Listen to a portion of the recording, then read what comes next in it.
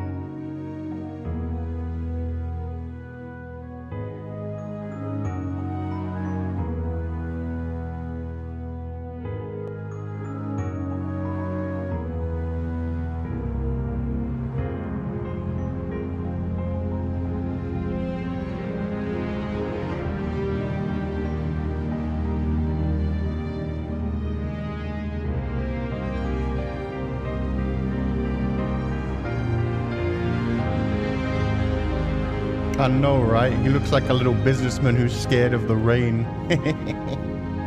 Little tie sticking out. I forgot that was even there. He also looks kind of concerned in this photo. He's like, oh God, what's coming next? I've already been out in the cold rain. No.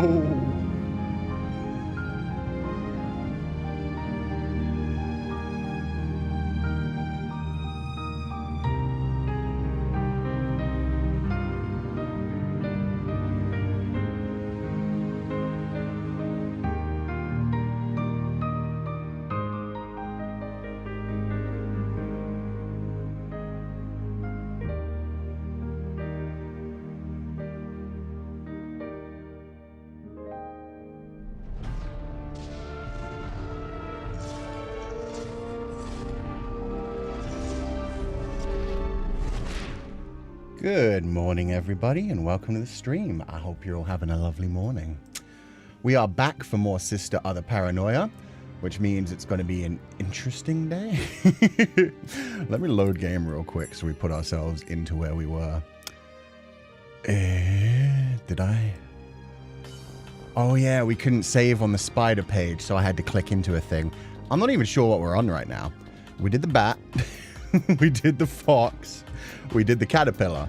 So I don't remember whether we clicked into the monkey with their open brain or the other one. But I guess I can turn off this music now. Game's got us covered. Morning for our weekly misogyny rundown.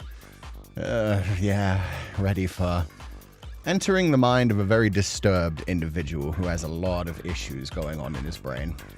Because Sensei, I'm finally home and my brain doesn't feel like cotton. I'm glad to hear it. I'm glad you got home. Sorry they delayed you so long. But yeah, welcome back and I hope you have a lovely time.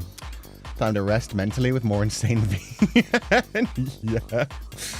Oh god, this is going to be an interesting one. More than anything, I just hope the sister actually shows up more this time. Also, this is a very... This feels like a very Dempa track, to be fair. This feels like I'm inside the mind of, like, an angsty teenager. It's like rave music. You didn't start the monkey, we ended the fox. We have to have clicked into something to have been able to save. I think. Maybe I'm wrong. We'll find out. Aww, Tecton Tree. I'm sorry, I don't really know how to pronounce that name properly, so Tecton Tree is the best I can do. Thank you for the beautiful artwork you did for this stream. The picture of me and Feli as the big brother and little sister looks so cute. It's so beautiful. So thank you so much for donating the Féileacán, and thank you so much for the beautiful artwork for the thumbnail. Hopefully the sister shows up more. Yeah, I really do hope so. Considering this is called Sister Other Paranoia, and all the advertisements for the game like heavily showcased the sister and how it was the relationship between the brother and the sister, I really hope she gets like a final arc in it over like the other ones. Lovely sensei voice and thunder outside right now. Perfect combo. Oh, I'm glad to hear it. What I'm not glad about is that this is one of those games where every time you click out of it, the music goes off. I think you clicked on the monkey to end? Okay, so we're going through the monkey. We have no idea which character this is yet. This is the first time we've started this at all, so thank you guys. So yeah, this is going to be the start of the monkey one. We'll see like which character pops up during it. Love but thank you so much, Tali. I hope you're having a lovely day too. But yeah, this game was very interesting to me on the first playthrough. Despite the fact that there was a bit of false advertising, and I was expecting a lot more violence, I would say, rather than political commentary or like social commentary. Yeah, social commentary. Angsty teenage social commentary. I was expecting a lot more violence and a lot more of that rather than a more head-spinny kind of emotional state. So we'll see how it goes. I've definitely been enjoying it so far. Being in the head space of this character who is really shooting themselves in the foot, hurting themselves every step of the way, and giving themselves so much pain is painful. It's interesting, disturbing, but interesting. Yeah, exactly. Still very intriguing. Yeah. It's a very different game from what we were expecting, but still been an interesting journey. Also, yeah, for anybody who's dealing with rough weather right now, please do take care of yourselves. It's been wild all over the place right now. Where I am, it's pretty much been raining since I last stopped streaming for like the last 2.5 days in a row. Which is why I finally broke down and got Duke a raincoat. But yeah, it's been pretty intense, so just take care of yourselves. Mentally, he's not good, but violence isn't inside the room. That's true. At least he isn't violent. He's just damaging himself a lot in a lot of emotional ways. And kind of like hurting everyone around him as well in various ways. Just, yeah, not physically. But with that said, let's get into it. Let's see where this journey goes and let's complete this interesting story.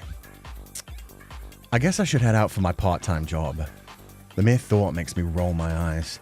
I'd rather forgo such menial labor and focus on my writing, but having just the one book published doesn't exactly pay my bills. I'm a published author, by the way, in case you guys forgot that. We're starting immediately with a published author drink. Okay. I'd be a fool to quit my job. I'd blow through my royalties in no time, and then where would I be? The same place as an old hooker youth squandered from selling their body. There's no greater humiliation in modern Japan than working a part-time job. You trade in your humanity 1 hour at a time for a measly 1,000 yen and change. Your boss is inevitably a high-handed tyrant, sorry. Your pay is abysmal. No one wants to work a part-time job. We do it because we have no other recourse. Doubly so if you're a night shift convenience store clerk like I am. The balding manager is always breathing down our necks, suspecting every underpaid peon of slacking off. Are you, though? From what I've seen, you mostly just kind of daydream and imagine what the customers are doing rather than serve. Wrote a book, guys. It's pretty epic. Do we take a shot again, Sensei? Don't actually play the drinking game. You will die. I'm taking drinks of water every time it happens, just for, you know, the fun of it. We should have really had a counter. I can't believe that we're allowed to labor under such conditions. It's madness. Oh, God. Karl Marx is going to reappear. Just the other day, a co-worker of mine, 30-something, looked to be a decent enough guy, was caught stealing sheets of postage stamps and given the boot. A single postage stamp is worth no more than 110 yen, but a whole sheet could sell for tens of thousands. Those stamps really add up. I'm almost impressed with his resourcefulness. It helps that we barely talked, and I don't care when a near stranger steals a handful of stamps. He's nobody to me, and they weren't my stamps. And aren't we all living paycheck to paycheck, just trying to make ends meet anyway? We're all lunatics underneath the thin veneer of social acceptability. Look at me. I'm nothing but a downtrodden, cynical college student. I work nights because I hate interacting with people. My shift lasts from 10 p.m. to 8 a.m. Night shifts pay extra, of course. Extra is peanuts compared to the vast riches the esteemed office worker is raking in every month. My pay comes at the cost of no longer waking with the salubrious ways of the rising sun. Jesus, that was a hell of a sentence. Yet there's no end of people desperate to snap up a little extra cash. Thus they fall into working nights pipeline. First you skip classes, then you repeat a year, and pretty soon you're dropping out. Am I on the road to being a college dropout? I'm sure other people think so. They look at me and think he's throwing his whole life away. And they're right. I don't give a damn about college credits anymore. If I'm going to fail all my classes anyway, I might as well drop out and focus on my writing career. It's cheaper than repeating a year. Don't I sound fancy? Writing career. I'm a regular starving artist. A bohemian. Oh, God. He really does. His sister called him out so early in this game. He really focuses on, like, his suffering and his poor writing thing as, like, his main personality trait. True on the paycheck to paycheck thing? True. That is very true, but yeah, he wears this as if he's, like, proud of it. At least they didn't say he's a published author, for once. Take it a while. So I'd say if it's not convenient for you, could you give a little summary of the game so far? Okay. For anyone who didn't get a chance to see the VOD, main character is a published author who wrote a light novel, which he feels is very pretentious and sold really well, but is very much... Everybody who reads it sees that it's kind of generic, popular slop, i.e. it's not particularly deep and thoughtful. It is more just made in a way to make a bunch of money off of people that like generic, typical stuff. So we've been through a couple of the people in his life. He's basically self-aware, but hates himself, talks himself up so much and compares everybody else to, like, worthless peons. Thinks nobody else is worth a shit, but at the same time treats everyone like shit and hates himself. So he's just in a negative spiral continuously about hating everyone and hating himself, being very pretentious about the writing that he wants to do, but looking down on the writing he's done, being very prideful about the fact that he's a published author with a book that sold some money and won an award, but at the same time hating that it is, in his mind, slop and pretentious, and he knows he could do better, and he feels like a sellout. He just, nothing is good in his life, and he's shooting himself in the foot continuously. So, just a terrible, terrible person who looks down on everyone, is very misogynistic, is very against anyone who's trying to have fun and find a good thing in their life, because he is full of existential dread, but thinks he's super smart and above it all, even though, yeah, he just thinks he's here to suffer. His ego is hella bad after he won an award. Bigger than that. Sensei dropped out of pre-med and became a professional streamer. I didn't become a professional streamer for a long time. Let me make that very clear. I dropped out pre-med and then became, like, a kitchen assistant, and then became, like, a sous chef, and then became like a kindergarten assistant, and then became like a primary school teacher. And so there was swimming along the way. There was a big journey. I was a bar back for a bit. So I've been all over the place when it comes to like jobs that you can work. But yeah, professional streamer eventually worked out when I was like in my late 20s. And I was working at it for absolutely years before anything caught on and it was able to become an actual career. It was very much a case of just having some fun on the side, creating videos, seeing what happened, and eventually getting lucky and stumbling into something that made it become a career. MC Kun, on the other hand, goes out of his way to... I mean, he did really well. He published a book. He won an award. That's fucking incredible. But because of that, like, yeah, he can't enjoy the success. He can't keep working towards things. He's also stuck with writer's block. He's not sure how to write the second book. And because he's stuck in writer's block, he's constantly staring at social media and full of, like, so much misandry where he just hates the entire world and existential dread. He's in a depressive spiral and hates everything that's going on, including himself and his own thoughts. So, yeah, he's in a very bad place and is not helping himself pick himself out of it, because everyone he looks at, he sees as an enemy, even though he has some people in his life that genuinely care about him and genuinely want to see him succeed, it seems. But he still treats them as enemies that are all in his way, or that he has to prove that he's better than and push down into the ground. Then says Mr. Worldwide and Mr. Jack of Trades. I'm definitely not Mr. Worldwide. I have only lived in 2 places in my life, both of which, like, yeah, very similar, like, cultures, and both spoke English, so. MC also hates women. Oh, yeah, he does. MC treats women as if they only exist for the sake and for the attention of men. It's oh, God. Everything he goes into when it comes to, like, women is just ridiculous, but he hates men as well. Just the women one is much more directed in a very obvious direction. He hates everybody. God, I wouldn't be surprised if he hates puppies. He's the only motherfucker that could actually hate puppies. The only thing he likes is his sister, and he only talks to her for like a good 20 minutes a night before he goes to bed. Yeah. So yeah, that's what we're dealing with. A very self-aware, self-hating main character. Yet to describe myself as a bohemian implies planning intention. The truth is, I'm simply wandering my way through life. People who plot out their futures aren't equipped to be riders. Or so I tell myself. I'm still writing this sob story in my mind when I arrive at the store where I work. The customers' brains have long since atrophied for lack of use. All that runs through their decaying grey matter is convenience, convenience, convenience, convenience. Of course the workers are the same. All they think of is money, money, money, money, money. Welcome to an alternate dimension where all that matters is clocking out the second your shift is over. I mean, that's fair. Like, if you're working a part-time job and you have absolutely no care about the actual company itself, you're just getting, like, your hourly wages. Yeah, no, fuck it. You show up, you do the bare minimum, you take that paycheck home, and that's fine. You don't work a second later. If anything, you start cleaning up and preparing as much as you can so you're out the door the second it hits that time on the clock. But yeah, this is the kind of MC we're dealing with, where just everybody coming into a convenience store is a piece of shit. He doesn't know what these people are going through. He doesn't know what these people are dealing with. But he looks at every single one of them, imagines he can read their minds completely, and thinks they're all terrible people. And is therefore surrounded himself in this kind of world where everybody does suck and is looking down on him while he looks down on them. Vim, vim, vim. I'm in my mum's car. As someone who does work part-time, I should think like that more. I've become accidentally important, but don't get paid anymore.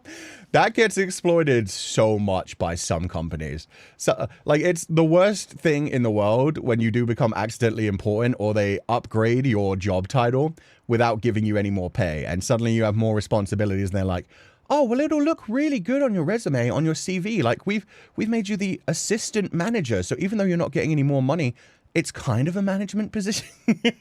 And sure, you're doing like half the manager's actual responsibilities and he's getting paid the manager's salary. But it'll look really good on your CV when we eventually like let you go because somebody else wants to be hired. Now I see like the MC. we're going to slide in a Nepo baby, so we need to fire you. But at least you got the experience of being an assistant manager for 6 months, which isn't a real quite thing and doesn't help you. But yeah, no, genuinely, there are so many like bosses who will slowly slide more and more of their responsibilities onto you as long as you prove that you will accept it and keep working harder for the hopes of actually getting paid more or getting some sort of like raise or promotion. Meanwhile, yeah, it's not always like that. There are some very good bosses who straight up like want to see people succeed, give them more responsibilities to challenge them and help them move up the corporate ladder. But a lot of the time it is just people who are like, I don't want to do this. Let's see if this like person below me can do it. And if they can do it, it's like, well, they did it once. Let's try and make them do it again. And then it just becomes part of their job description without actually getting the credit for it. They're doing things that aren't in their own job description, aren't part of their responsibilities. But if they don't do them, bosses can make you feel very bad about it, even though it's not part of your job. So yeah. If it's a career that you're actually looking into and wanting to progress in and wanting to climb the ladder in because it's what you want to do with your life, that's fantastic. If you're clocking in and clocking out for minimum wage, or if you're clocking in and clocking out with an hourly salary and it is just what you want to do, just do what you have to. Just do what you have to.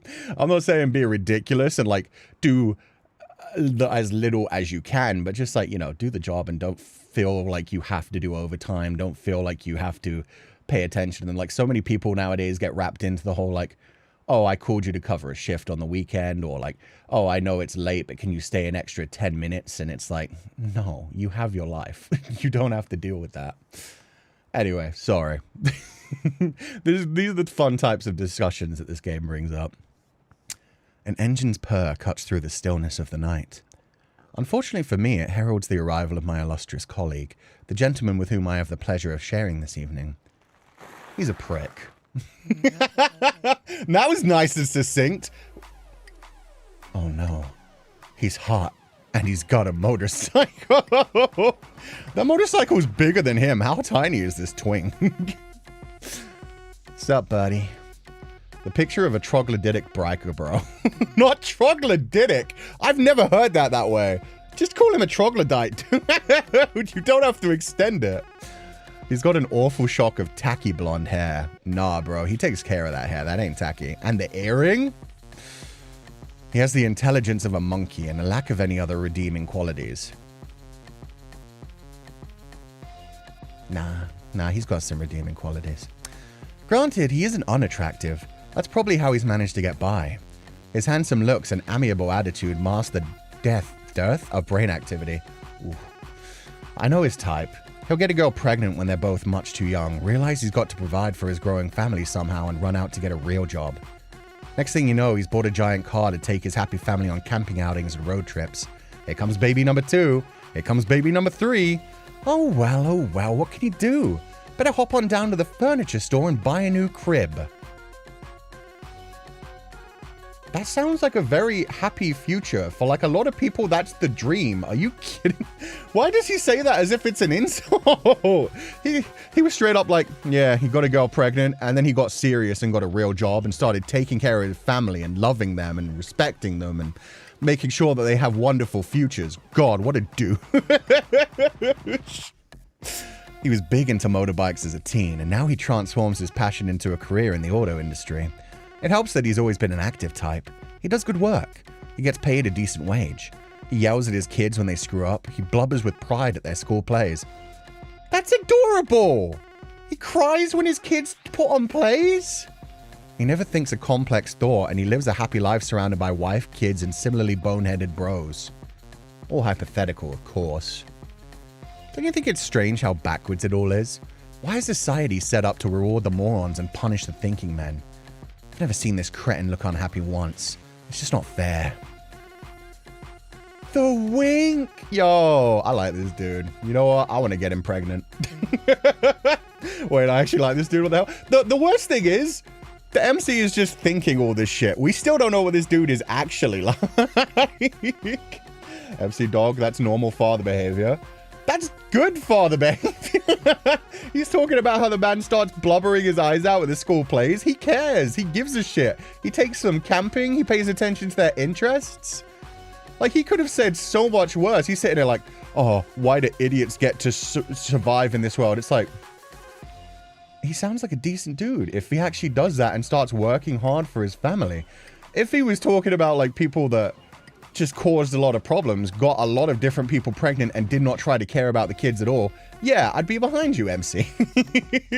Meanwhile, it's like, okay, he cares about his family, takes care of them, has fun, has a wonderful life, has a bunch of friends of similar intelligence. Honestly, just stop overthinking things. It sounds like, yeah, this is the MC's problem. He thinks that he's so smart that that causes his issues. He's really overthinking a lot of stuff. Hey man, don't be jealous of me. What are you talking about? I'm not jealous of you. You sure? You look like you are. Either way, happy to be working with you. And he's nice too. Biker bros are a society of animals. It's no wonder they have such sharp instincts. They rely on them to survive. That explains why my coworker's so good at reading people. Kind of like me. Okay, what? There is so much suggestive yaoi in this game. Every man is like, this is why he'd be a perfect partner for me. Anyway, I hate them. He hones his survival instincts because that's the only thing standing between him and disqualification from this rat race we're unequipped to run. Okay, let's see his normal sprite. Our shift begins now. I step out into the shop at 10, taking over for the high school kid who's been here since 6. The glint of energy in the kid's eyes sickens me. Okay, I do. Every now and then a line just hits where you're like, okay, I respect. How dare he have energy? How dare he have hope? I can't stand high schoolers and their enthusiasm for working. They don't know what the night shift means, the despondency, the black ooze that seeps from the checkout counter after 10 p.m. This is the witching hour, the time for us undead to creep from our crypts unmolested by the light of the sun. This is vitality and love for work reversed. You mind manning the register, dude? I'm gonna go restock the shelves. Still good looking. The CG did like a lot of work for him though. That motorbike does help him a lot. Night is the time to replenish goods and to pull food off the shelves that's reached its expiration date. We must do all we can to send off the hard-working adults and the cheerful young college students to their happy, fulfilling days. Smiling silently we work, a labor of love for the living. I ring up the handful of shoppers that trickle in throughout the night in between cleaning the deep fat fryers. The stench is horrendous. Product of the buckets of oil we feed these machines to pump out the buckets of food to feed us. Every uneaten piece of junk food I toss in the trash makes me curse this culture of mass consumption further. Hey, it pays your bills, my dude. An overweight shopper decides he's overweighting. He yells out the number of his preferred brand of cigarettes. 514! Okay. Do I actually have to click it? Oh my god, I do. What if I get the wrong one? Can I... Wow, they really make you click it without choosing to fuck up, huh? Okay. Oh god. It's the kind of dude you see work at your local combini when you're looking like absolute garbage. Yeah, man's so good looking, you kind of want to tip him, but it's not the culture because it's a combini, it's not a restaurant. But just him smiling at you and saying, have a good day, just... fills you with so much happiness, and you're like, oh, I hope he has a good day too. 514, you said? One moment. Hurry it up, kid. I hate the people who come in to buy cigarettes. They're the worst. Who do they think they are ordering me around with their numbers? I'm not a convict. Fair enough. Nighttime work is rough, to be fair. Like, if you work all night and then sleep all through the day, you do feel disconnected from society. Everyone's kind of tired. Everyone's kind of rough. Feels like you can never connect with people properly. It's rough. Me buying 87 onigiris just to go get the cute dude from the convenience. One after another, just buy one every 10 minutes and eat it slowly. That's how that customer became overweight. He just really liked the guy so much. He just kept ordering like single items of food and sitting there eating it. An ugly floozy is curt with me. Give me a 417. Okay, 417.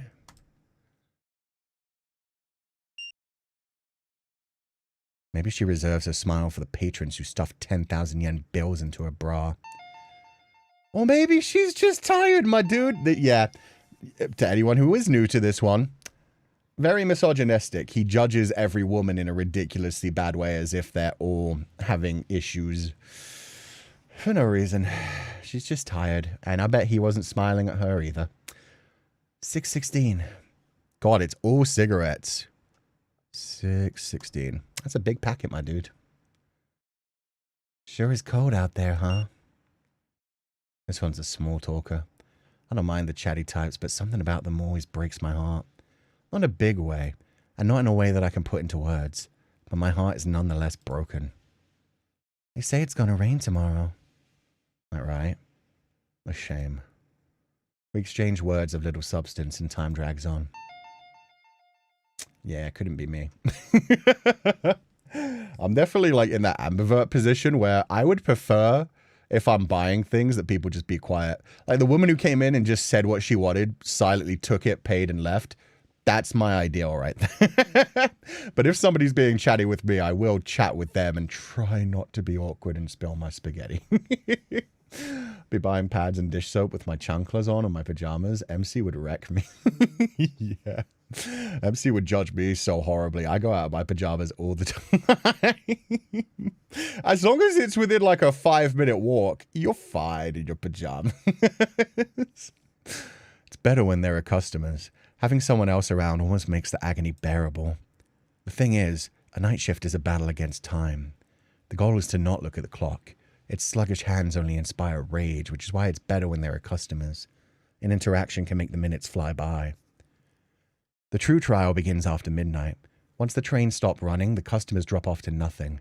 There's no one to talk to but your coworker, and there's nothing to be done but slowly, laboriously, excruciatingly prepare for the morning rush. It's ennui elevated to an extreme. Yo, look at the painting frame. You imagine your friend is so fancy. And the flowers? Ooh.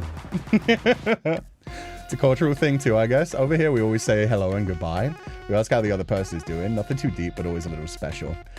I think it depends on like the type of area you live in general. It's part of it is to do with like the culture of the actual like country, but I feel like it also depends on if you're in a big city or like a small town.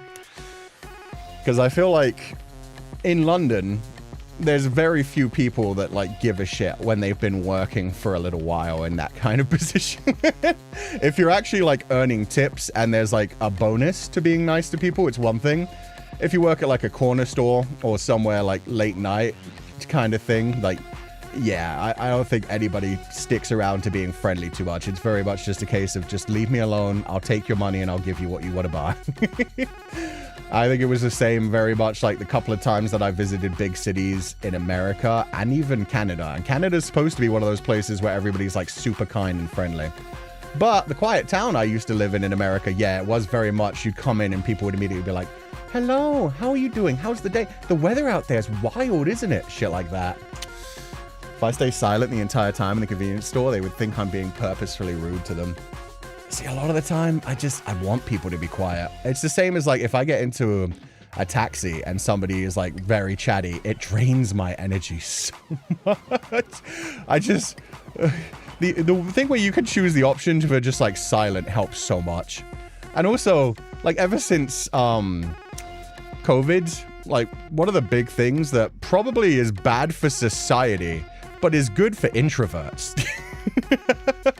Is just the whole thing where it's like you could select the thing of just drop my food at the door, I'll grab it, I don't want to see you, I don't want to deal with you, I don't want to do a handover. Just leave it outside my door and I'll grab it without ever having to look somebody in the face. That kind of shit. I do like that in Japan they have the whole culture of like, you can do that at some restaurants as well. They have like the little places that block off the sides, block off the front. They bring the food to you behind a curtain. Walk away and then you open the curtain and take the food and close the curtain back up again. So there are so many places that do like cater to introverts. No way that's bad for society. I think our social awareness has definitely taken a hit in the last like couple of years. Expected small talk can be so draining for certain people. Yeah.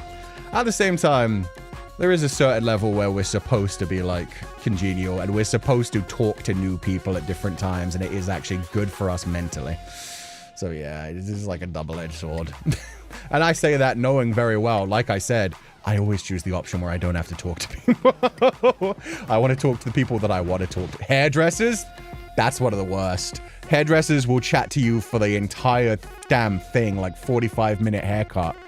And it's like, how do you still have things to talk about? I've heard about this person's wife, their family, everything that's going on with them, and I've nodded ahead and been like, yeah, work's going good. Mm-hmm. Family's okay. I got a new dog. Yeah, they're really cute. Want to see a picture? Mm-hmm. M thinks MC is Sud and wants to be his baby mama. Oh, hell yeah. As he should. Okay, let's get back into it. Alright, that's good enough. Let's sit back and kick it. You got it, Dokudami. Sitting back and kicking it is. I don't know who Dokudami is. I don't get that reference. This guy's got a hell of a... Oh, that's literally his name. Okay. This guy's got a hell of a surname. Dokudami. It means chameleon plant. I've heard tales of convenience store workers using fake names to put off mean customers, but this man would never need a fake name to deter would-be complainers. Between his name and his punk appearance, he was born to work the night shift. Did MC Kun just say he was made for the streets? A lot of bento boxes to throw out today.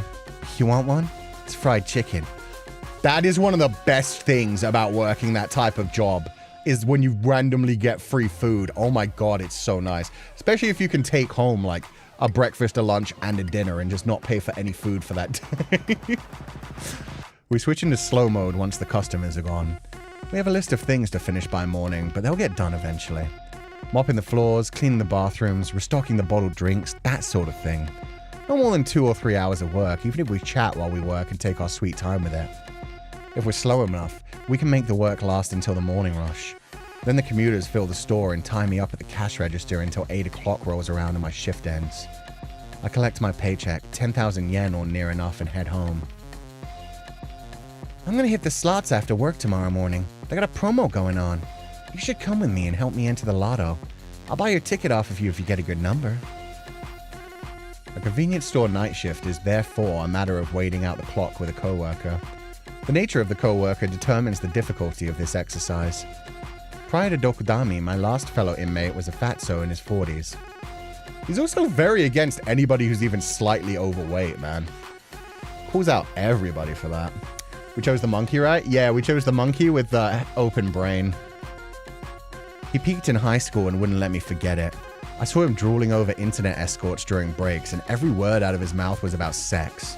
Sex, sex, sex. It was pure torture.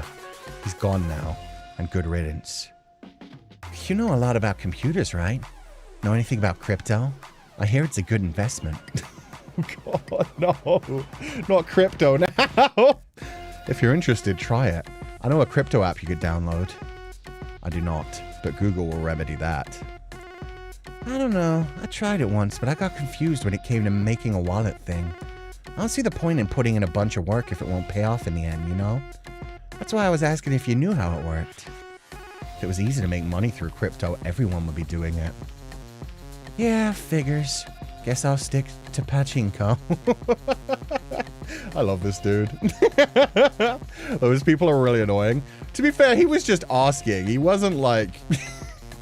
he wasn't trying to lean heavily into it. But I'm sure he was the type of guy who asked about NFTs when they came out as well. Why don't you put your money in a government investment account? It's called an NISA. You could build up a decent amount over time. A what now? A Nissan? You're telling me the government goes around giving people cars? That's wild, bro. Hook me up. I gave you the chicken bento, so you owe me.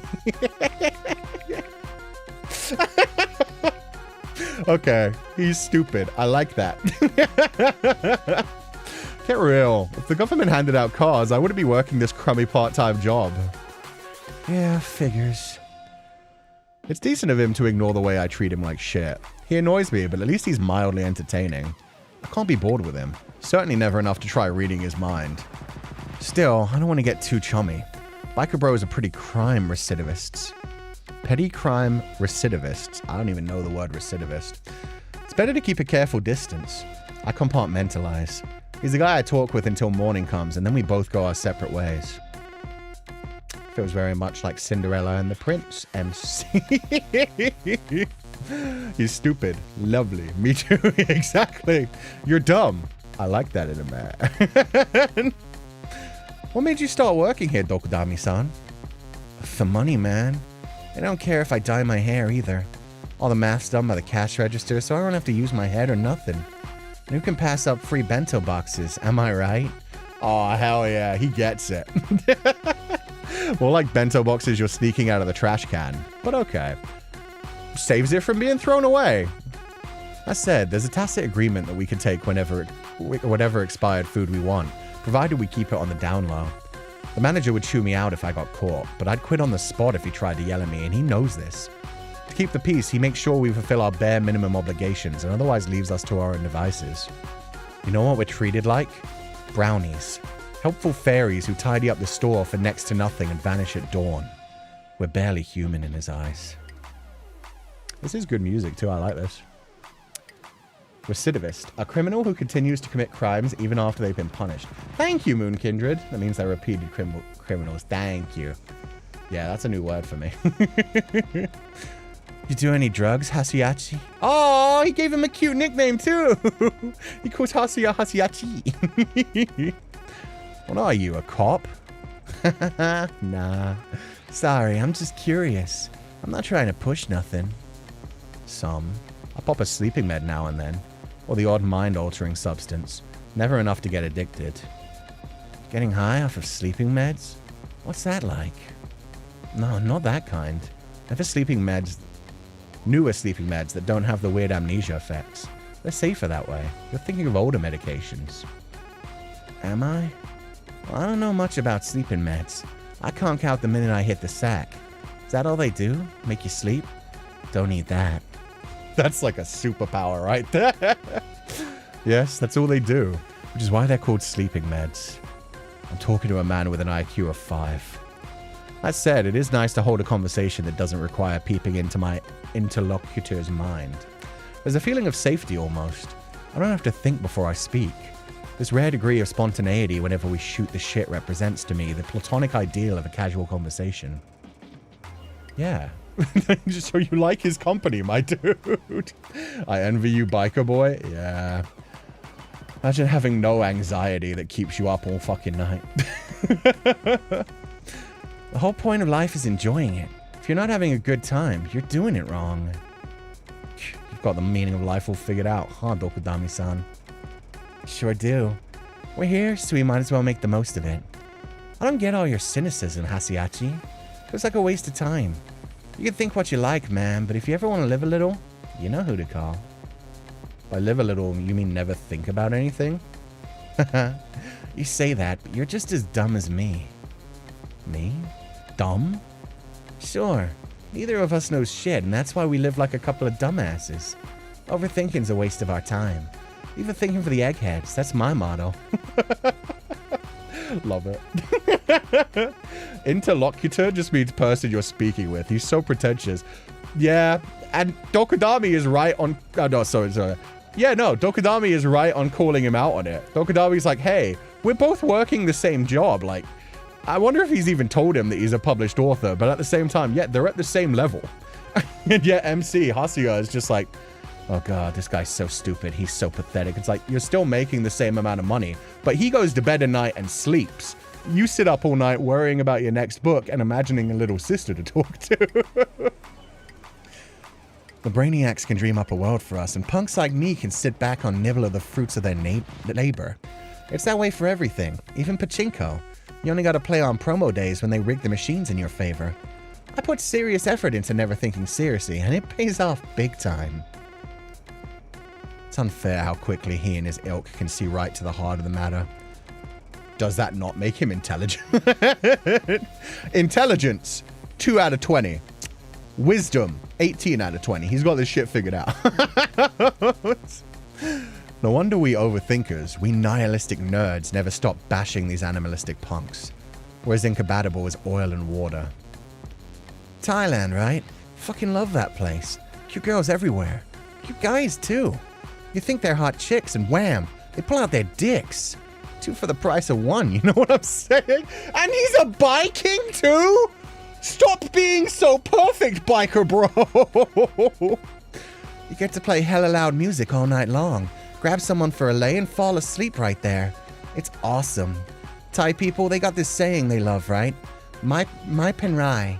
It means do whatever, man. It'll all work out. Those guys are pure optimists, so no matter what happens, they're happy. Yeah, mentality is everything. You have to put things into perspective. For example, just being a Japanese citizen grants you greater privileges than most of the globe. Exactly. Doesn't matter if you're jobless and poor. My penrai, man. My penrai. God. Yeah, if anybody Thai is in chat right now, because I know we have quite a few Thai pupils, is that actually a saying, or is he just talking out of his ass? Because he does sound like, to be fair, I don't know the Japanese stereotypes, but yeah, I know enough people that like are in America that go to Hawaii and just come back with like a word that they're greatly using wrong, and they're just like, yeah, no, it's a philosophy down there, man. Let me tell you about it. He's a good dad, he's a biker, and he's bi, and he's world travel. But while the Thai are doing their My Pen Rai thing, a bunch of white dudes are coming in and turning the country into a tourist attraction. Next thing you know, tourism powers the whole damn economy, and locals get priced out of their homes. Now there's no stopping it. The whole country's a drug den and fuck palace for white tourists. Let me tell you something, Hasuyachi. You can't care too much, but you also can't let people walk all over you. You can't let people beat you, because they'll take everything. You saying there's someone you want to beat? God, I guess. Whoever was irresponsible enough to make this world so damn unequal. If I can make some money for doing it very little and have some fun, live the good life, then I figure that makes me the winner of this stupid game. Make a little cash at this job, win more at gambling, get rich. I'm set for life. I'll die and wake up to a big you win screen. Yeah, what the fuck? He's so aware. Exactly. He actually knows about societal issues as well, and about like modern day, like, yeah, countries with more money just coming in and treating another country like it is their little play den, treating the locals like shit, pricing them all out of their place, making them work like slaves in their own damn countries, mainly the touristy areas. Good for him. Good for him. And it sounds like he actually respects the culture. This guy's awesome. Somebody said, yeah, my pen and I is this. So yeah, if anybody knows the actual like meaning of that, I would love to know it. Really is a chameleon, just doing what suits. Yeah. The sex is about to be divine. You know he cares about his partner. You know he gives a shit. But yeah, also, he's still also against, like, he wants to kill God. Let's go. Assuming you do win more at gambling. Assuming shit. Even if I lose, I'll just keep going. Actually, it's important to lose a little. You gotta have something to aim for, something to keep you hungry. That's why I aim to win and take a little loss on the side. What matters is having a winning mindset. You never want to lose on purpose. I told you already. You gotta keep fighting with everything you have. Keep losing and keep taking it easy. That's dumbass life philosophy right there. You put some real thought into this. Sure. Being a punk's all about the mindset. The aesthetic. Good for him. Googled it. My penrai means you're welcome or it's okay. It's okay. No worries. Something like that. Got you. So probably not that deep of a meaning either. What do you mean, a junkie MC? He's so aware of himself, while the MC is just like, I'm a published author. Yeah, this guy's thought about the world a lot. Realized, like, I'm not smart. I'm never going to do great things, but I'm going to have a fun time while I'm on this goddamn earth. God put me here without my permission. Might as well enjoy the game. Just realized he's winning Riz points from us pupils. He's winning Riz points from me, too. He's awesome. Should I have popcorn for breakfast? No, that's bad for your tummy. Have something with some good fiber. Some nice, like, slow release energy. Anyway, here's a vape with a little something extra in it. Got it in Thailand. Do not hit that vape. Number one, never hit a vape. Ew, fuck that shit. But number two, somebody tells you there's something extra in it without telling you what it is. Run the fuck away. See, here comes the petty crime. Not that I care. Morality can fuck off. I also like how he was like, man, it's all those white people that came in and made it a drug den. Anyway, here's some drugs I got from there. We got some time to kill. You want to light up with me? You just said you weren't going to push anything. Dude, don't be such a buzzkill. Smoking alone is no fun. But hey, if you don't want to, that's cool too. Never hurts to try something new, I guess. MC, you're so stupid! Here, your turn. Also, it's not even illegal. I mean, the government doesn't know about it yet, so it's pre-regulated. That's not better. If it hasn't been studied properly. Oh, God, you idiot. It's like, hey, they can't arrest us for it. They don't even know how bad it is for us yet. I don't care what the law says. It doesn't really matter.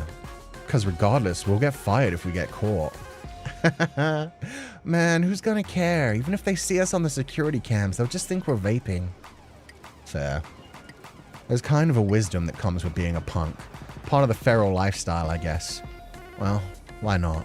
If he gets caught, I'm fired anyway. I might as well join him. Did you get fired for him doing it? God, we're in Needy Streamer Overdose territory. I take the penny he offers me and raise it to my mouth. I'm not sure what to do, to be honest. Never even smoked a cigarette before. Dokudami has the goal to snicker at me, but I try not to let it get to me. I'm too creeped out by the thought of my lips touching something he had in his mouth. Creeped out. Yeah, okay. You gotta inhale. Make it go down into your lungs. Yes, Dokudami. Teach him how to inhale. Teach him how to swallow. Didn't like that. You'll get better with practice. What's supposed to happen now? Dunno. We just gotta relax and enjoy it. Some people have a bad time on their first trip, but hey, my pen rye. Oh God. This is not the type of person you want to be tripping with either. This is not a calming, relaxing atmosphere. Oh, I feel kind of woozy. That's how you know it's working. Honestly, thank God for getting high. Only thing that makes these damn night shifts bearable. Okay. Dokudami-kun is letting me down a little bit. If he was this chill without drugs, he'd be an amazing person. If he's this chill because of this, it's just pushing problems down the line. Oh my God, it's really zooming in now. Whoa! His braying laughter rings out inside my skull. Meanwhile, I can't help but stare at his delicious lips and his gorgeous eyes. I mean, the clunk of the air conditioner falls into a rhythm that's oddly soothing to my ears. Now I understand what people mean when they talk about auditory stimulus bringing pleasure to the brain. Man's figured out ASMR. Hey, Hasiachi. How you liking this? Oh, the colors are going weird now, too. Yay. I don't know. It was weird. Man, you're stupid. You're weird for slumping over and muttering to yourself. You gotta enjoy it. Laugh it up. We're both being weird. Even thinking is becoming too much of a bother. Some part of me wants to give in to this lethargy and let myself relax. Is this what it means to turn your brain off? Maybe Dokudami is onto something. If we're both weird, then his no-brain approach is by far the easier way to live. You'll be okay. This isn't even that strong, man. Right, let's get back out there and restock some shelves. Oh God. The anxiety and fear is going to kick in real quick on Hasiachi. I might be able to, but you shouldn't. Your eyes are too red. No one's going to notice. People who come in this late are all crazy anyway. I mean, fair. Damn. Dokudami got like real high. Oh shit, the sun's already risen. That won't end well? No, it won't. Especially not if he gets heavily addicted to this. People with this much, like, oh God, just in general, if you're mentally unwell, never take anything mind-altering that was not prescribed by a doctor. It makes all your anxieties, anything you're dealing with, so much fucking worse. I manage, barely, to wobble through the rest of the night shift at my snail's place. I've never seen the sun so stabbing bright, and I hate it. Dokudami, on the other hand, is waltzing off to the pachinko parlor. I was going to yell at him for getting me high, but when he claps me on the shoulder with a big grin and says, "That was fun," I just don't have the heart to tell him off. It's only for a few hours anyway. I can go home, sleep it off, and return to my old gloomy self. But until then, my Penrai. My Penrai. Do do do do do do do do do. Wow. Bye-bye, buddy. Boom. MC high until morning. I guess he had a nice relaxing night then. Why nothing happened? It was the perfect plot for yaoi. It could have been. It could have been. But dude was too distracted with his own shit. Got him hooked on razzle, dazzle, bedazzle flavored. It would be funny if it wasn't even an actual drug and he was just trying to get him with like a contact high or like a just trying to make him think that he was high kind of thing. And actually it's just like menthol. You stayed out all night, Oni-chan.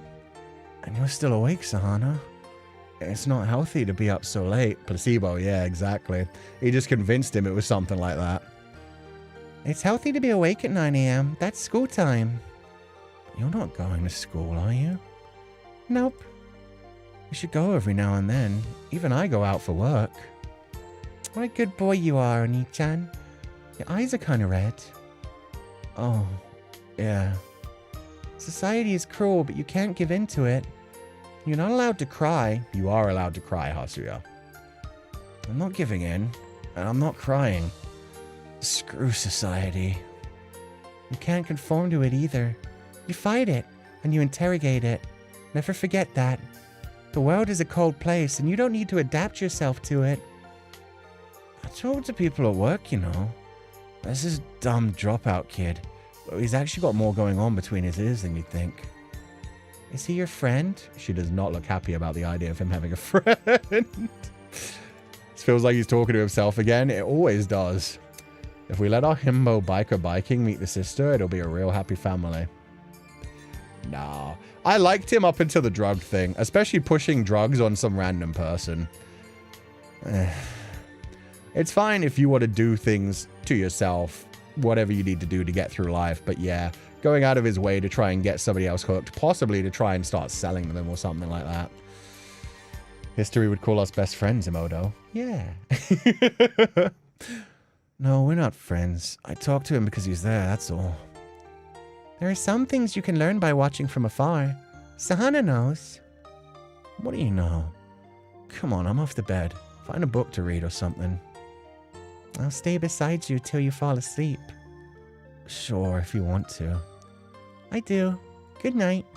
While everyone else is at school, I'll sit here and read. I'll read lots and lots of books and learn about the world through their pages. Yeah? I'll keep borrowing more from the library then. Thanks. In this world, he who finds happiness wins, Oni-chan. Sleep well, Oni-chan. Good night, Oni-chan. Oni-chan is her version of I'm a published author.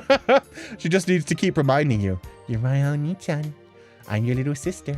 Therefore, the world is happy. Good night. Well, yeah, he shouldn't need to do drugs when he has a little sister that cute. Just remember, you could just pet her head. Oh my god, she heard me speaking. Oni-chan. Oni-chan. Oni-chan. Oni-chan.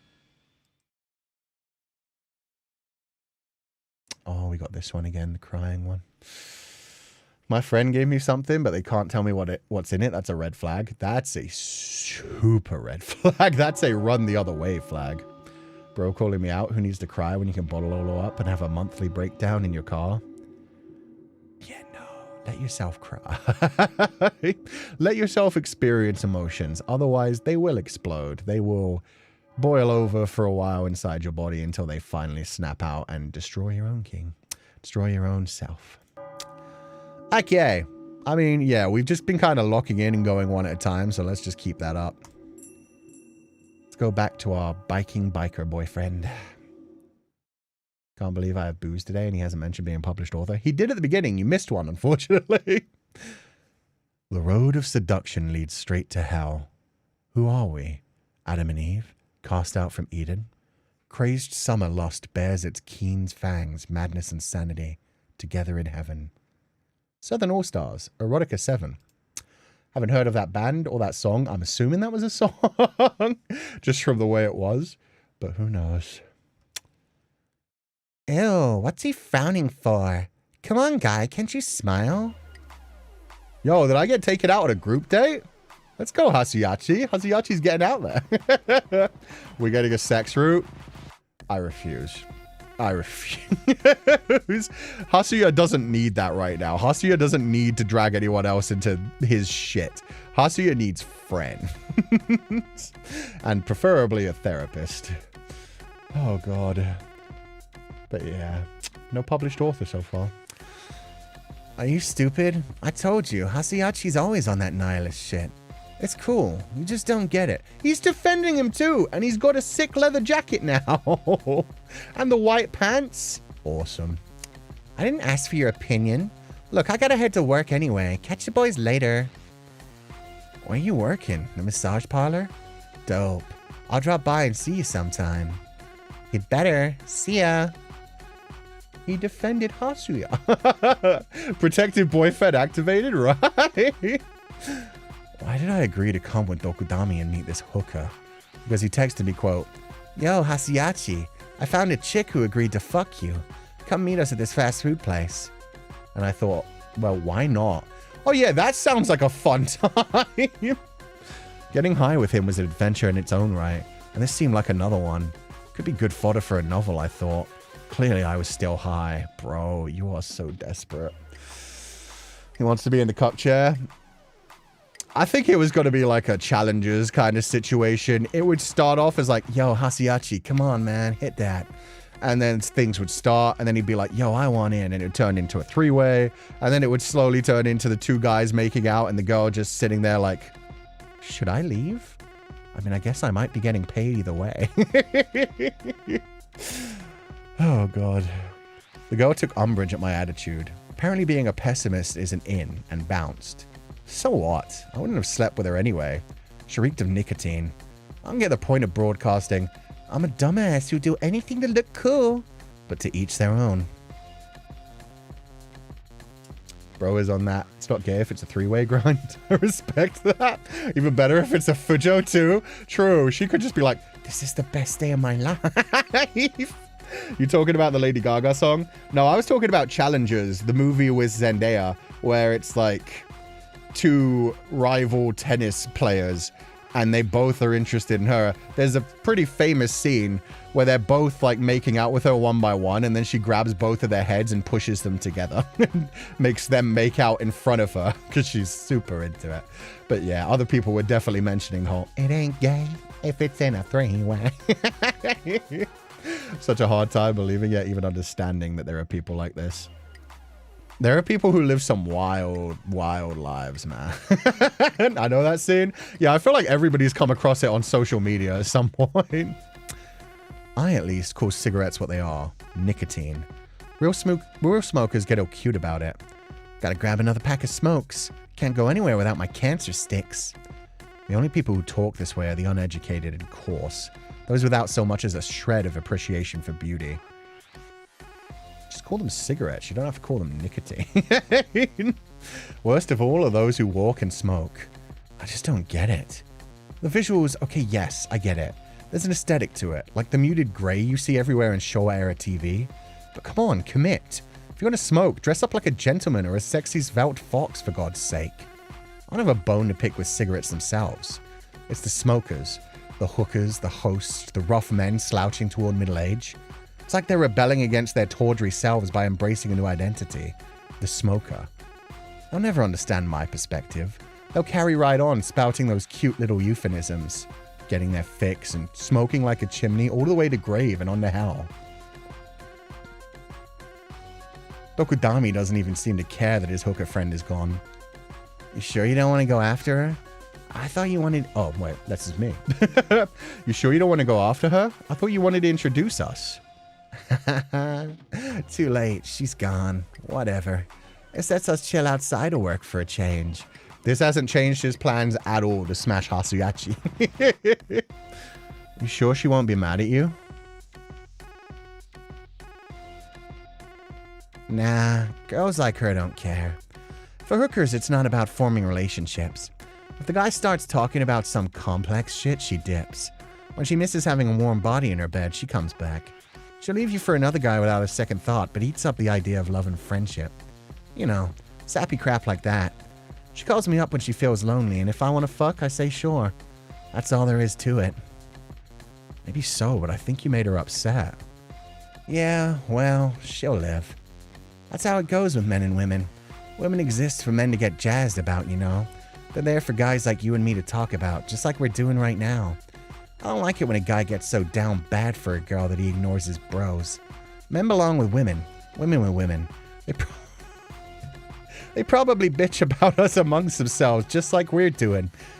Number one, yes they do. But number two, he's one of those misogynists.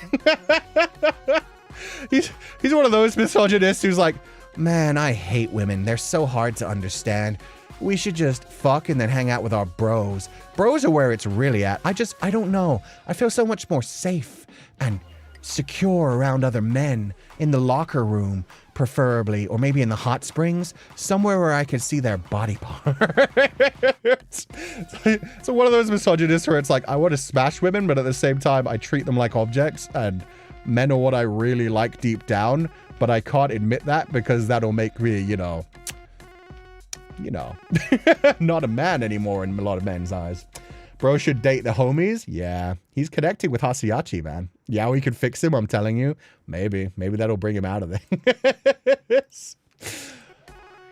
How'd you meet her anyway? The girl who was here just now. At one of those massage parlors. What do you mean those? A sex parlor.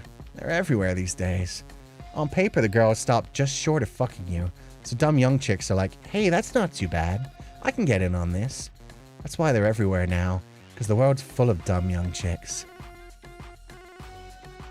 Again, not even Hasuyachi this time, but pot, meat, kettle. And they're all hard up. Don't know about that. Being a woman's about projecting an image, see? She gotta have the right accessories and catch the right guys, and that takes cash, cash, cash. They gotta keep their fit fresh, keep their choice in boys fresh, because they're competing with each other. Their lives are a cutthroat competition with other women. That girl who was just here. Oh, okay. Well, I don't know if this is still him talking. No, it's not.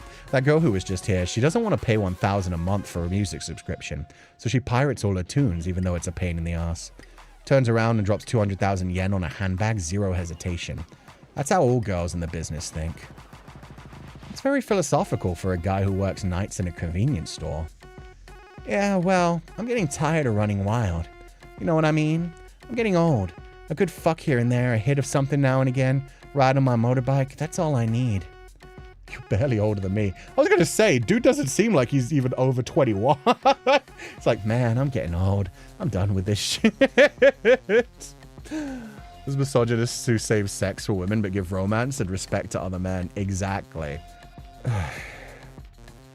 And that whole thing where it was like, yeah, I don't like people who are down bad for girls. It's like, so you just don't want an actual partner. You just want to hang out with guys. But at the same time, you can't connect that to the fact that you connect better with men. Yep. I also like that he's got the fuckboy laugh. I wish I could do a better fuckboy laugh. I sensei. Yo, Yoji. I hope you're having a lovely day. Thank you for being here. I love my bike. I fell in love with her and never looked back. Because when I'm riding her, nothing else matters. The girls and the drugs are just a break from the bike. Once I realized that, a light bulb went on. Now when I'm not working, I'm out on the road. There's something romantic about that. Romantic my ass. It's all I got going for me. You do that writing stuff, right? With your books and shit? You're someone who could be somebody. I'm not. I don't know. I think there's a kind of romance in having nothing going for you. You didn't have to put it that way, my dude. He did put it a romantic way about like him and the road. Honestly, if you're making enough money to survive and you're just out exploring the world, go for it, my dude. Do what you want to do to enjoy life. You don't have to do anything more. As long as you're happy and you feel like you're achieving what you want, that's good. That's perfect. Love to see MC say what he thinks about women in front of his little sister. That would be so sad. No. Why do you think men become this way, Sensei? As a guy yourself who is not this way of thinking, I'm curious. I hate to say the buzzword, but mostly toxic masculinity. It's mostly a lack of male figures in their life. Especially if you really want to look into the way that people like this become like this. I forget if it was Anthony Bourdain or someone else. There was somebody who did a documentary about the manosphere.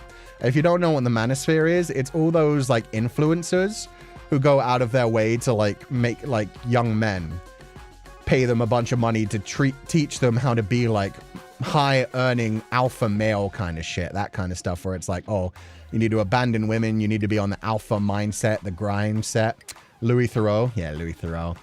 Basically, he does a really fucking good job of showing that pretty much everybody in this manosphere position did not have a strong male role model in their life. And it's such a sad situation where you can see that they were raised by single mothers who went out of their way to do their best for them, and yet for some reason began to see women as weak, despite the fact that their mothers had gone out of the way to sacrifice everything to raise them. And they start to hate women and see women as accessories that they can use as social status symbols. But then also part of their culture is that they can't care about the women. One of the best moments in that documentary is there is a guy who clearly does actually love the woman he's with, and the woman he's with wants him to be exclusive with him. But it's also part of the manosphere thing that the woman has to not have any other partners, and the man has to be able to show how alpha he is by having sex with lots of different women. Possibly having like a wife who stays at home and raises children, but also being open to having lots of partners at the same time. Because it's all just like flaunting like, I'm a stronger man than you. I am less connected than you. I care less. I am more sexy and badass, and I don't have feelings because feelings make you weak. So yeah, deep down, it's like a type of fear. It is a type of fear of like, I don't want people to see me as not manly. I don't want to be seen as weak. I disrespect women because I see them as weak, and therefore I treat them bad. And at the same time, I see them as status symbols and things that have to be collected. And it does a really good job of going into the fact that every single one of these men that they meet has not had a father in their life, or they've had a very abusive male role model in their lives. So yeah, mostly that. It's mostly that there isn't enough good male role models that teach men how to be strong, but at the same time, how to respect other people. Actual like positive masculinity, where you can be strong, but you can also feel your emotions. You can work hard, but you can also care about people around you and show that you care about things. That you can be vulnerable and still not be weak in it. It's a grift to make money off of vulnerable guys. A lot of them very young. Yeah, exactly. It's mostly teenage boys who just throw their lunch money onto these things that teach them how to get girls, when really what it is it's mainly negging. It's mainly like being a douchebag and preying on girls' insecurities. And they do that a lot as well. Because he also does a good job of, he also does like showcase some of the women that are in it. Like one of the dudes in the manospheres, it focuses heavily on his mother. Because his mother was a single mother who worked her ass off to raise him, but sees that he's become a toxic little piece of shit and still protects him and still lets it happen. Still hears the thing he says about women and supports him, which is sad enough as it is. But he also looks into some of the other women who, to be fair, like the MC is talking about in this, see other women as like obstacles in their way, see other women as enemies, and know that they're being used by men, but also want to use the men to grow their social influence numbers and to make some money for themselves. So yeah, it's people preying off of insecurities on both sides, and just horrible, horrific shit where they are trying to get money off of young boys who are sad and lonely and feel abandoned by society and feel abandoned because they don't have a male role model to look up to and don't have enough love in their life. And instead of like trying to work on themselves, they decide, oh, no, it's not that I'm the problem. Women are the problem. I want their attention. I'm going to find out how to manipulate them instead of finding out what makes me special and unique and what I can do to become a better person and to feel fulfilled in my life. What I need to feel fulfilled in my life is a bunch of money and a bunch of women hanging off my arm and expensive designer items and all that shit. And it also looks into the whole fact that so many of them do bullshit where they rent like expensive locations to pretend they're doing well. They rent expensive cars that they could never actually afford to be like, yo, this is how much money I make, even though they can't actually afford that kind of shit. And then poor kids like throw money at them saying like, I'm going to be like that someday. He's going to teach me to be like them. So yeah, it's a toxic cycle that perpetuates itself and is encouraged by the patriarchy. Yeah. Thank you. Makes a lot of sense now. I feel sad for those men, to be honest. It seems like a very lonely, empty existence. Yeah. It really is. So many of them. Like I genuinely, for a couple of moments in that one, felt bad for the guy who clearly cared about the girl he was with, but couldn't back down because he was like, oh, but if I show her that I care, she's got to leave me. Like, it's such a sad existence to have, but they tell themselves they're so happy, and it's just insecure men trying to impress each other. Exactly, yeah. Meanwhile, if that guy had actually realized, like, oh, this is the woman that I care for, I'm actually in love, I'm going to leave this manosphere shit behind and have a happy life, he probably would have been so much happier. Therapy also gets portrayed as weak and unmanly, resulting in these men barely getting help from someone outside of the toxic cycle. Yeah, I mean, that's toxic masculinity all over. It's, you can't ever ask for help. You can't ever show that you're feeling weak. And so, yeah, this guy, as we're seeing throughout, like, this, he clearly has some issues going on in his life. He feels like he's not doing well. He feels like he's never going to succeed. He just has to enjoy what he has in life. And he doesn't want to admit that. So he's like, yeah, no, I'm happy, even though he's having to use drugs to stay happy and to feel decent and get enough through the day without thinking about the fact that, like, oh God, I'm so useless. I'm going to be trapped in this working nights and gambling for the rest of my life. I'm never going to hit it big. I'm never going to feel secure. I'm always going to feel like I'm one step away from being evicted and not having anything to my name, but at least I have my motorbike. So yeah, red pill mentality started being passed around like a holy mantra, and it just makes you look like a dummy Dumbo. And there are people perpetuating it all over the place, and that is the problem. They did a good job in that documentary of showing there are so many women who, yeah, lean into it as well and are quite happy to play the part of like hanging off of these boys and being seen as social status symbols as well. It's also about them understanding that IRL people aren't together just because of their looks. Yeah, for so many of them it is just like, oh, check out my partner's attractiveness, check out my partner's money, check out my partner's like fashion accessories, that kind of shit. Anyway, yeah. Let's keep going, but that's my feeling on it. Nothing going for... Wait. Oh, yeah, okay. He almost broke for a second there. Good for you. Nothing going for me. You little... Well, you're right. I've always been a good-looking son of a gun, and that's been enough for me. Never cared about school or a career.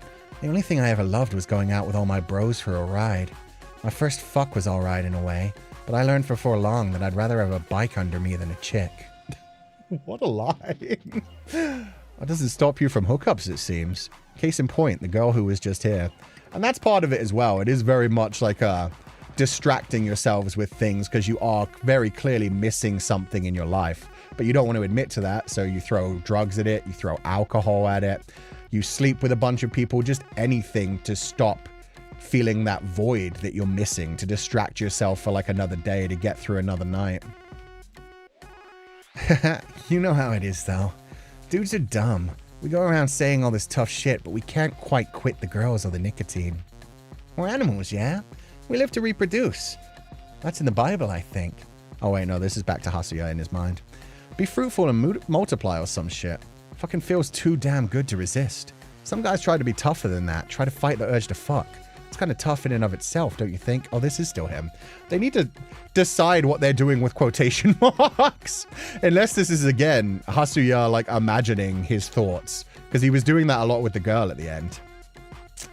Thank you for sharing your perspective, Sensei. It's appreciated. No problem. I mean, I will always share my perspective, but I love to hear you guys' perspective as well. Because obviously that's just my opinion. And that's just from seeing the guys that I've seen fall into that. And it is genuinely sad. Because it's happening to so many more young boys nowadays. And I do think there is something to be said about the fact that we need more care into young people's mental health. Because so often we do throw it as like, oh, the manosphere is so toxic, men suck. And it just turns into this, oh, men are terrible little creatures. And society kind of perpetuates that by doing the whole boys will be boys and letting them get away with things.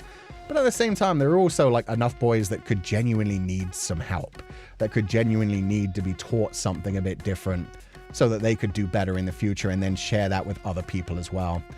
And it doesn't change the fact that everybody needs some help, but yeah, it sucks. It's really tricky. Yeah. I'm sort of jealous you, actually. You got a, what would you call it? Wait. I don't know who's speaking right now. What would you call it? A biological instinct? You got one too, but you try to fight it, and I kind of fuck with that. It's important to fight it, I think. Is that how you see it? Isn't that how it is? What else are you writing your dumb books for, huh? Maybe you're right. Hey, Hasiachi, you're gonna quit this job soon, aren't you? Is it that obvious? Yeah, I could just sense it. You weren't born to live like me, man. You weren't meant to work nights at a convenience store. You don't belong here. You're not supposed to fall for those tramps at the massage parlors and maid cafes. You gotta stay strong. Easier said than done when you're introducing them to me. I had to get you out of your room somehow. You wouldn't have shown up without her. He's got me there. I would very likely have said no if he asked me to come grab a bite with him outside of work. His intuition is, again, spot on. I wonder if it just comes naturally to punks and other near-animal creatures. Although if you follow that line of reasoning to its logical conclusion, perhaps I, the mind reader, am the most animalistic of all. Actually, I'm almost certain that's true. I am, any way you slice it, a coward. A coward who longs for a simple, unpretentious life like the one led by the man in front of me. You're an honest guy, Hasiachi. Only with you, my dude. He's not honest to anyone else, but yeah, like you said, I kind of fucks with it. He's talking to you in a proper way. Meanwhile, everyone else, he's so fake around. You think so? Yeah, I've never looked at you and thought, this guy's got something he's not telling me. You wear your heart on your sleeve. His powers of intuition legitimately impress me. Anyway, you know any good ways to make money? Forget everything we just said. Money isn't more important than all that. Money makes the world go round. You look like one of those egghead computer types, so I bet you know all sorts of ways to make quick cash. I take it all back. I think you may be a dumbass, plain and simple. Hey, we still down to hang out after you quit your job? I'll consider it, but why do you want to hang out with me? You moron. We spent too many nights together. That's gotta count for something. Aw. This date is going okay, baby? Genuinely. Oh my god. It's easier to point out a problem than to solve it. It applies to everyone. Yeah. Your perspective is welcome and appreciated. It confirms the reason why your female fans feel safe in your space. That's sweet of you to say. I'm not sure if I deserve that much, but thank you. Wonder if the punctuation mistakes are from translation or in the original text. That's where it's confusing, because it was used really well in one of the earlier routes, where he was straight up imagining what the girl was saying and then responding to it even though she hadn't said it, and she calls him out on it. So I'm not sure if he's doing that throughout the entire game or if it is a punctuation mistake.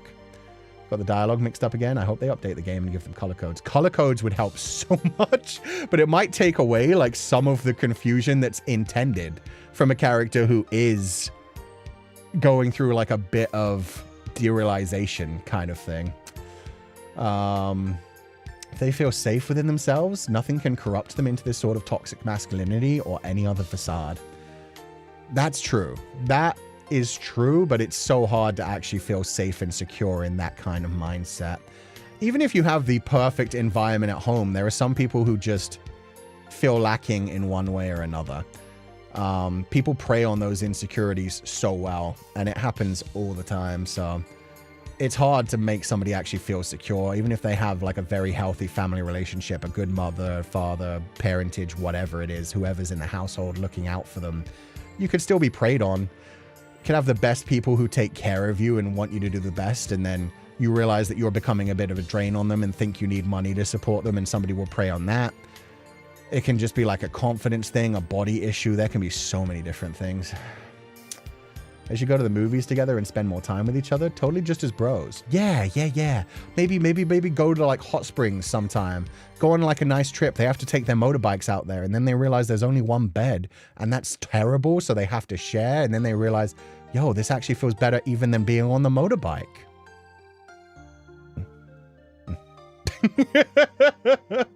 Do hope they get out of that space and become a decent human being and treat others as decent human beings. Yeah, exactly. It's one of those things where people that escape from that kind of mindset and become decent, well-adjusted people are the best people that can be role models for the kids that like fall down that slope. Because it's honestly true that so many of those fuckers in the manosphere just need somebody to put them in their place. And honestly, just sometimes give them love. Just give them actual love and security so that they can actually come out of it. But at the same time, it's nobody's responsibility to do that for them. And you're never going to be able to knock them down a peg when they think they're doing just fine, making 7 figures off of kids that are dealing with insecurities and just preying on the weak and vulnerable. They get their money, they get their thoughtless sex, their drugs, whatever they want in life. And so why will they ever feel like they're not doing well? They'll just look down on people that actually try to help them. And it sucks. I don't think so. For anyone, it can be a target to indoctrination. Even if they are fully healthy mentally, the system itself leads to unhealthy mindsets and then gives them the unhealthy solution. Yeah, exactly. You can have the best, most confident... I think there is a certain level where you could be like so perfectly adjusted that it's fine. It's just, it's so near to impossible to be like that in this world. Because you need money, you need health, you need like everybody around you to be safe and happy and healthy. And that's like so impossible to like have in this world. Even if one has a good environment, it could be a slippery slope because no human is without flaw or fear. This is why support systems are incredibly important. Yeah.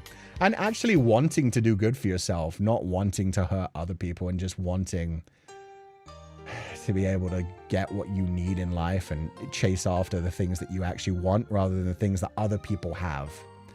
System is broken and sadly too many people with the power to change it don't want to because it benefits them. That's exactly it.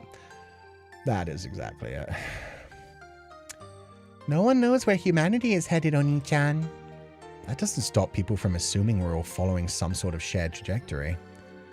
Capitalism is nothing more than a collective delusion. But even as people delude themselves into believing it's real, they just as strongly pretend that money isn't an end-all be-all. They pretend that things like love and friendship actually matter. Love and friendship do actually matter. They're kind of what makes life worth living. That and like your passion and what you're actually chasing. Maybe that's the right thing to do. After all, pretending that love is real leads to having more children. Yet at the same time, the birth rates keep falling in developed countries. The smarter we become, the more marriage looks like a fool's exercise, and separation seems like the more intelligent option. But isn't that backwards? I don't think people believe in forever anymore. No more until death do us part. Rather, more and more people are reaching the conclusion that it's more logical to pour energy into a single night of fun than a lifetime of drudgery. Those are the same people who stay out all night drinking or roar down the highway on their souped-up motorbikes. Imoto's been watching us. She's jealous. Maybe having been a rebel at some point in your life is just more fun than the alternatives. But that goes against everything society dictates, doesn't it? What is society when it comes down to it?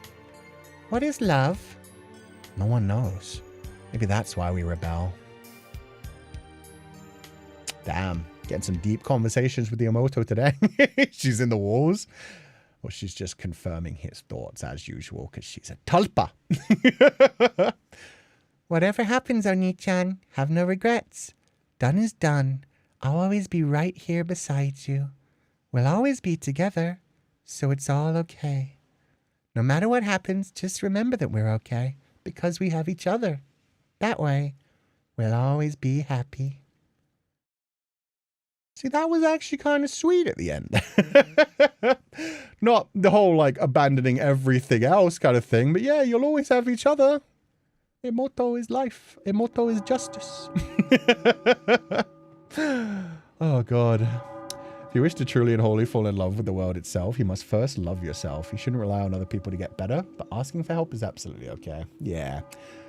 you need help to figure things out, but at the same time, yeah, you need self-actualization. You need to not feel like other people's judgments of your worth are what give you your worth.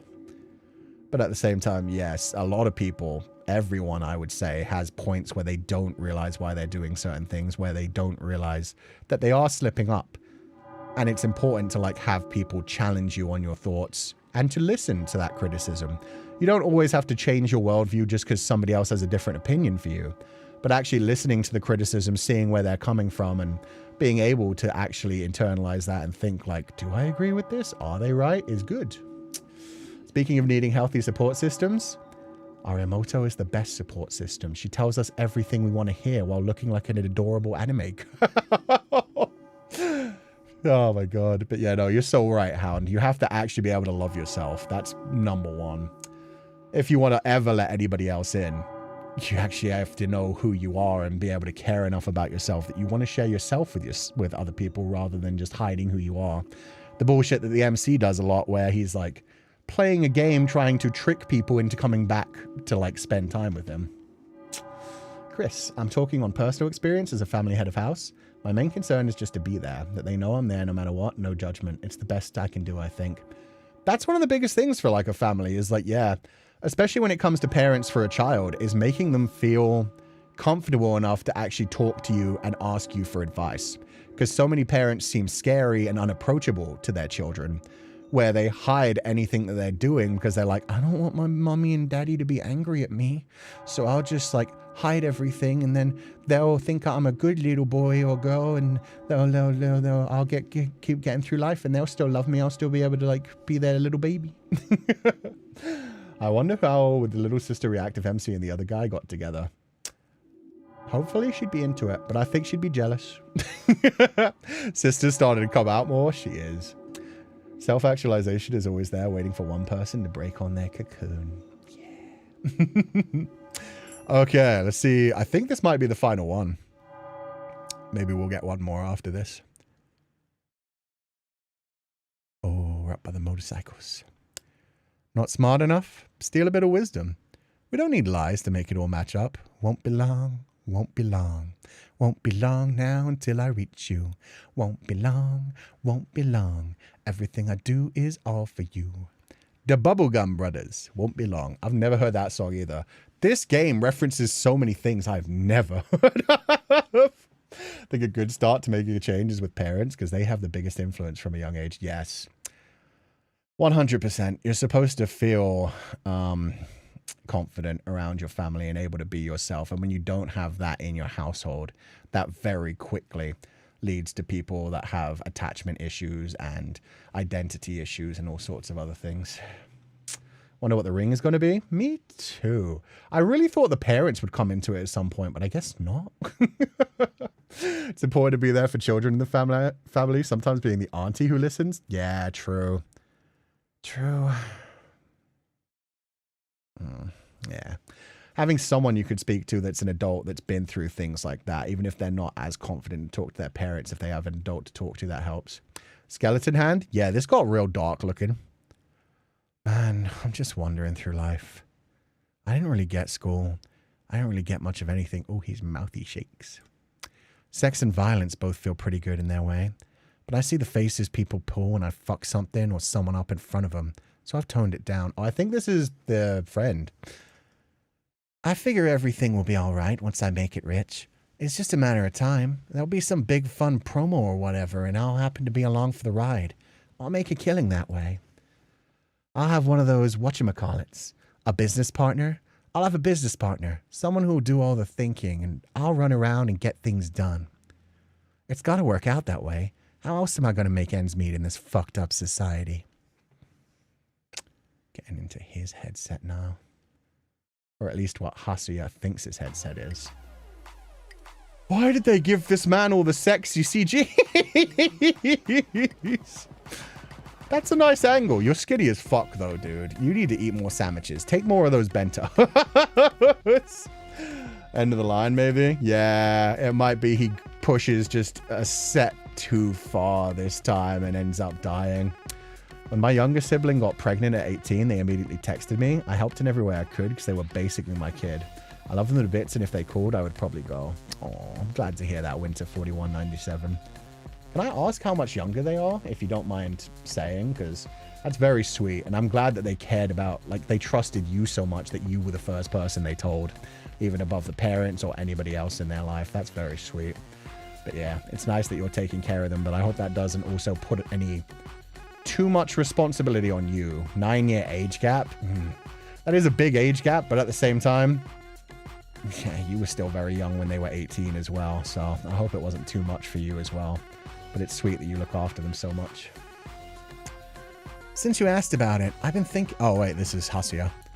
Oh, God, please don't be a dick to him, Hasia. Why do I feel like you're going to lead him into something that's going to get him killed? Since you asked about it, I've been thinking, I might have come across a way to make some easy money. This bozo would be a perfect character in a story. He acts first and asks questions later. He gets quick results. There isn't a thing going on upstairs, and manipulating him is a breeze. Why are you like this, Hasia?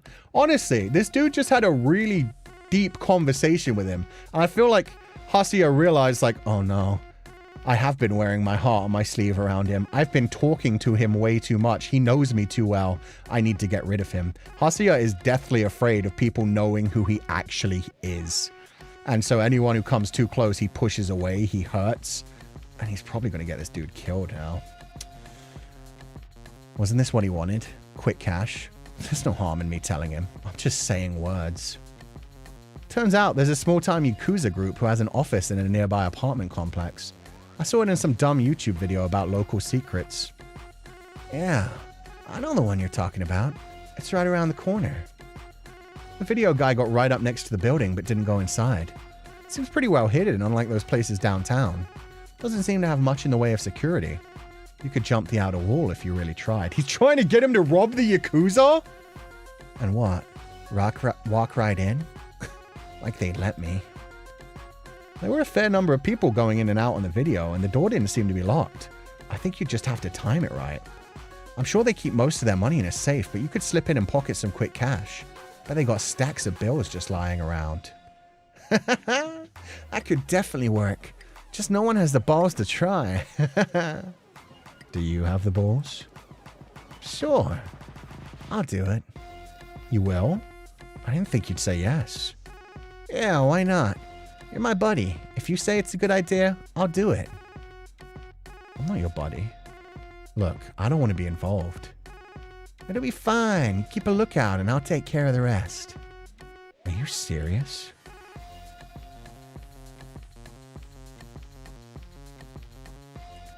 Is Hasia just gonna walk away immediately?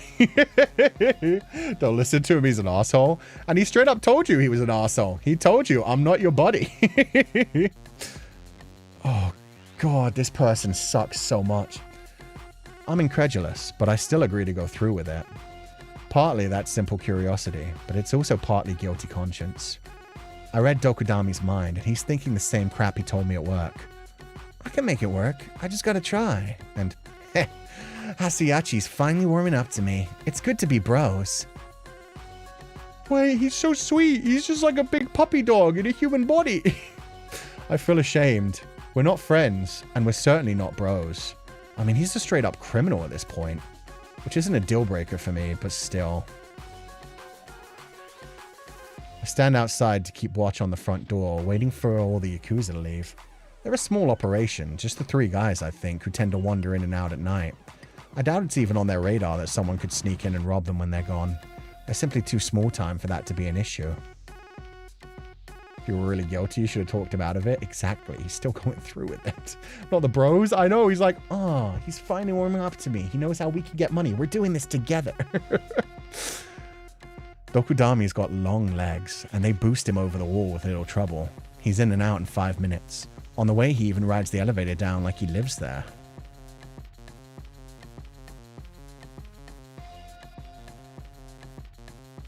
I'll be damned. It worked. I'll be damned too. He's purloined a watch, a handful of precious gems, and a small wad of cash. He clearly grabbed everything that looked valuable, but not valuable enough to be nailed down. What are they gonna do? Call the police? Not for this small a theft. We did it, Hasiachi! We scored big time. Let's take it to the pachinko parlor. Can I risk losing it? I think not. Gamblers grow addicted to the sensation of success. Thus, beginner's luck is, contrary to popular perception, a form of bad luck because constantly losing means avoiding addiction. That kind of worked out for me in life, I'm not gonna lie. Never really got into gambling and lost so heavily when it came to the gacha draws in Genshin Impact that I was like, nah, I think I'm done with gacha games. Casino owners depend on this. They want players, everyone but the sorry marks who place the big bets, going home happy with a win under their belt, because those people return the next day with a friend.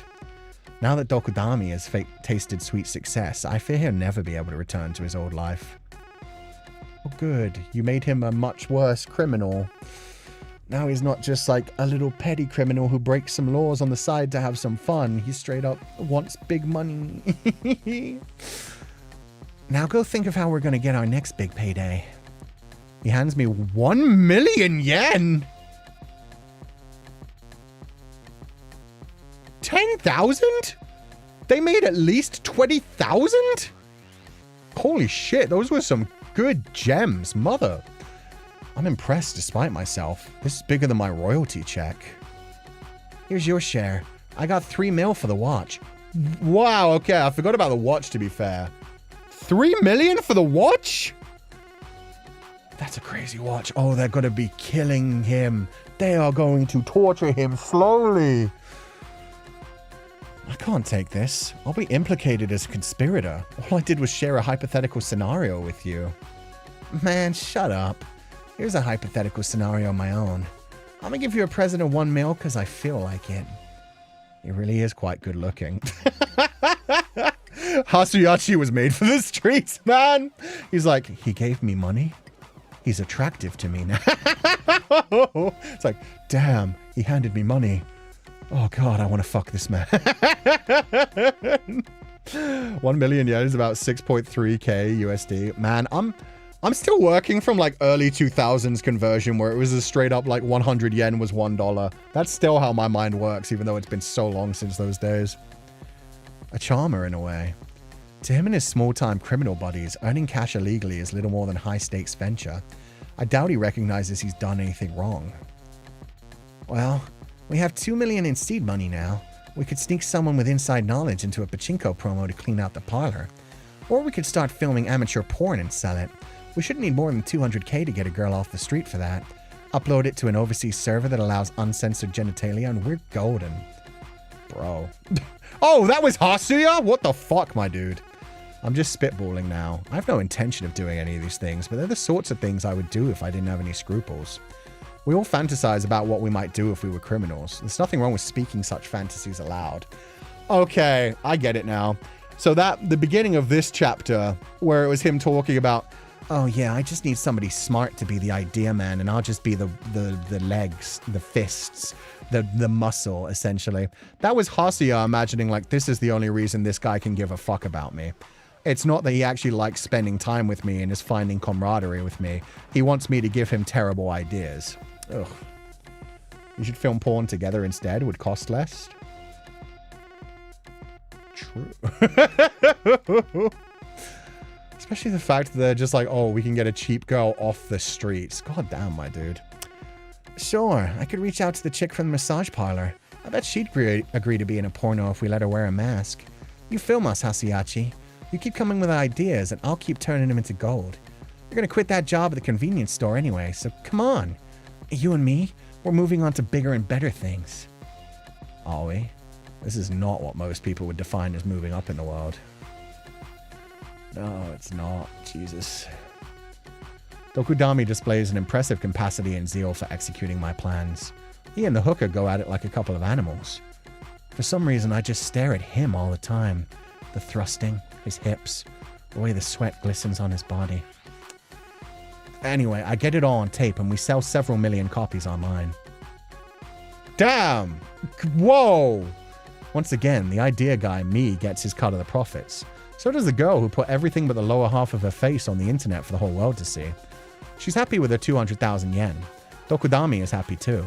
His face is blurred out in most shots, but the camera leaves nothing else to the imagination. It doesn't bother him at all.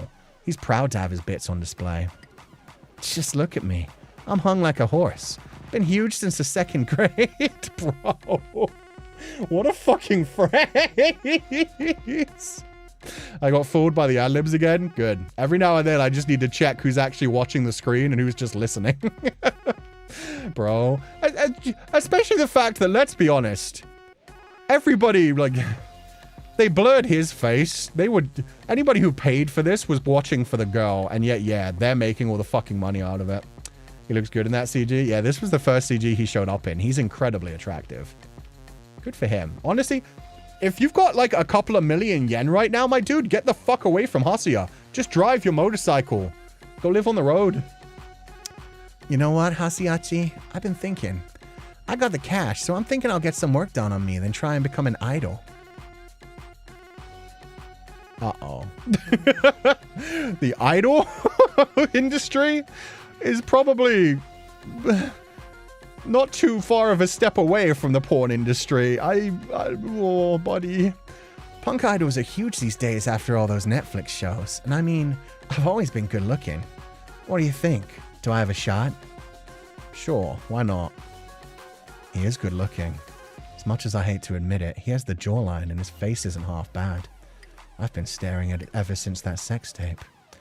He's conventionally attractive. Maybe that's all he has going for him, but at least he's got that. Wait, idol manager Hasuya? Idol Dokudome? You should come with me. You clean up good if you just start slouching all the time. Come on, what do you say? You and me. Bro idols. Whoa. They could be like that new Idol game. Has anybody else seen the Idol game that's coming out soon? I'm not sure what the gameplay is going to be yet. But there's the BL Idol game where everybody's like paired up together. Needy Idol Overdose. Yeah, Needy Idol Overdose. What is the root? I'm crying. Hell yeah. I'm not your bro. Business partner then? Oh, the wink. We've shared enough misadventures to fill a novel. Keep it up and I might even actually start to care for the guy. It's a frightening thought. Even if everything save that first break-in and robbery exists in a legal grey area, I don't know when this will blow up in my face. It might be wisest to back out now. Sorry, Dokudomi-san. It's been fun, but now that I've left the convenience store job, I've got to buckle down and focus on my writing. You understand how it is. We'll get lunch sometimes. Sure, man. Don't worry. I'll text you every day. Prepare to be left on red. Later, bro. He's gonna get murdered by the Yakuza. He's definitely gonna get murdered by the Yakuza. Bro idols, not fruity at all. I know, right? The way he worded that. What's the name of that BL Idol game's name? Can somebody in chat remind me? Because, yeah, I've just been seeing it on Twitter a bunch, but they have a really good, like, animated visual. They introduce, like, all of the characters, and I've just recently released a website where you can read more about them. It looks like they've got something going on where you can see the characters, like, past lives for a couple of them, too. So there's, like, pining across generations and stuff. I'm keeping an eye on it. Godly Love. Thank you, Godly Love. Kamikoi. Kamikoi is the Japanese name.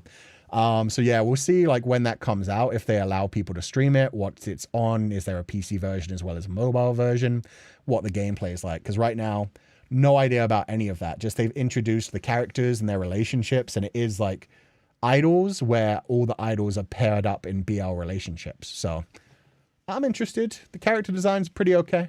It's your normal like Ikemen. You don't really get much variation, but still nice. Godly Love on Air is the title. Thank you. To the roar of an engine, he shoots off into the night, blonde hair flying in the wind. His bike is so black it gleams against the darkness. Hurry, Dokudami. Hurry. Hurry. Squeeze that throttle right between those delicious thighs.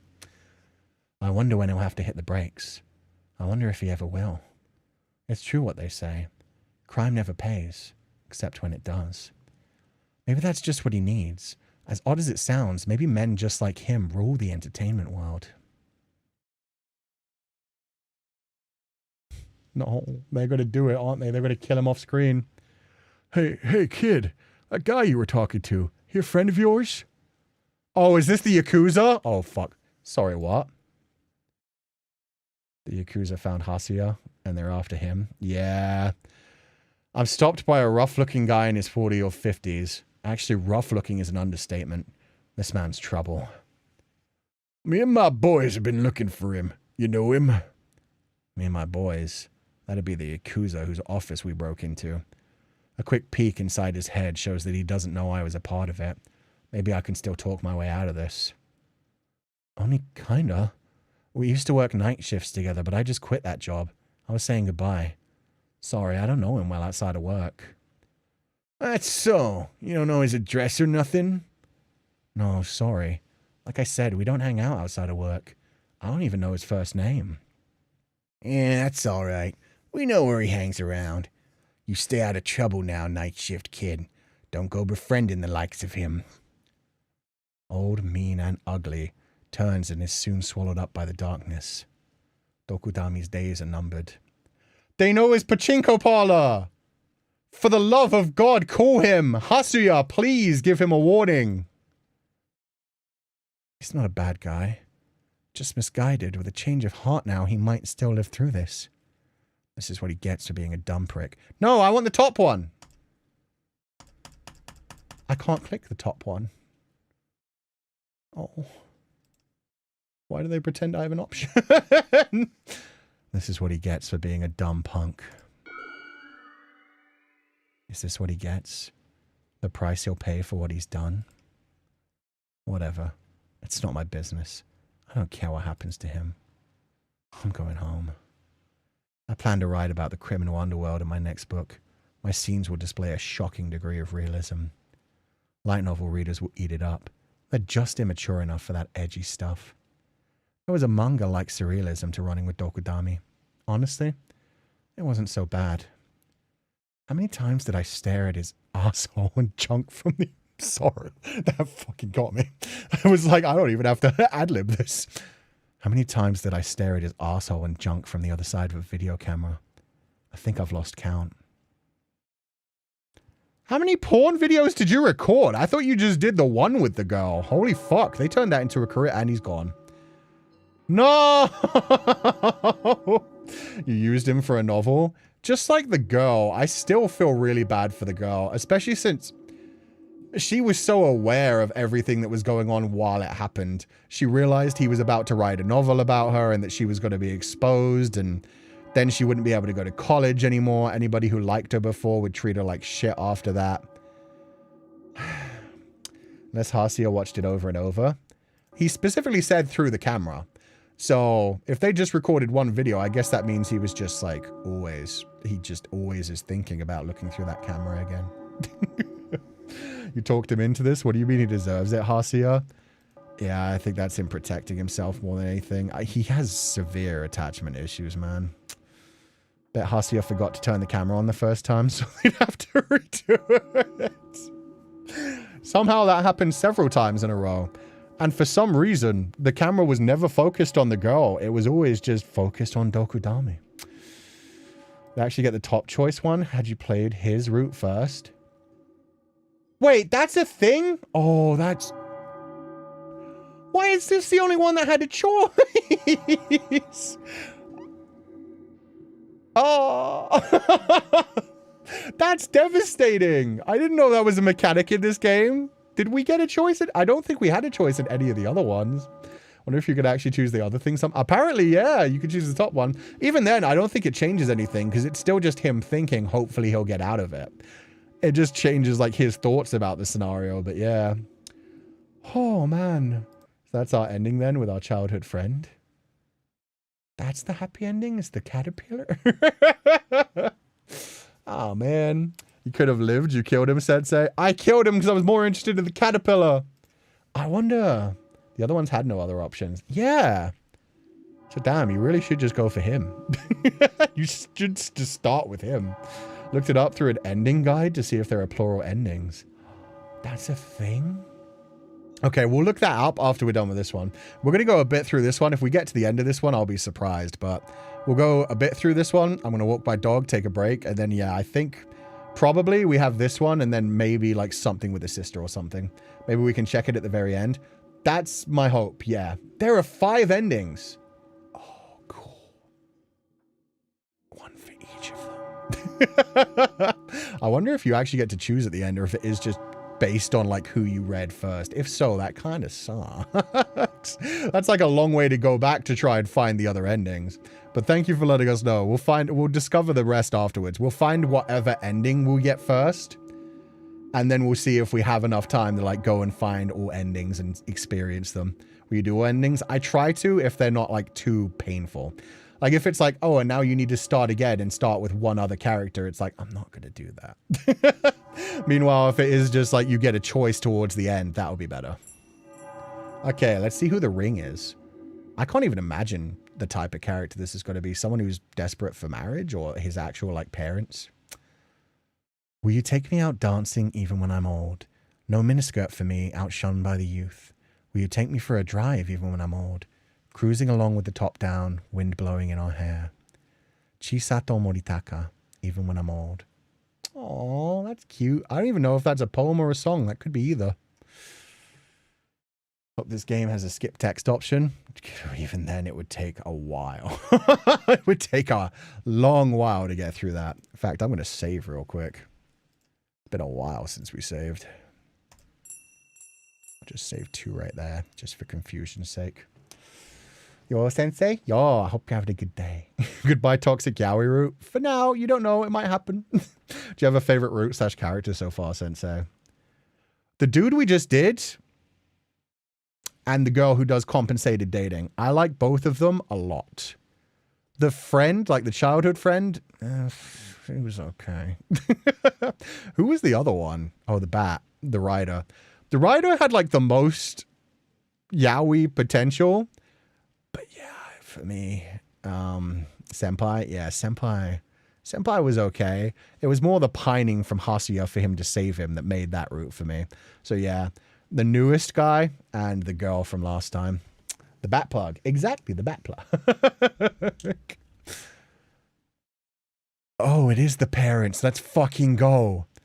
My sister and I are so weird that you must be wondering what the hell our parents are like. Well, they're perfectly normal. Genetics is complicated, and yes, very rarely something happens that reminds me that we really are blood-related. But I turned out darkly twisted, while Sahana is pale, sickly, and incredibly smart. And now, well, here we all are. Oh, this is going to be so many levels of fucked up. I am glad we saved this one for last. Bat plug. Yeah, the picture for the bat was hanging upside down, and before I realized it was a bat because I didn't pay attention to the face, I thought it looked like a butt plug. So I said, you guys want to do the butt plug route for? We weren't born.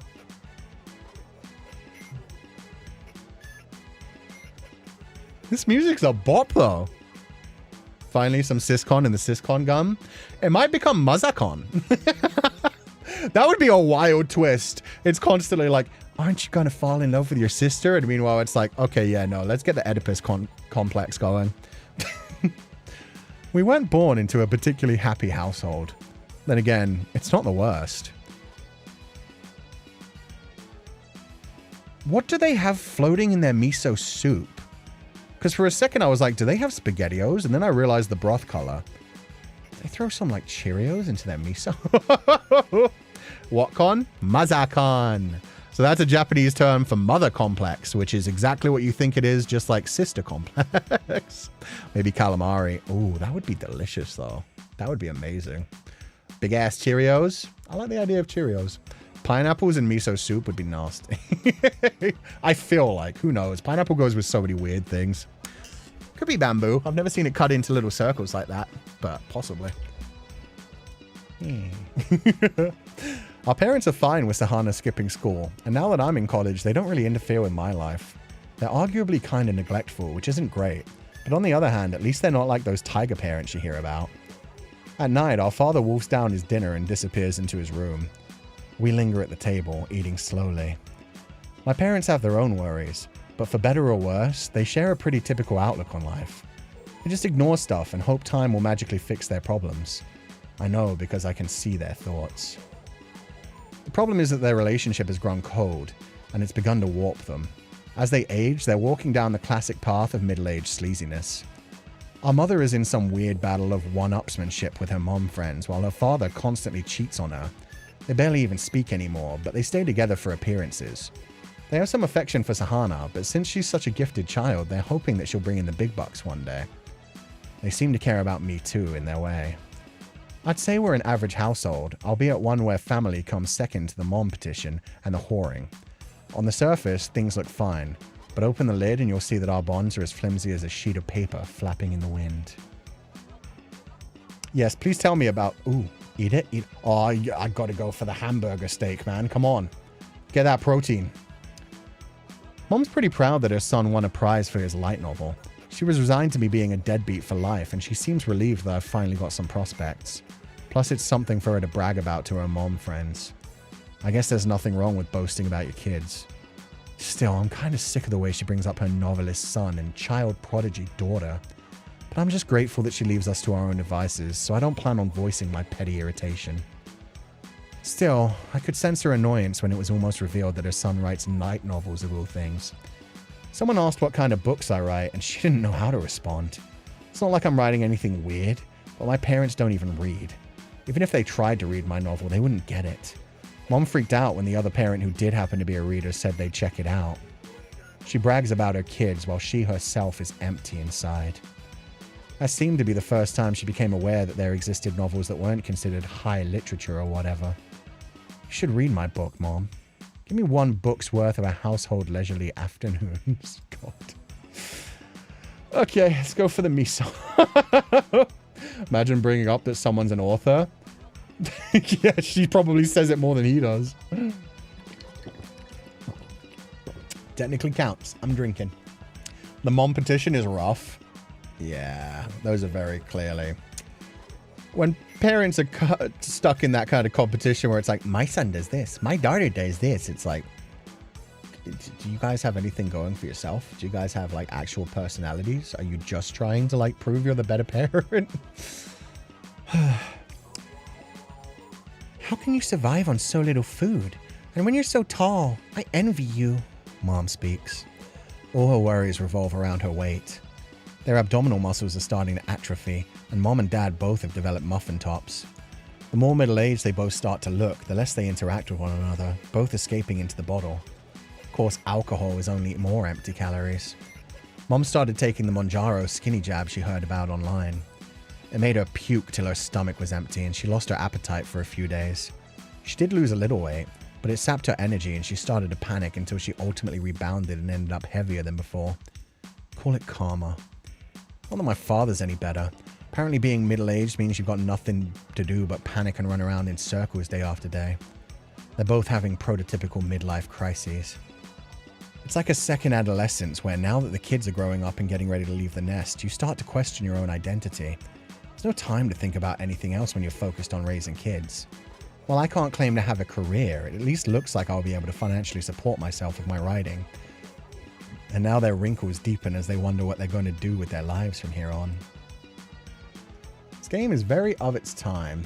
No rice. Fuck it. More meat. Uh-oh.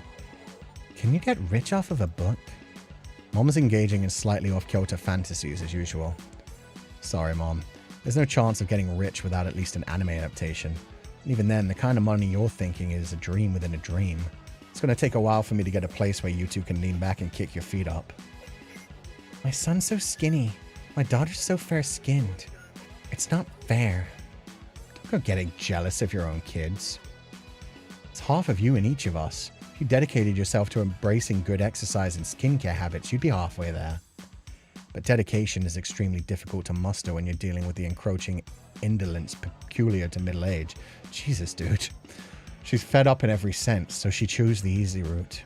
But see, people find no fulfillment in a life without effort. Thus, she ended up having a midlife crisis. In her second adolescence, though, she's more late-blooming sakura than fresh spring bud. A piglet blossom, swollen and bloated on all the blood she's suckled. Bro, he is so rude. He's off sleeping around while I'm here struggling. All a man needs to snag some dumb bitch's money. It's not fair. Everything is a target of her envy. Don't worry, Mom. Love for sale is meaningless. There's nothing to worry about. She can't forget how she used to shimmer and shine. She wastes her days trying to get back to a time when she still glittered. I need to stop snacking between meals. Maybe I should try Manjaro again. Wonder if I could get rich filming my gifted girl and showing her off offline. Wait, I'd probably have to get her on regular TV first if I wanted the videos to sell. I don't like that fucking wording. If I wanted to have a good time, I'd have to empty my bank account at a host bar, or he gets full service for 30,000 yen. It's not fair.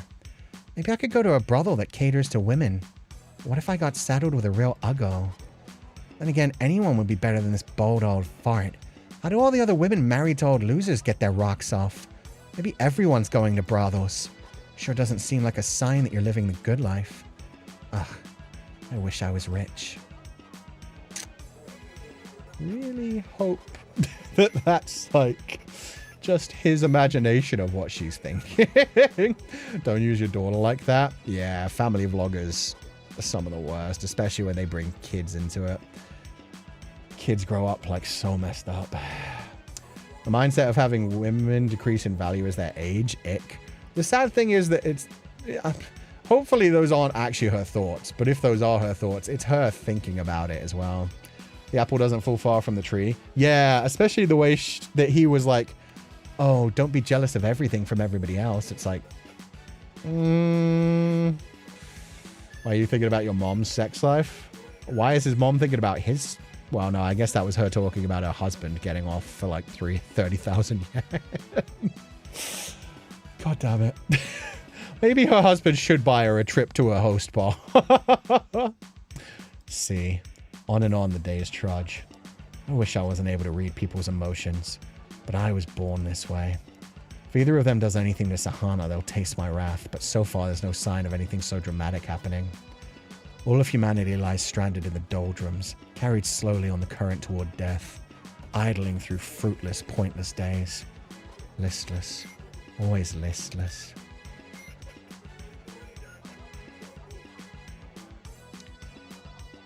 Thanks for dinner, Mom. Oni-chan. Thanks, Mom. I mean, it's only instant noodles. I'd put more effort into cooking if you two ate more. Appetite control is directly linked to our base instincts. Oh, wait, no, that's back to him. See, that's why it's confusing. It's like, shouldn't this have quotation marks? That was clearly his mother speaking again. Appetite control is directly linked to our base instincts. In middle age, people seem to become more and more faithful to said instincts. Our parents are caught between fighting their base instincts and giving them to them entirely. What will happen if they do give in? I plan to take Sahana and leave once she's a bit older.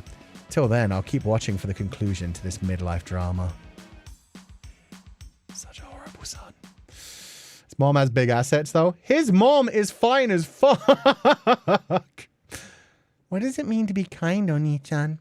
If someone wants to be seen as kind and they go their whole life without ever anyone realizing that's their only motivation for performing acts of kindness, were they truly a good person? This is a question I have theorized about a lot.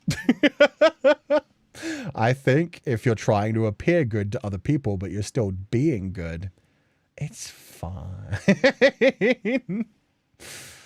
Oh God, we don't even get like our separate moments with the sister in this route. It's just, she's there. So it's all lumped together, I guess. Mother has the bazoomies? Yes, she does. Damn, that was a fast section. Decided to embrace aging and hope to become a nasty, horrible, awful, mean, no good woman as quickly as possible. Fuck the patriarchy. I think the biggest thing is just to be proud of like the age lines that you get. You can choose to like go ahead and try to fight it as much as you want, but we're all going to get old, and if anything, we should be proud of like the wrinkles we get, the sunspots we get, eventually the liver spots and stuff. I don't want to lose my hair. Like, that is the one thing that fucking scares me, but everything else is very much a case of like, I've survived long enough to have these things. So yeah, you should try to be proud of them and love the body that you're given, because you can't fight those off anyway, and if anything, it just shows you've survived to that point. Rather someone who does good things pretending to be good than someone who does moral posturing but no actual good deeds. Yeah. Or someone who just doesn't care either way and they only care about themselves no matter what. Sensei's fear of balding. They're a wig sensei. Yeah, but that sounds like a hassle. You say I'm talking nonsense, and yet you said a woman's in her prime at 19. There's a lot of Chisato Moritaka here, even when I'm old. Oh, it's still the same song. I'm going to Google this real quick. Is she a singer? Chisana Moritaka. Oh, it's Chisato, my bad. Japanese pop singer born in 1969. Fair enough. Okay. Yeah, okay, she had a lot of albums. So she's classic pop girly. She's a singer. I love her songs. The lyrics for this one sound pretty sweet. My grandmother still had black hair in the 80s. I miss her. Meanwhile, my dad turned gray in his late 20s. He was fully gray before he hit 30. Me, thankfully got a few years into 30 before I was fully gray. Our family bonds are as fragile as sugar glass. The slightest sudden impact could shatter the ground beneath our feet. When I come down to the living room, Mom is glaring at her household expenses app. I already have a bad feeling about it even before she murmurs, "I barely have any savings," loud enough for her son to hear. I've been able to contribute a little toward the household bills since I started working part-time, and I added a chunk when I got my prize money. I'm covering my own tuition through loans and a scholarship. Dad has a stable income. If she's barely staying in the black, there's got to be something going on with her. I need a new outfit to outshine the other moms. He's going to be at the next PTA meeting. He's handsome and he's a single father. I got to doll myself up for when I use my special move to get close to him. Oh, my daughter won't go to school and things are so difficult. Oh, no! Please don't. Oh, God. This is probably actually what she's up to for real. Figures. I don't really get it. But apparently there's this amazing guy who's been attending the PTA meetings recently, and all the moms have their eyes on him. Sure enough, Mom's a late-blooming Sakura. Seems like her goal is to get him in bed. It's like she hasn't matured since high school, setting her sights on the most popular guy. See, the thing is, it's not like she's getting any attention from her husband. And she is a banging woman. That is a woman who should be appreciated. So, she should get a divorce first. But at the same time, good for her finding a man and not having to pay for it. If it works out, it works out. My daughter is like a closed book. Can you help me get through to her? Yeah, that's it. Something like, I've been waiting for someone like you would be way too much. Ugh, I really need a new outfit. These thoughts are all very fucking ugly, though. Her trying to use her daughter as a way to get close to him, and yeah, it's a bit sad how manipulative she's being just to try and make this happen. So is he the dad, the most popular guy back in the time? Probably not. He's probably like a late bloomer too. He was probably like the guy who got overshadowed a lot when he was younger. But now he's got like a nice, stable, secure life. He hasn't gone off and done anything too dangerous, so he's aged well, didn't get super into like alcohol or anything, treated his body right. So yeah, he's like a decent looking, mature man. Please game, show us the DILF. They better. It's also interesting that they have like the real life version of his mom. That's wild. How to come up with a pretext to talk to him. How to get her hands on a flashy new dress to catch his eye. From her thoughts alone, you'd think she's some fresh young girl. When in reality, these are the self-interested calculations of a middle-aged skank. And the majority of those calculations revolve around getting laid. Yikes. But see, again, he thinks this is just about getting laid.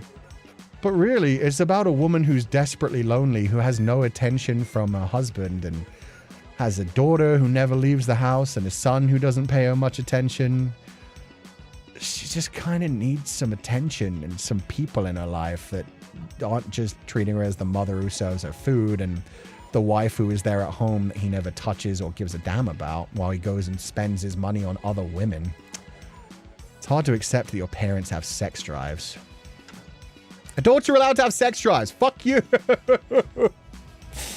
I think it's a fact that, like, people are at, like, their sexual peak when they're in their late 30s, early 40s. Seeing that her husband is about to walk through the door, the middle-aged woman disappears from the dinner table to avoid him. A surly middle-aged man enters in her wake. We rarely see him these days, and it's been a long time since all three of us were in the same room. Looks like it's just me and him now. Hasia, how are things going with that light novel or whatever it is? Oh, you know, it's coming along. This anime stuff is all Greek to me. The women's eyes are too big. It's tasteless. As if you have any taste in women. Don't get smart with me. That's another fucking insult to his mother as well. My father sleeps with sex workers. I expect that's common enough for men his age. From reading his mind, it seems like he and his co-workers hit up the cat houses to have a little fun. I suppose there are worse ways to blow off steam. He started falling for one of the girls, and he can't work out whether the affection she shows him is all business, or if he has a shot at something real with her. If you're paying for someone's attention, it's business, my dude.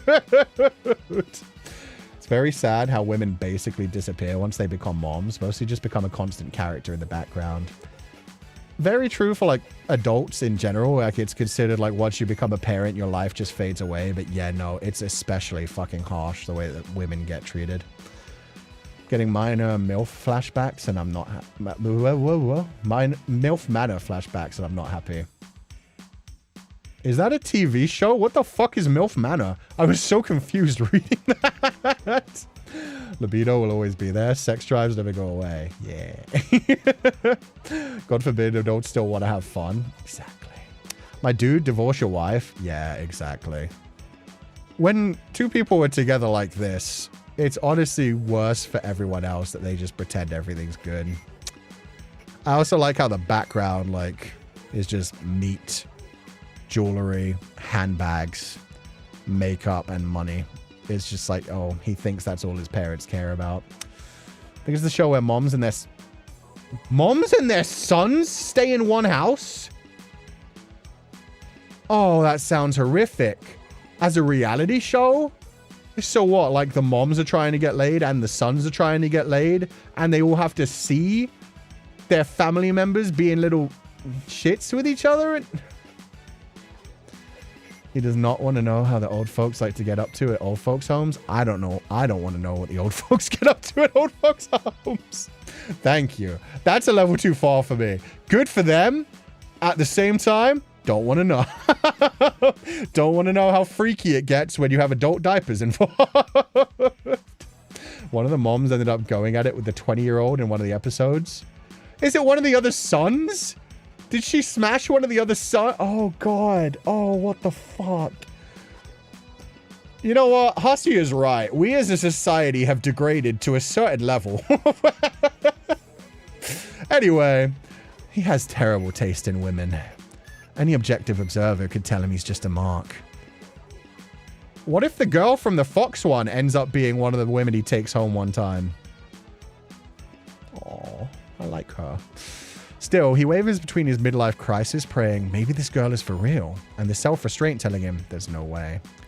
Each of our parents is harboring feelings for someone other than their partner, like they're experiencing high school crushes all over again. To be frank, it makes me sick. But what can you do? Or the girl from the porn shoot?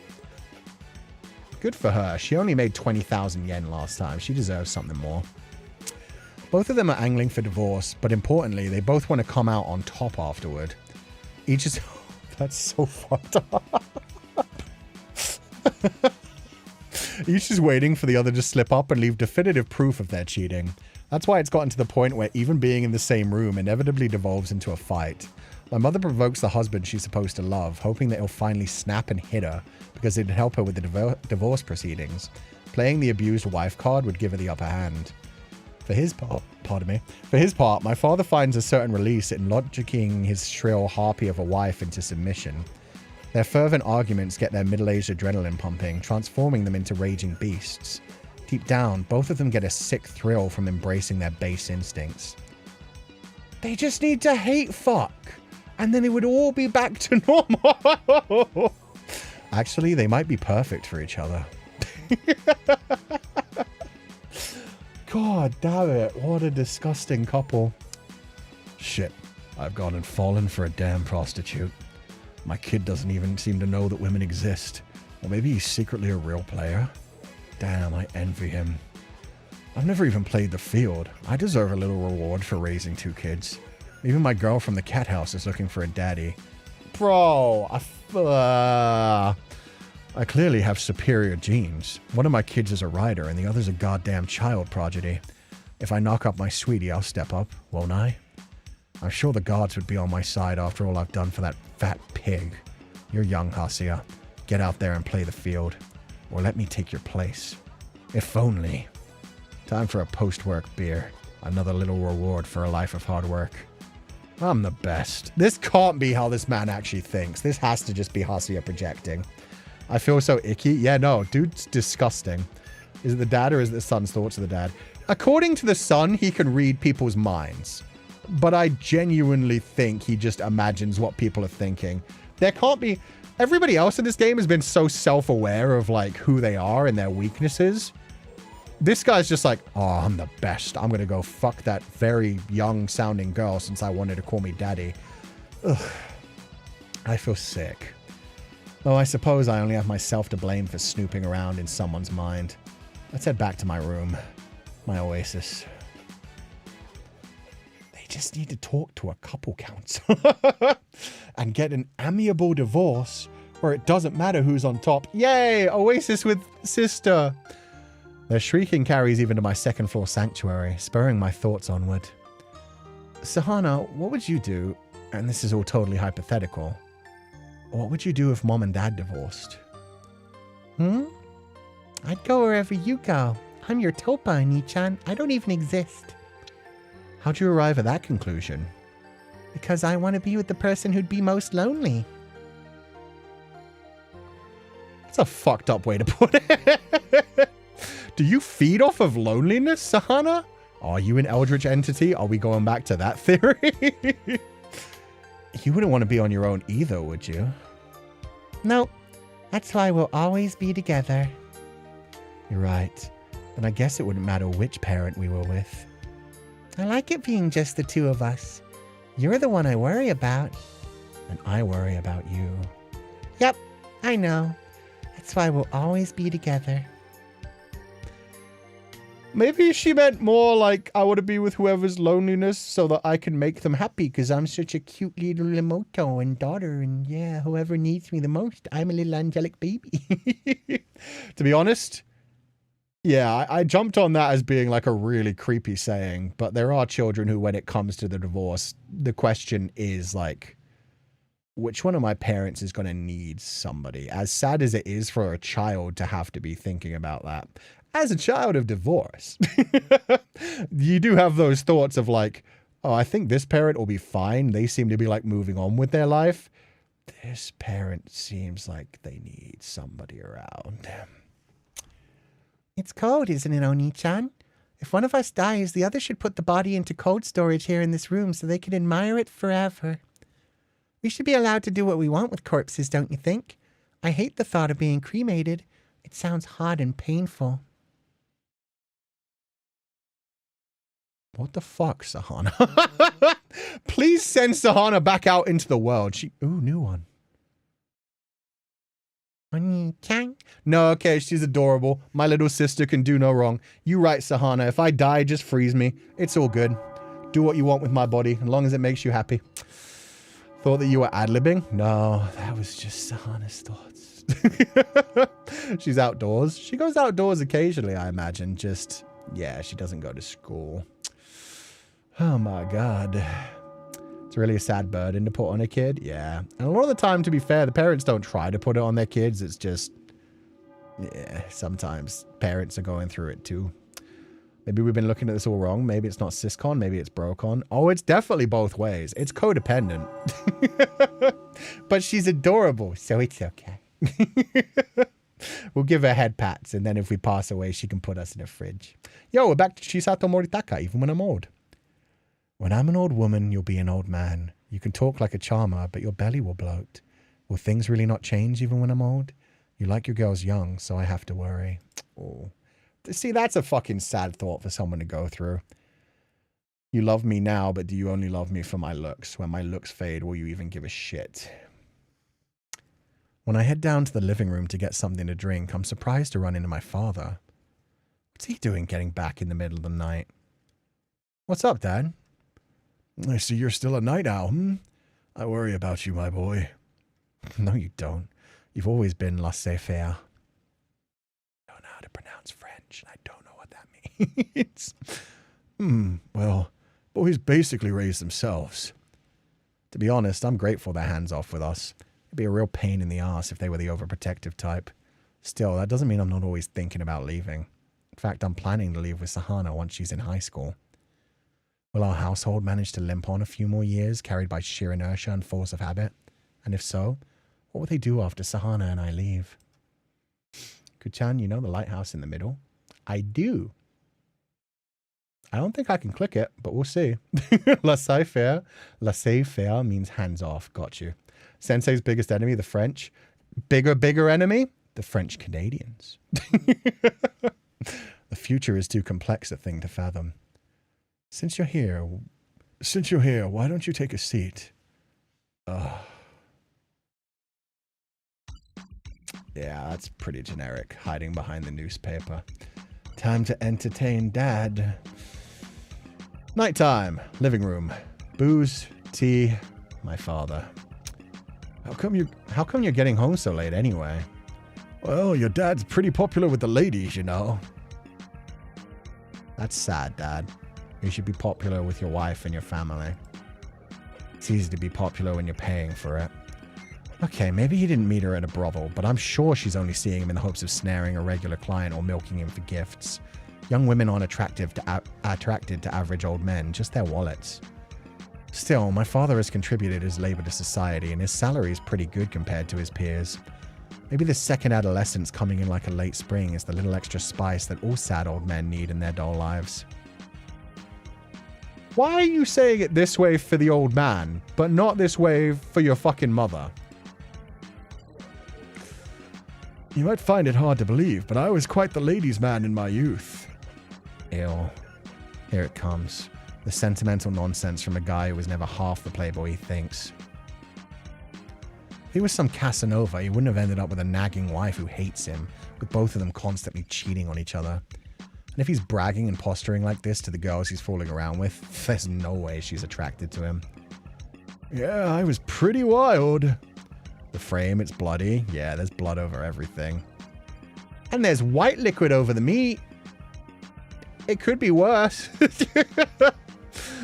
I'm assuming that's some sort of line about, like, how the father sees women, just a slab of meat to spread juices on. Oh, God. I'm calling it. It's gross that he's so forgiving of the dad, but awful to his mom. MC is incredibly misogynistic. This is 100% a fact. Well, to be fair, that is also like a societal thing, but yeah. I'll tell you what's wild. Being unable to read minds. So please just fucking stop. True or not, it wouldn't change the fact that this man is bald and soft around the middle. He looks like a cuppa. A match set with my mom the pig. Think there's someone out there charitable enough to shack up with a cuppa or a pig out of the goodness of their own heart? Hell no, Dad. That woman's in it for the cash. I'll thank you to not use your son like a fleshlight to dump your rose-colored reminiscence. Why fleshlight? What the fuck, my dude? The graphic was not what I needed in my brain. I don't think it justifies it, but maybe his mom was bad to MC or his sister and he resents her, and that's why he hates women in general. It could be. I mean, he seems to hate his dad and his mom both, but yeah, he treats his mom a bit extra bad. You're so bland and unappealing that your only redeeming feature is your ability to uncomplainingly conform to capitalism and produce results. That's all you have. Men really are sad creatures. No matter how old they are, they're always desperate to compete to prove they're an alpha male. Though he's not alone. Mom's lusting after dresses like she wants to stay a little princess forever. Everybody's equally shitty, I guess. The thing is, everyone deserves to be appreciated and everyone deserves to feel confident in themselves. Everyone should have times that they get treated like Prince Charming and a princess and taken care of and loved. No matter how old you get, you always deserve that at some points in your life. You need it. You need somebody to take care of you and make you feel special. We have no evidence of anything like that from the mom? No, only Hasia's imaginations of what she's thinking in her mind. Exactly. Yeah. Before long, this woman I'm wooing is going to be mine. Then I'll move out to live near her work. Okay, see, this is crazy, though, because this is the old man fucking actively telling his son this. Yo, I'm fucking a different woman, and I'm going to run away from your mother pretty soon and leave you and your sister alone. Good luck without my salary. Your mom doesn't work, and I hope your novels are selling well, kiddo. I'm going to go fuck a woman. Bye.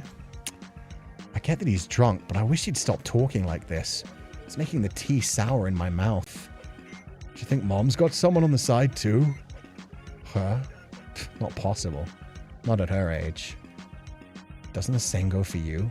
Nothing's impossible. Maybe I'll stir the pot a bit. Oh, good. He's got to make it worse.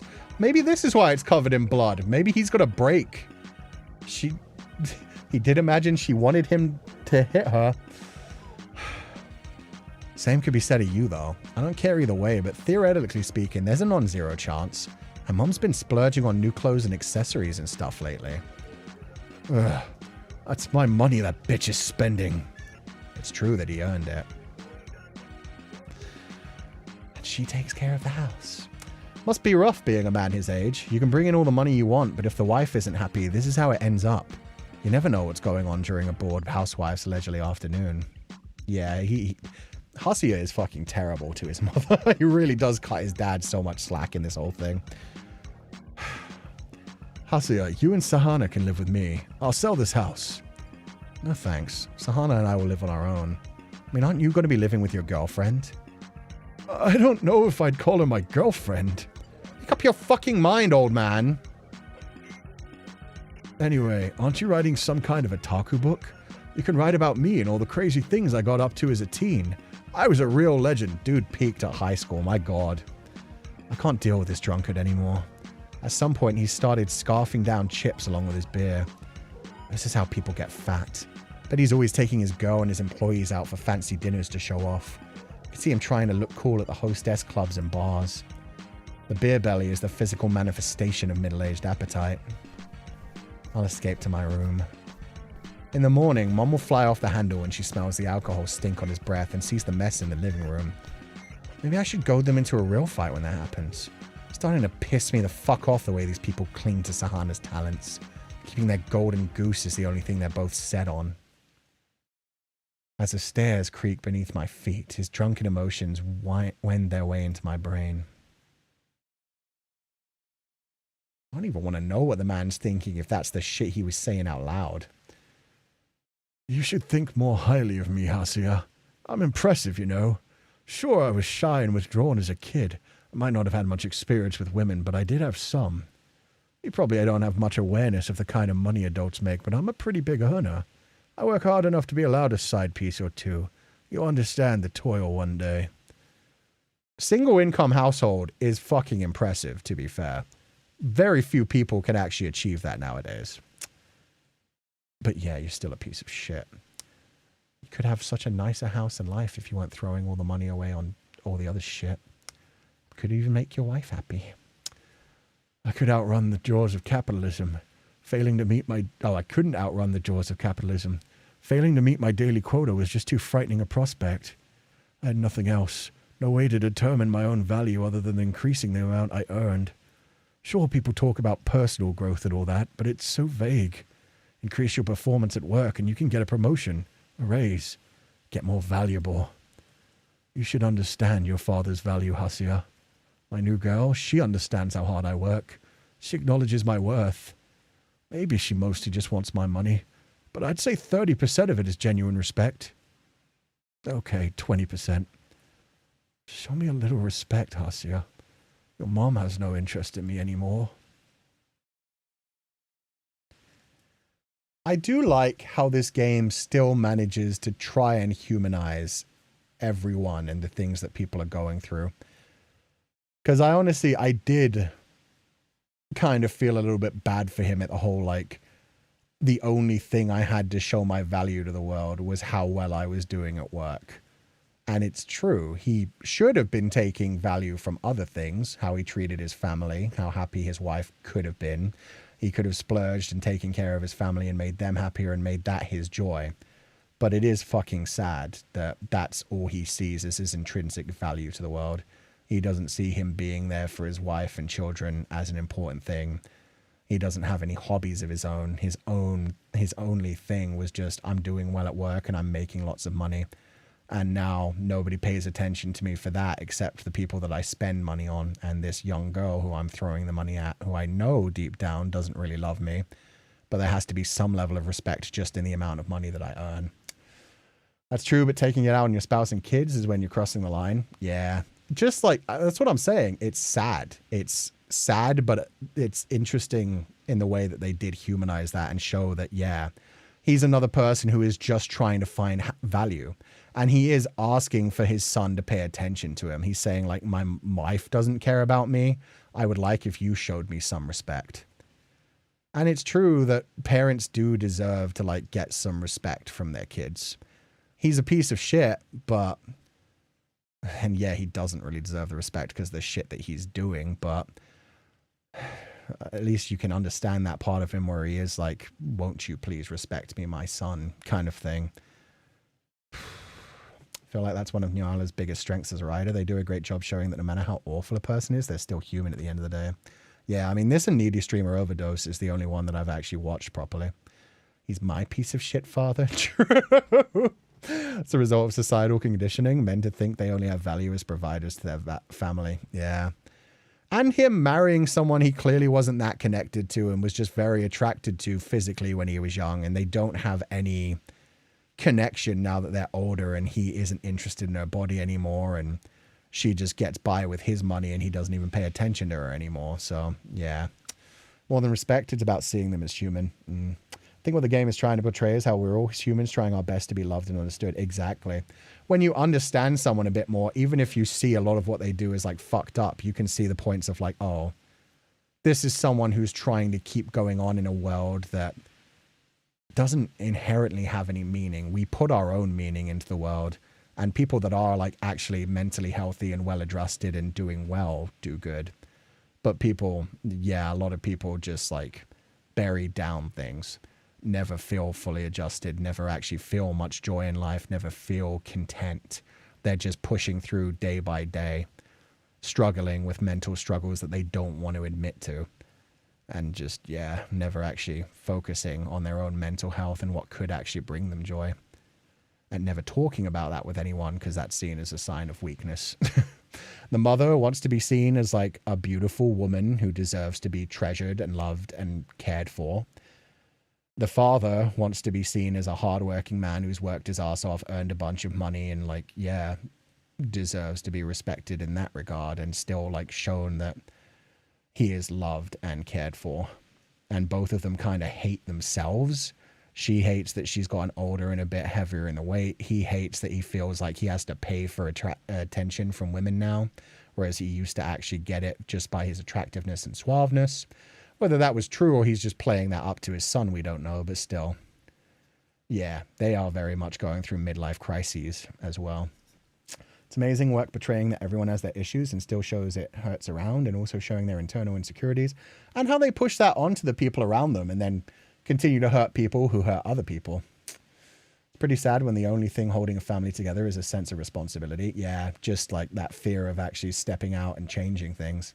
Because at least if nothing else, it is a family. There is a mother, a father, and children all relying on each other. I forget which series it was. There was a series where like a family was together and basically what they came to the conclusion. I think it might have been BoJack Horseman. I think it might have been BoJack and his mother. There's a thing where they're like, yeah, we're fucked up, but we're fucked up together and we're the only two people. Yeah, it was. It was BoJack Horseman in the episode where he does the full-on monologue about his mother, Free Churro, and he talks about how like she's the only person who could understand him because of the fucked up family dynamic they had with those two and the father in the household who treated her like shit. And they're the only two who could understand each other. So even though they're bad for each other and they're toxic and they make each other worse and hurt each other, at least they know why they hurt each other. And so that gives them some contentment of knowing there's someone else out there that actually understands what they've been through, because no one else would understand the fucked up dynamic that they had in their home.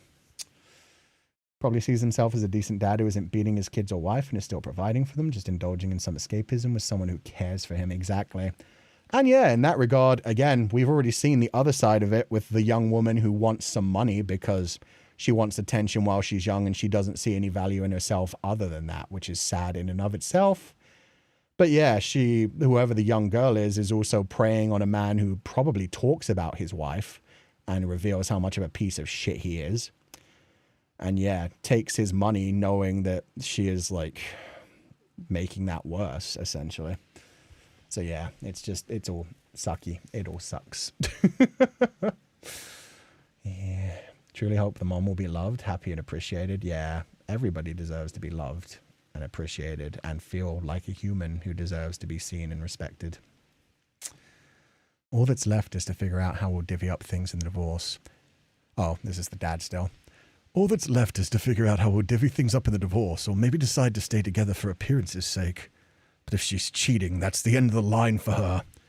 Even though he knows he's cheating. Like, that's the fucked up thing, too. It's like, yeah, I'm allowed to sneak around and pay women to be with me, but if she cheats on me, I won't stand for that. It's my money.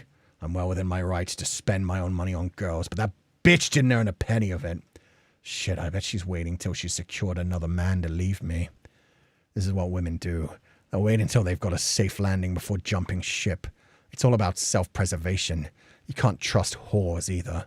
Today she said we were on a date, but am I really the only one getting the special treatment? Oh, probably not. She's probably got like 6 or 7 sugar daddies. You all have families of your own. She's making sure she uses that non-family time and spreads it out. Hey, Hasia. I know how you've always sneered at both work and sex. Was wondering what you were going to do with your life, but it looks like you're going to be a writer. I guess you have your own answers. I envy you. Damn it, I shouldn't have said 6 or 7. It's just natural numbers for me. Writers are pretty well regarded, right? Are you already worth more than me? That's a fucked up thought process to have as well, comparing yourself to your son rather than just thinking like, I hope you're successful. I wish someone would tell me I have value. I wish someone would acknowledge my worth. Is my value really only measured in how much money I make? And it's not, my dude, but you're paying a woman to make you feel that way rather than actually chasing down things that you have interest in, actual passions, actual hobbies, making actual friends and connecting with your family, or just realizing you don't like your wife and divorcing her to move forward. Yours is a simple mistake, Dad. There's only one person around here who values work and nothing else. You. You were brought up believing that beauty was only to be found in labor. The arts held no interest for you, and you've spent 40 years on this planet thinking only what society pressured you to. Read a fucking poem. Though it's probably too late now. Guess it's only natural to get a little sentimental when your family's completely fallen apart. Sahana, they may be our family, but your big brother can't stand these bloated feelings any longer. Uh-oh. Is that the end of that? Yep. Everything's broken now. I wonder if I could have visited the lighthouse the old time. It just, you know, it didn't light up. It would be crazy if that's the sister route and I've just been avoiding the sister route this entire time.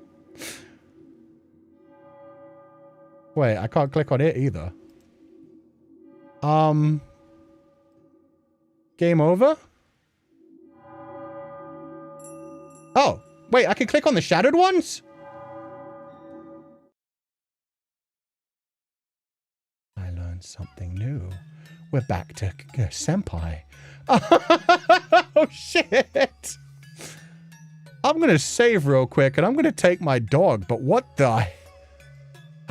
They didn't light up. They didn't light up, so I never even tried to click them. Oh. There's epilogue for everything, or maybe even more routes to everything. Did we miss the endings to every route? This is about to be an extremely intense next hour or so then. If we get every ending in a row. There might be like entire like broken routes. But yeah, I'm gonna take a break. I'm gonna go walk my dog. So we'll be back in about 10 to 20 minutes. Yeah. My bad. My bad. That shouldn't... Why is that still there? Delete that, damn you. Remove... I removed it from the classroom, but not from here. That's why.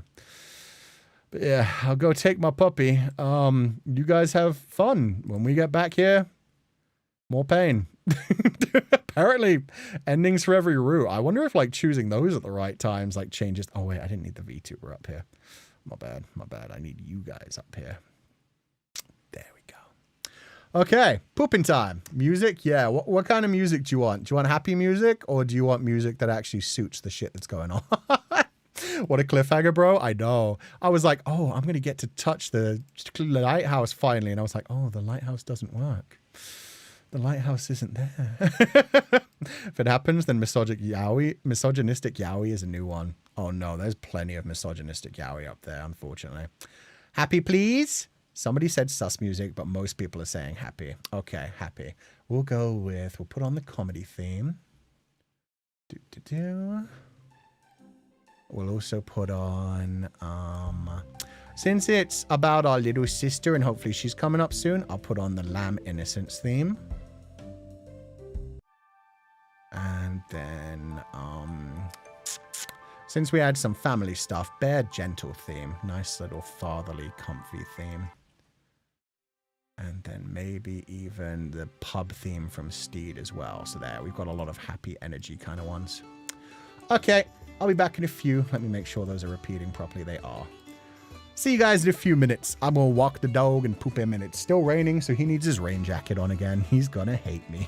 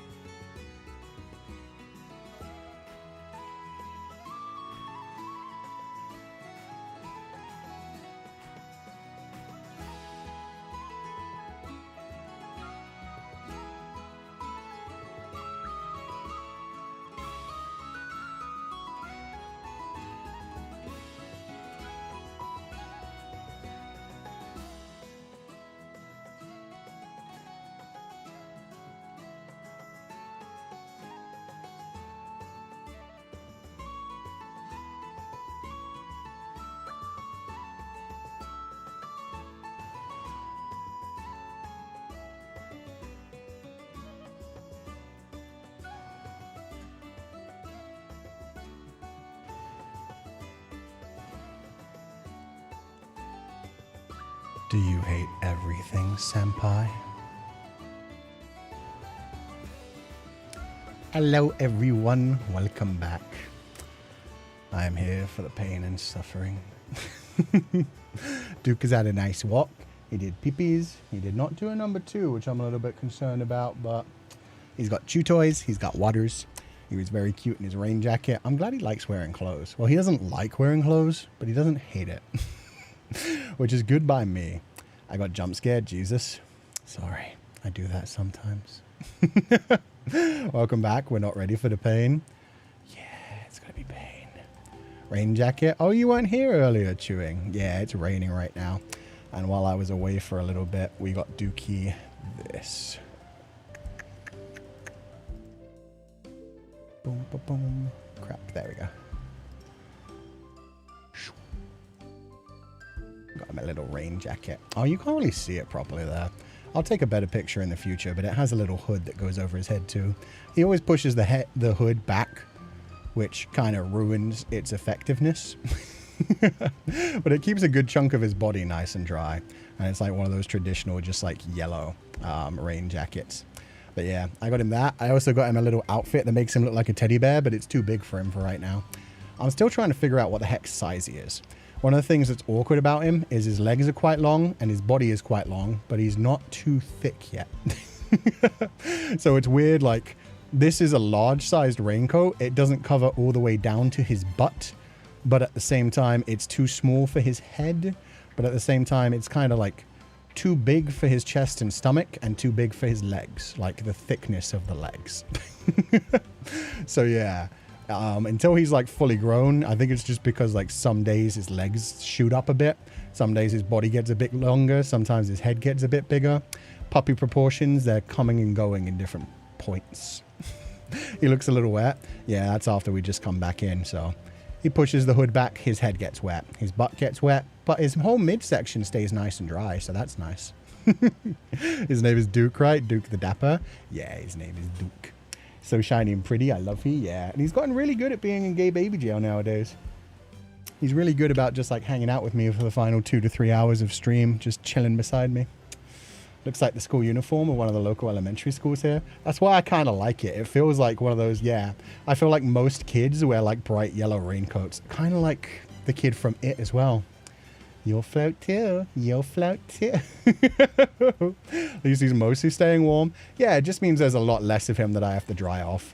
I think that's the problem. I'm not sure if it's even worth buying him a bigger one, because that would actually go over his head, but then it would be like way, way too big for his chest, and he'd probably feel uncomfortable at moving around so much. Attention, European pupils and honorary European exchange pupils from overseas. Please remember that VExpo's UK meet and greet raffle opens today at 8 p.m. BST. Which should be in what, just under 2 hours. Please join for a chance to meet the coup. Thank you so much, Claudines. Yeah. So for anybody who's trying to enter the raffle to get meet and greet tickets at VExpo, yeah, they'll be going live pretty soon. So thank you very much for that, Claudines, because I was not aware of that either. Okay. God, that rain's coming down so hard now. You can hear it even with the windows closed. That's wild. You'll flap too. Like a Flappy Bird? I was saying you'll float too, like from It. Okay, let me put you guys back behind me. There we go. Now we're nice and safe. Okay. Thank you very much, Claudines, and thank you for donating the Feileacán. Let's get back into this game and see these dark versions of Roots? Question mark? I don't really know what we're about to be diving into.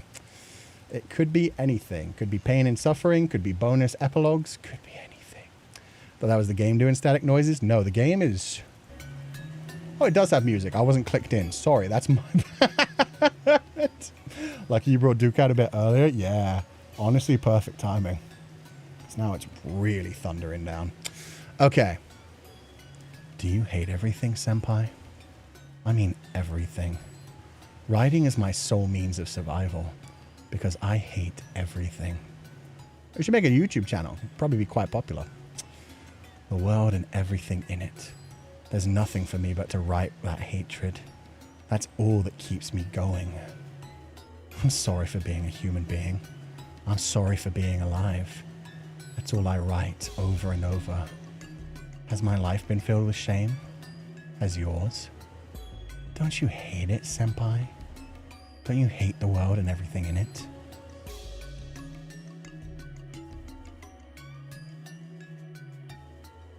Okay. I believe those are tears running down somebody's hand. Definitely somebody drinking some alcohol. Or maybe it's just an energy drink. I've always felt that I had the chops to become an author with some degree of skill. I'm more of a reader than a writer, and I've certainly written pieces too ambitious for my skill level. Game meets game, Hasia, I feel you there. I must confess that I've parroted talking points scraped from the internet to pass myself off as an intellectual. Everyone does that. That's why we have so many internet like theorists nowadays and like video essays, so that people can like listen to them, not have to like read everything and devote themselves to too much time and still sound intelligent. It's senpai. But what college student hasn't? It's kind of charming in its naivety. I'm still young. I still have so much more to learn, and I will learn from it. I'll go to places that these literature club geeks wouldn't dare dream of. I used to really believe that, until Féileacán appeared, sending twin tidal waves of fear and rapturous joy crashing over me. Oh, this is his head point now. Here was a writer, a person who intended to write. I hurried to scrub my writing off the internet, but some pieces slipped through the cracks. He unearthed one of those old stories with a bit of digging. It was awful. I mean, really, truly awful. The kind of thing you write when you're just a kid. A pretentious kid, the type who slogs through classic lit for the sole purpose of sounding precocious? Yeah. I thought I was clever for all the little zingers I'd picked up. Let's talk up Mishima Yukio's prose and call it a day, said every critic ever. Does Kawabata Yasunori have anything going for him but his eroticism? You wouldn't know by what the critics say. And then I discovered light novels. I thought they were terrible at first.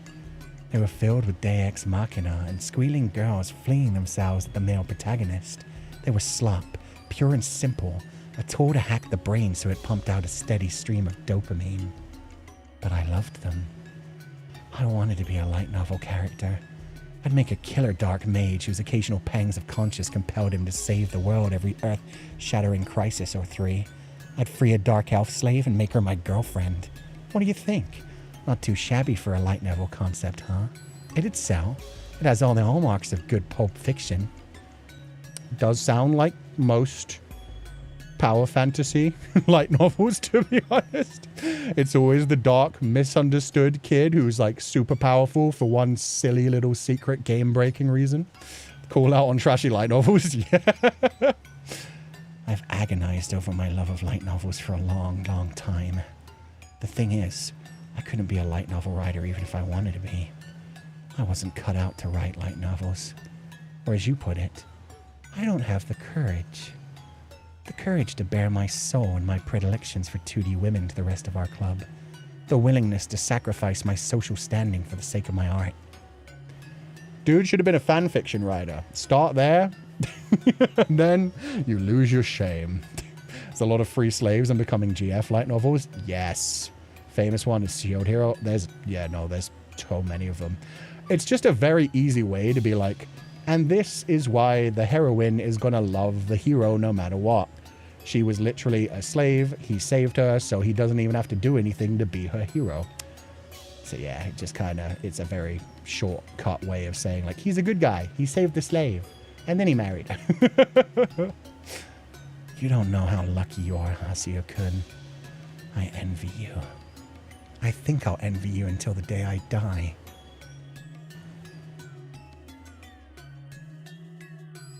You envy me? I don't have anything going for me.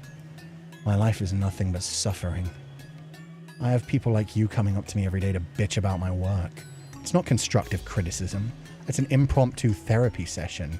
I'm a convenient outlet for the gripes and grievances of every wannabe light novel author. The perfect dumping ground for a young geek's emotions. The hotshot rookie author. I know you, senpai. You have to write. You have no choice in the matter. You're nothing without writing. You were raked over the coals in the comments section of your web novels. This is so generic. I must have seen it 100 times. But that's why you have to write. Keep writing a story that's been told 100 different times, and the seeds of style will germinate. A flower of originality will blossom. From the forge's ashes, genuine talent will be born. Why don't you write, senpai? You have a commercial writer in your social circle, and instead of embracing it, you cringe. The other club members think you're a fool for it. That was actually really good advice and really uplifting. Now it's Hasuya's thoughts. Yeah, exactly. He's talking back to senpai. He's straight up telling him, like, just write, dude. Embrace the cringe. Write what you actually want to write. Just, like, be proud of it. Be proud of what you want to share with the world, and don't be embarrassed about it. They are banning smut from Wattpad stories. It's like the Fire of Alexandria. Yeah, that sucks. I don't know if Redo of a Healer was ever a light novel. I think it was. Yeah, that one's even more intense. Truly, it's a disgusting fantasy. I think there's spaces for power fantasy things. I think it's okay to like something that's very simplistic and, you know, it was clearly somebody just writing out a fantasy. It's still enjoyable to watch in its anime form. It's still enjoyable to read, and even if it's over the top and ridiculous and very simplistic, sometimes it's fun to hear, like, those ridiculous thoughts and scenarios play out. It's entertaining. Honestly, I love trashy yaoi. People can like power fantasies. Yeah, exactly. Everything doesn't have to be like super deep and well thought out every time. Sometimes you can just be like, okay, here's a slightly different concept from something different, and here's how I'm going to make it slightly unique and interesting and appealing to like a couple of people. And maybe it'll be generic for the masses for the most part, but there'll be some people who really connect to it in a really intrinsic way and like grow from it and decide to live out their own thing. Hopefully get inspired by some of the nice parts of it as well. To each their own. To each their own. You don't understand. I can't abandon everything, Hasuya-kun. It's not a matter of abandoning everything, but writing. It's a matter of writing being the only thing left. I'm not compelled by a desire to write books. I'll probably drop out of college anyway. I'll quit my job working night shifts. Wait. Okay, now he's confusing the two people again. Because it's clearly started as senpai. I can't abandon everything, Hasuya-kun. But then, does he just happen to also have a night shift at a convenience store, a different convenience store? Are they that similar? Or is it, yeah, Hasuya-kun himself just balancing between his senpai and imagining what he'd be saying to him? I'll probably drop out of college anyway. I'll quit my job working night shifts at the convenience store, because there's nothing else I'm capable of doing. There's only writing. If I'm to live in this society, if I'm to secure a spot in the social hierarchy, then my only hope is to cobble together stories from clumsy, awkward words. Dazai Osamu drowned himself in a river alongside a woman. It was a double suicide. Am I about to do a lover's suicide with a senpai? We're at the river. It doesn't look like one with a particular current. We kind of need to go find a serious one. You should give that a shot, senpai. Maybe that's what you need to go down in history as one of the literary greats. Don't be stupid. It wasn't the suicide that made Dazai great. It was the mental condition of a man who courted suicide, the way he transmuted his yearning for it into art. Sure, I won't disagree. Hasuya-kun, I don't know how to put it, but I feel odd tonight. Not a bad kind of odd. I can't shake the sensation that you can look into my mind and drag out the words you find hiding there. There's a rush of words pouring out of me, and I think I'm drowning in them. Look who's a poet now. Is that what this is? Oh, the smile. What does it mean to be one of the literary greats? Tell me what you think of my short story, Hasuya-kun. Be honest with me. I'm begging you. Regale me with your opinions, O talented one, O published light novel author. Mistaking self-indulgence for something cool rather than for a simple lack of ability. Read it and not one thing stays with you. He knows nothing at all about the real world. A work that thinks of nothing but how clever its author wants to look.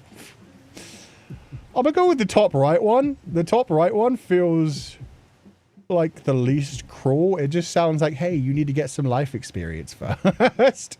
We get choices now. I think we're probably going to have to click through all 4 of them anyway. That's normally how it goes. But yeah. We'll start with this one. Oh, you're not going to... no, we are going to expand on that. No, no. That's not critique. That's barely more than internet trolling. Give me something original. What is this music? I mean it, Féileacán. Your senpai's making a sincere request here. Make a literary critique of his character. It's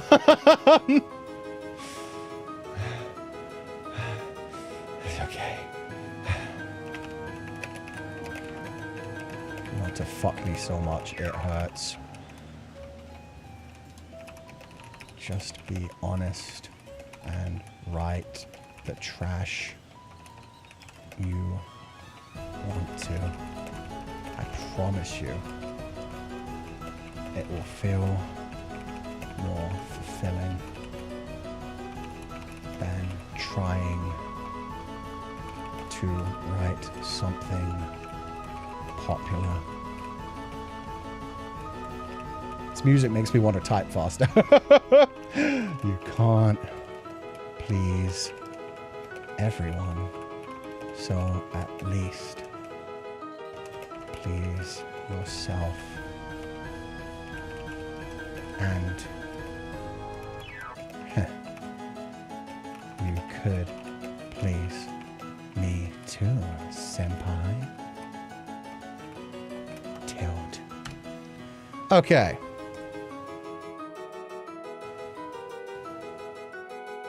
Don't give me that bullshit. You can write more. I know it. But you can't deny that it's in character for me to say that. Wait, what? But you can't deny that it's in... This must be Féileacán. Okay. But you can't deny that it's in character for me to say that. Is this the wall that divides us? Yes, go on. Go become a real writer. Did I do good? Oh no, he's drowning in my words. I wrote too much. I should have just filled the one box. Senpai. Oh, senpai. You're drowning in these waves of words. And what muddy words they are. If only you learned to swim through the mud, you'd become one of the greatest literary talents there is. Because swimming through the mud is tantamount to discarding everything else. Do that and come back to me. Join me in the ring and brawl with me to the death. Wrestle me with words. Strike me with your sentences. Push me down with them and make me feel them intrinsically. Writing is all we have. It's awfully hard to live when we're incapable of drawing breath, isn't it, senpai? I should know. This is how I live my life. Every day a torrent of other people's thoughts, a disgusting, muddy slurry bears down on me. Every day I struggle to keep my head above the surface, thinking today might be my last. Join me. Let's flail at the mud together. Publishing a book is not all it's cracked up to be. People accuse you of being conceited and you attract the weirdest fans. Your haters line up to take out their stress on you. It's ridiculous, isn't it? There's no point in writing. It's just all that we have. Farewell, senpai. I'm off to be pulled under by the current of countless words polluting the cyber sea. I'll wait for you in the ring. Don't you dare tell yourself again that you can't write. You can. Once you've shown yourself to the world in all your shame, writing is the only existence you'll have. I know. Because you're just like me.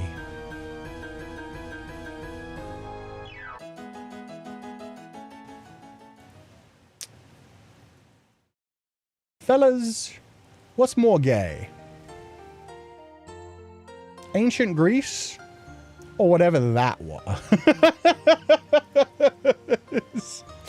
And Hiyakawa's like, bro, where did this flood come from? Yeah, he didn't even jump in the river.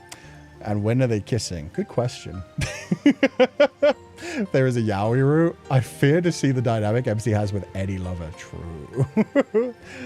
Oh my god. Did he throw himself into the river? Nah, I don't think so. I think that was just like a metaphorical way of saying like, he fears criticism. He fears being judged for something he actually considers worthy. So he's scared to put out what he actually cares about. He just puts out things trying to make himself look intelligent and trying to garner the praise of like, oh, it's really good literature. It's proper literature. It's not just light novel trash. Meanwhile, if he leaned into being light novel trash, hell, look at the author of Attack on Titan. And I'm not saying that's trash. That's a good, interesting story with depth and interesting characters and lots of layers to the main narrative. But yeah, dude, like, heavily self-inserted as Levi. He got the same haircut as Levi. Man was just like, I love Levi. I'm writing Levi to be me. I love him. He is me. I am everything. I am the main character who flies through the air and slices everything and will eventually defeat Eri. Look at the fucking mangaka who wrote, what's the one with the rental girlfriend? Rental girlfriend, the dude has literally been drawing himself with the girl, had the girl like go out of her way to destroy the main character. It's straight up like, I'm gonna marry my character. I'm writing her because she's my woman. Be cringe, but be free. Write the story you want to write. Your story is literally about you. I don't know what you mean. I'm not self-inserting just because it's literally the same character. When it comes to your writing, senpai, Hashia would be happy to self-insert too. Hell yeah, Ying Shijie. Sometimes you have to make an extremely niche story to heal your soul. Yeah. Genuinely, sometimes there is something in you that will be healed by releasing something that you are stewing on. And if you're scared of bearing that to the world because it feels too personal, that's fair. But at the same time, yeah, if you do share that, there may be other people in the world that connect with it so deeply where it won't be something that is super popular, everyone latches onto and everyone loves. But it may be something that just like a couple of dozen people, even just a couple of people, a handful of people, fall in love with so deeply. It's like it connects with them on a personal level where they feel like, oh, this is something I've always felt that I didn't know how to express and put into my world. Need to be that feral dog in you like how Meat Bun does? Exactly. Bless Meat Bun for telling us the exact length and girth. To be fair, Tim Drake also started as a reader self-insert. I didn't know that about Tim Drake, but I guess it makes sense since wasn't the author's name like... was it Drake something or Tim something? Bruce Tim? Was it Bruce Tim? God, yeah, Meat Bun on some next level of no fucks given. 20 cm flaccid, she said. And she said something about the girth, too. I remember that. Self-inserts are so good. I executed well. Hell, even that one character in the King Arthur's round gable. Really? From like way back then? Jesus. To be fair, look at fucking Dante. Dante's Inferno. Man wrote himself going through hell and talking to all his literary like influences. It was just like, and here's how I'm going to piss on them. Though most authors start with fanfics. Oh yeah, for sure. Most authors start with just like writing things for themselves, whether they post them online or not. And then eventually, yeah, they get to the point where it's like, and shit, some of the things that have made the most money and have like connected with the most people. A silly one to bring out, because I'm sure there's so many that are much more influential and better than this. Oh God, isn't Heated Rivalry was like a shipping between two characters. I forget which two, but that one was like a ship thing.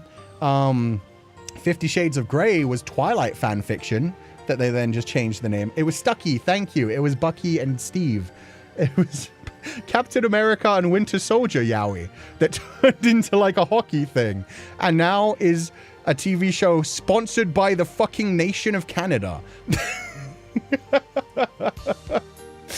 Anyway, imagine they existed, but fanfics of the Bible. Oh yeah, 100. Look at Paradise Lost, not Metamorphosis Lost. Paradise Lost is fanfiction about Lucifer Morningstar himself and how he came to be where he is. Yeah, thank you. I always said Metamorphosis Lost. Shh. Anyway, we're gonna go back into the game now, but yeah, he just needs to write what he enjoys and have fun with it. You should write a classic sword and sorcery fantasy someday, Oni-chan. I could never. You also said you couldn't write romance, but that didn't turn out to be true either. I'm sorry, did he just write the story between him and his senpai? Or rather, it's that you can't put yourself in the shoes of the dashing fantasy hero. Is that right? You're this is all the sister. Sorry. Again, confusion. You're afraid of some starry-eyed girl falling head over heels for you and not taking no for an answer. You're afraid of destroying a powerful evil and becoming the good guy. You're a coward. Good thing I have a little sister to set me straight. It's okay, Oni-chan. I'll always be your #1 reader and biggest fan. I'm the biggest fan of this story of your life. The way, like, is zoomed in on her just being like, anyway, you're a coward. Aww. Wow. Yeah, no, okay.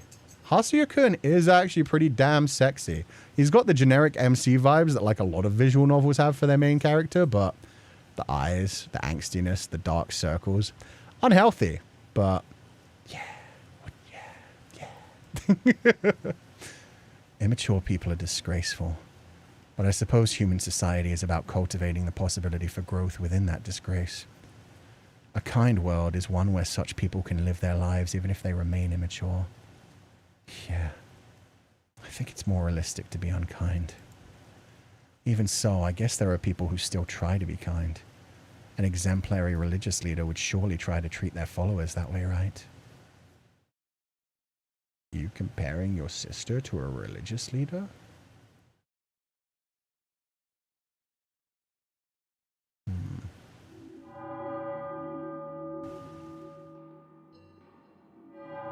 Is it actually done now?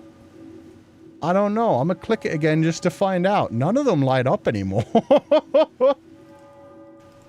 Okay, now it's actually done, like legit.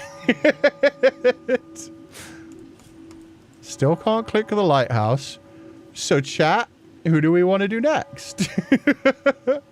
Broke more, or is it just me? I think if anything, it got darker. If anything, you can see the cracks less, but it got darker. The bat plug is gone. Yeah.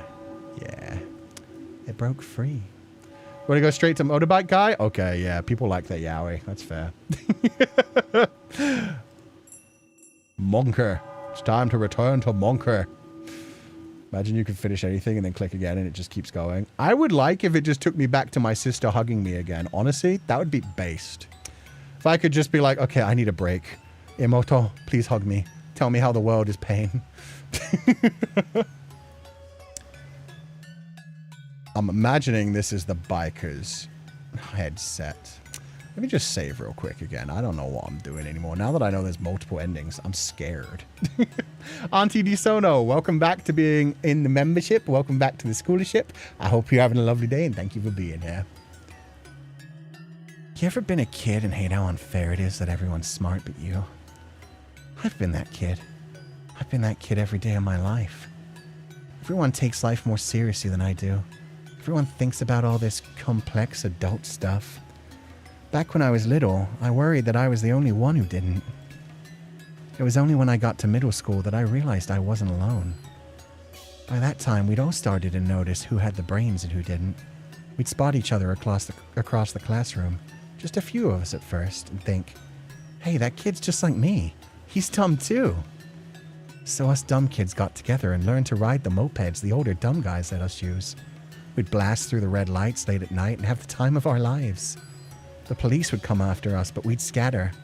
Mopeds are awesome for dodging cops. You can do super tight turns on those suckers, and we lost the cops more often than not. Looking back on it now, I wonder if we'd have been better off getting caught. Maybe some time in juvie would have set us on a better path. Maybe if I'd had some dour-looking counselor who could explain to me how come I was the only kid who was bad at math, the only kid who couldn't figure out all this school shit, maybe I would have turned out different. Listen, Hasuyachi, I don't want you to think badly of me. I hope you believe me, man, because I'm serious here. I never bullied any nerds. I never took their money or nothing. The nerds were on my side. They didn't know how to navigate life any better than I did. I'm stupid, but I got enough brains to know that a bit of muscle is no reason to think I'm better than a nerd. But yeah, I made girls cry. I'm no saint. Man, I sound cringe just saying that. I just don't know any other way to put it, but it's the truth. It surprised me when the girls in my class started falling for me.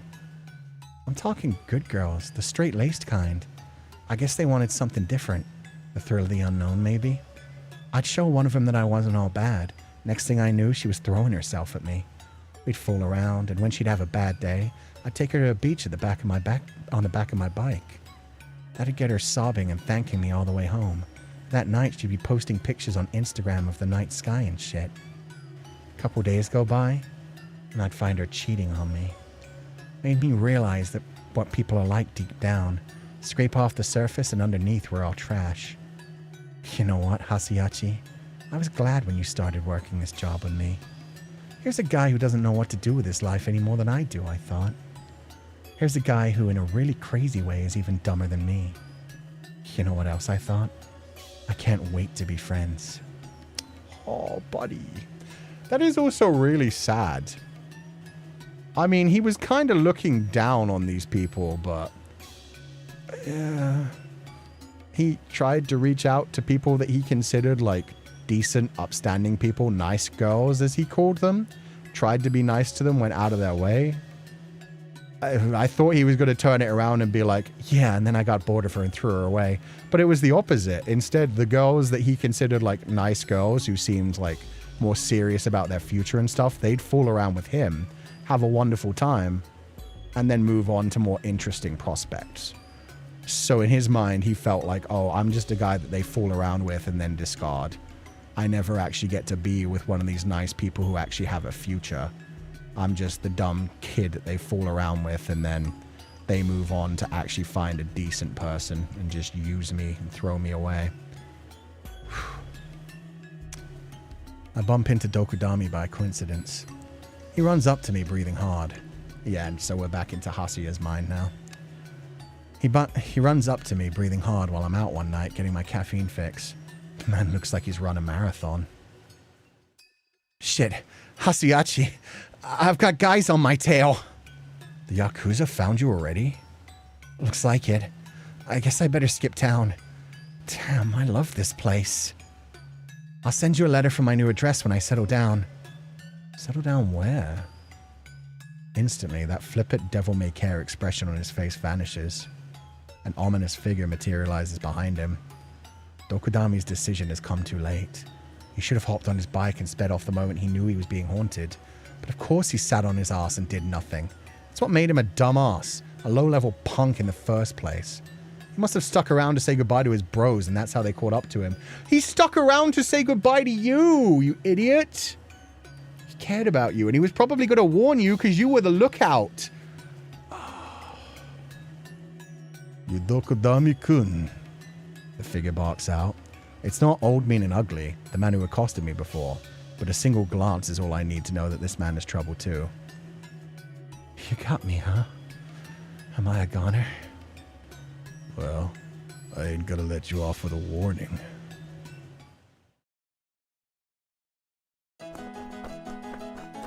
Why is the music always like this in the most serious, intense moments? Dokudami turns on his heel and flees. Oh god, not the blood pouring out of his head. He sprints full tilt, pell-mell into the darkness of the back alley. His speed is a reflex, almost animalistic. Were this a simple game of chase, his reaction time could be fast enough to shake his pursuers. In terms of pure physicality, Dokudami is a beautiful specimen, an animal of muscle, of reflexes, of charismatic good looks, but not of intellect. Oh god, the column. Oh god! That's them smashing his head open! Long, long ago, human beings began devising even more effective devices for killing at a distance. Oh, they blew his head off. It started with a bow, a groundbreaking innovation. A man can kill a living, breathing thing and leave no blood on his hands. These tools open up endless cruel possibilities. A single gunshot rips through the silence of the night that belongs to all of us solitary souls. Farewell, Dokudami. If it hadn't been for you, I would have quit my dead-end job at the convenience store sooner.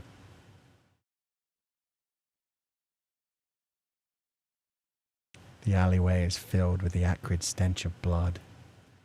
A reddish-brown liquid stains the moonlight. There must have been something between Dokudami's ears after all, For now it leaks all across the pavement. The man who killed Dokudami addresses me. He gives me no reason to believe he'll kill me too. Disposing of a second dead body is hassle enough to discourage it. He'll let me go if I tell him what he wants to hear. You a friend of his? No, not even an option. I don't even know him. What other answer could I possibly give? A thin, frail wisp of thought emanates from that puddle of blood, and I catch it before it vanishes forever. I'm glad my bro's gonna make it out alive. Fuck you! Jesus, way to twist the knife! Farewell, Dokudami. I'm convinced you were a kind man. It's just that one day, over the smallest little fork in the road, you went left when you should have gone right. You too lived in a society. The society of the underworld. The society of the night. Dokudami, the world is a cruel place. His last thoughts were of him. The only reason he didn't run away immediately was because of him. Like I said, it probably wasn't even just like telling people that he was going to head out. It was probably him thinking, oh, I need to tell Hasia in case they saw Hasia being the lookout. I need to warn him the Yakuza could be after him as well. All of his thoughts were just like, yeah, trying to find Hasia through the city. Fuck. MC really was the problem. MC straight up, yeah, Hasia straight up got him dead. I don't think the first one actually died. Although, who knows?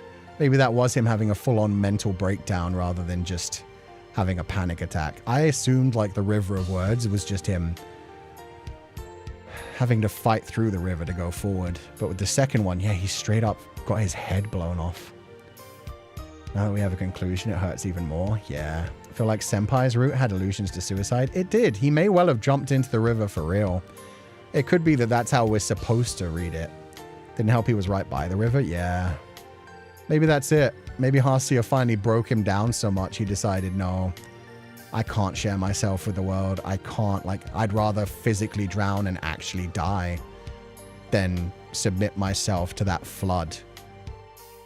Same thing that Hasia was describing, the deluge of hate that comes from people when you share yourself online. That would suck. But yeah, definitely the second one straight up got murdered after trying to help Hasia.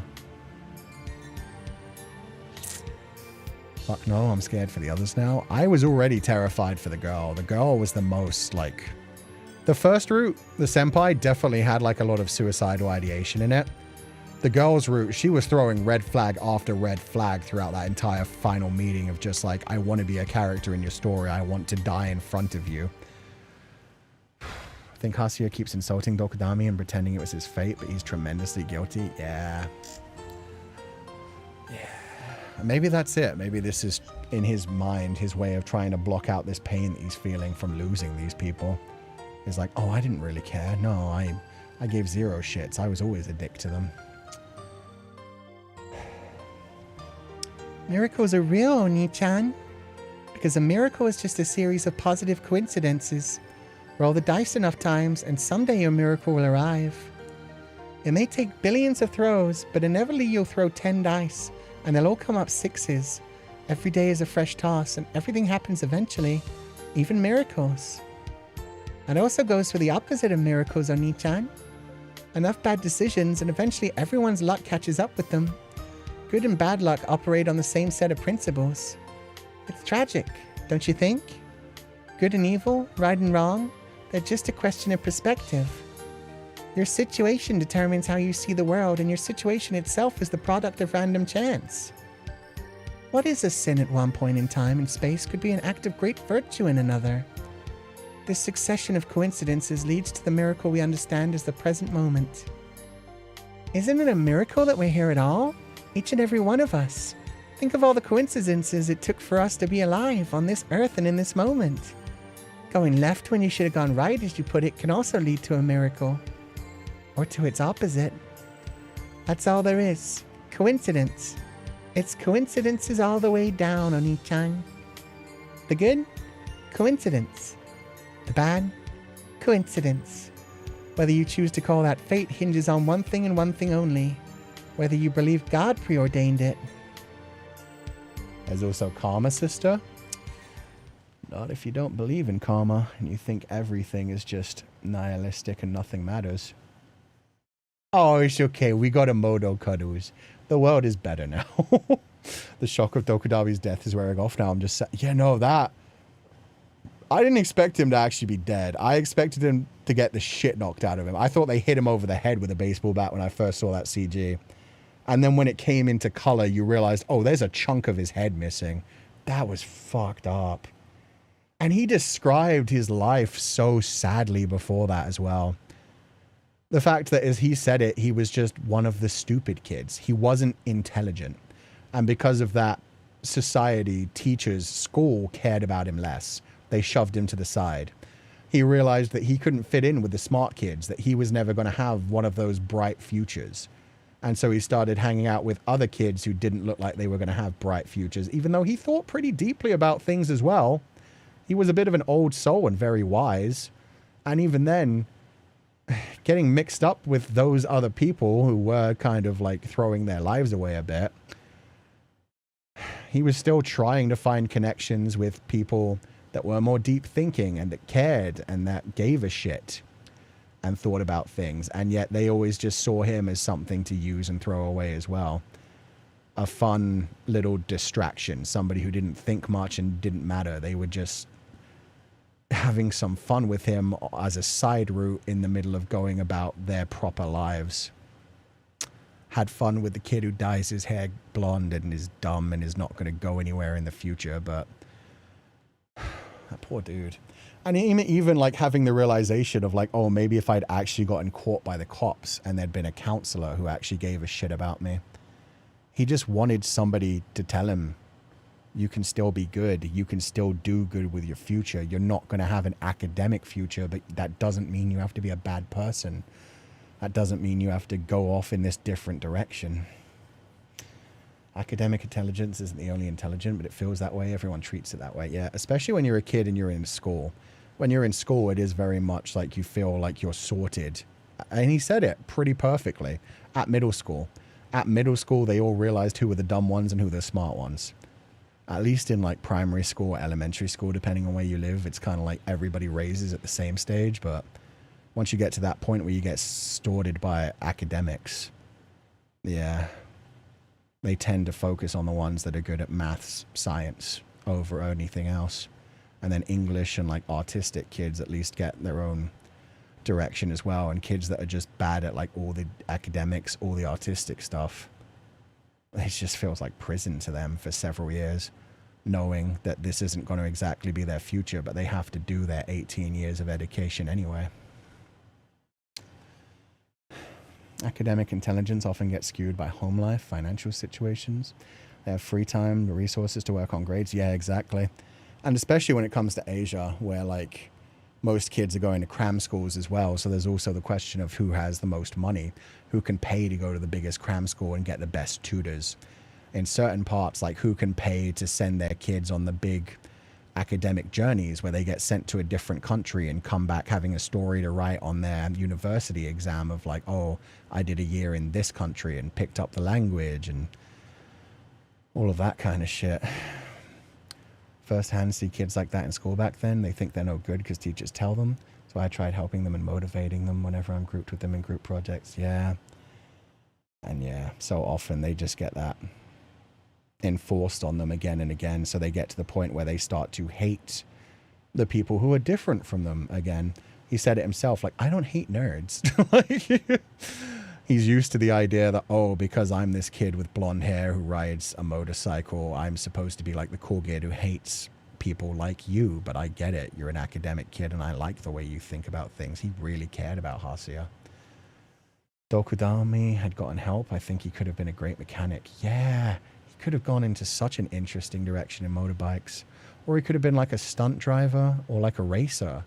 There are so many things that if he had the opportunities and actually had, yeah, the funds to be sent in a certain direction, At this point, I don't think the Sahana is the real one anymore. I think Hasia is just projecting an image of his sister who is pure, who comforts and accepts him to keep himself anchored from the guilt. Yeah, it does seem like he does have a real sister from everything we've seen so far, but maybe she died a long time ago. Maybe something happened between the mother and the father, and something happened to Sahana, and they're just hiding it. Maybe she passed away while at home from some sort of sickness, and rather than admit that they let their precious, perfect, super intelligent, genius daughter die, they just hid it from everyone. Maybe even locked her in a freezer to keep the meat from rotting, because like she said, we should be able to do what we want with the dead bodies. Maybe they didn't, they kept her there to preserve her. And so he just goes to see her body in the freezer every now and then and imagines all these things, all these interactions with her. And they're just scared to actually admit to people, yeah, our perfect little daughter, we let her die. Maybe she even killed herself because she didn't want to go to school so badly. Anyway. Sorry. I've been going in directions. Feel bad for that dude. I think, yeah, that took me a while for me to actually catch up as well and wear off from the shock and just realize how deep so much of what he actually said was. From whose perspective is someone considered better off dead? Some countries have the death penalty. Does that mean that anyone who isn't sentenced to execution is someone who deserves to live? Oni-chan, did you know that you can be sentenced to death for burning down a building even if no one dies?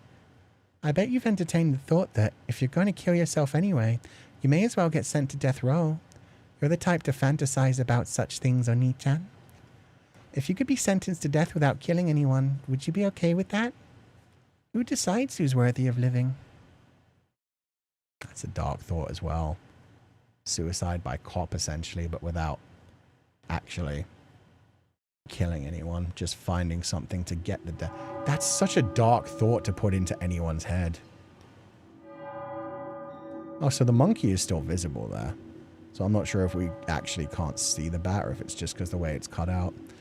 But yeah, whether she's real, and I very much doubt it, but yeah, that's his own thoughts telling him, hey, here's a way for you to kill yourself without actually killing yourself. You can do something that's bad enough that you get sentenced to death and finally get put out of your suffering. At the same time, you don't have to kill anyone because I know you don't actually want to kill anyone. You just want yourself to die. Caterpillar. I think I still want to save the parents for last, but yeah, we'll do this one. I don't know who's going to be worse between Potan and the parents. I think we'll do Botan after this and then... Actually, I'll set up a poll while we're doing this. I'll let you guys decide because I'm good either way. I don't know which one's going to be more fucked up. If the parents, something actually happened to Sahana, that's going to be crazy. Botan, I'm going to be really hurt by because I genuinely liked her. Botan. Parents. This is specifically which one next. So whichever one doesn't win this poll is going to be the finale. You guys go ahead and choose. Both? I mean, we're going to do both. It's just a question of which one we do last. Which one do you think will have the most power for the finale? Okay, so this is the friend. I forget what voice I even gave him. I'm almost jealous of people who have lived a life with shame. Filled with shame. So far, I've managed to go through life without suffering any major humiliations. My existence is an exercise in self-preservation. Sure, what little pride I have has been trampled more than once, but I've never gotten angry over it, nor made any effort to reinflate it. To be honest, yes, I simply envied them. Too ashamed to let my envy show, I dedicated my life to hiding my complex, and at some point I started to delude myself that God or something was rewarding me for being a genuinely good guy. I've never had any belief in God. I look down on religious people as fools who can't make up their minds for themselves. Please save. Okay. Guess we have a choice on this one. Lots of saves. But I still wanted salvation. I was stupid.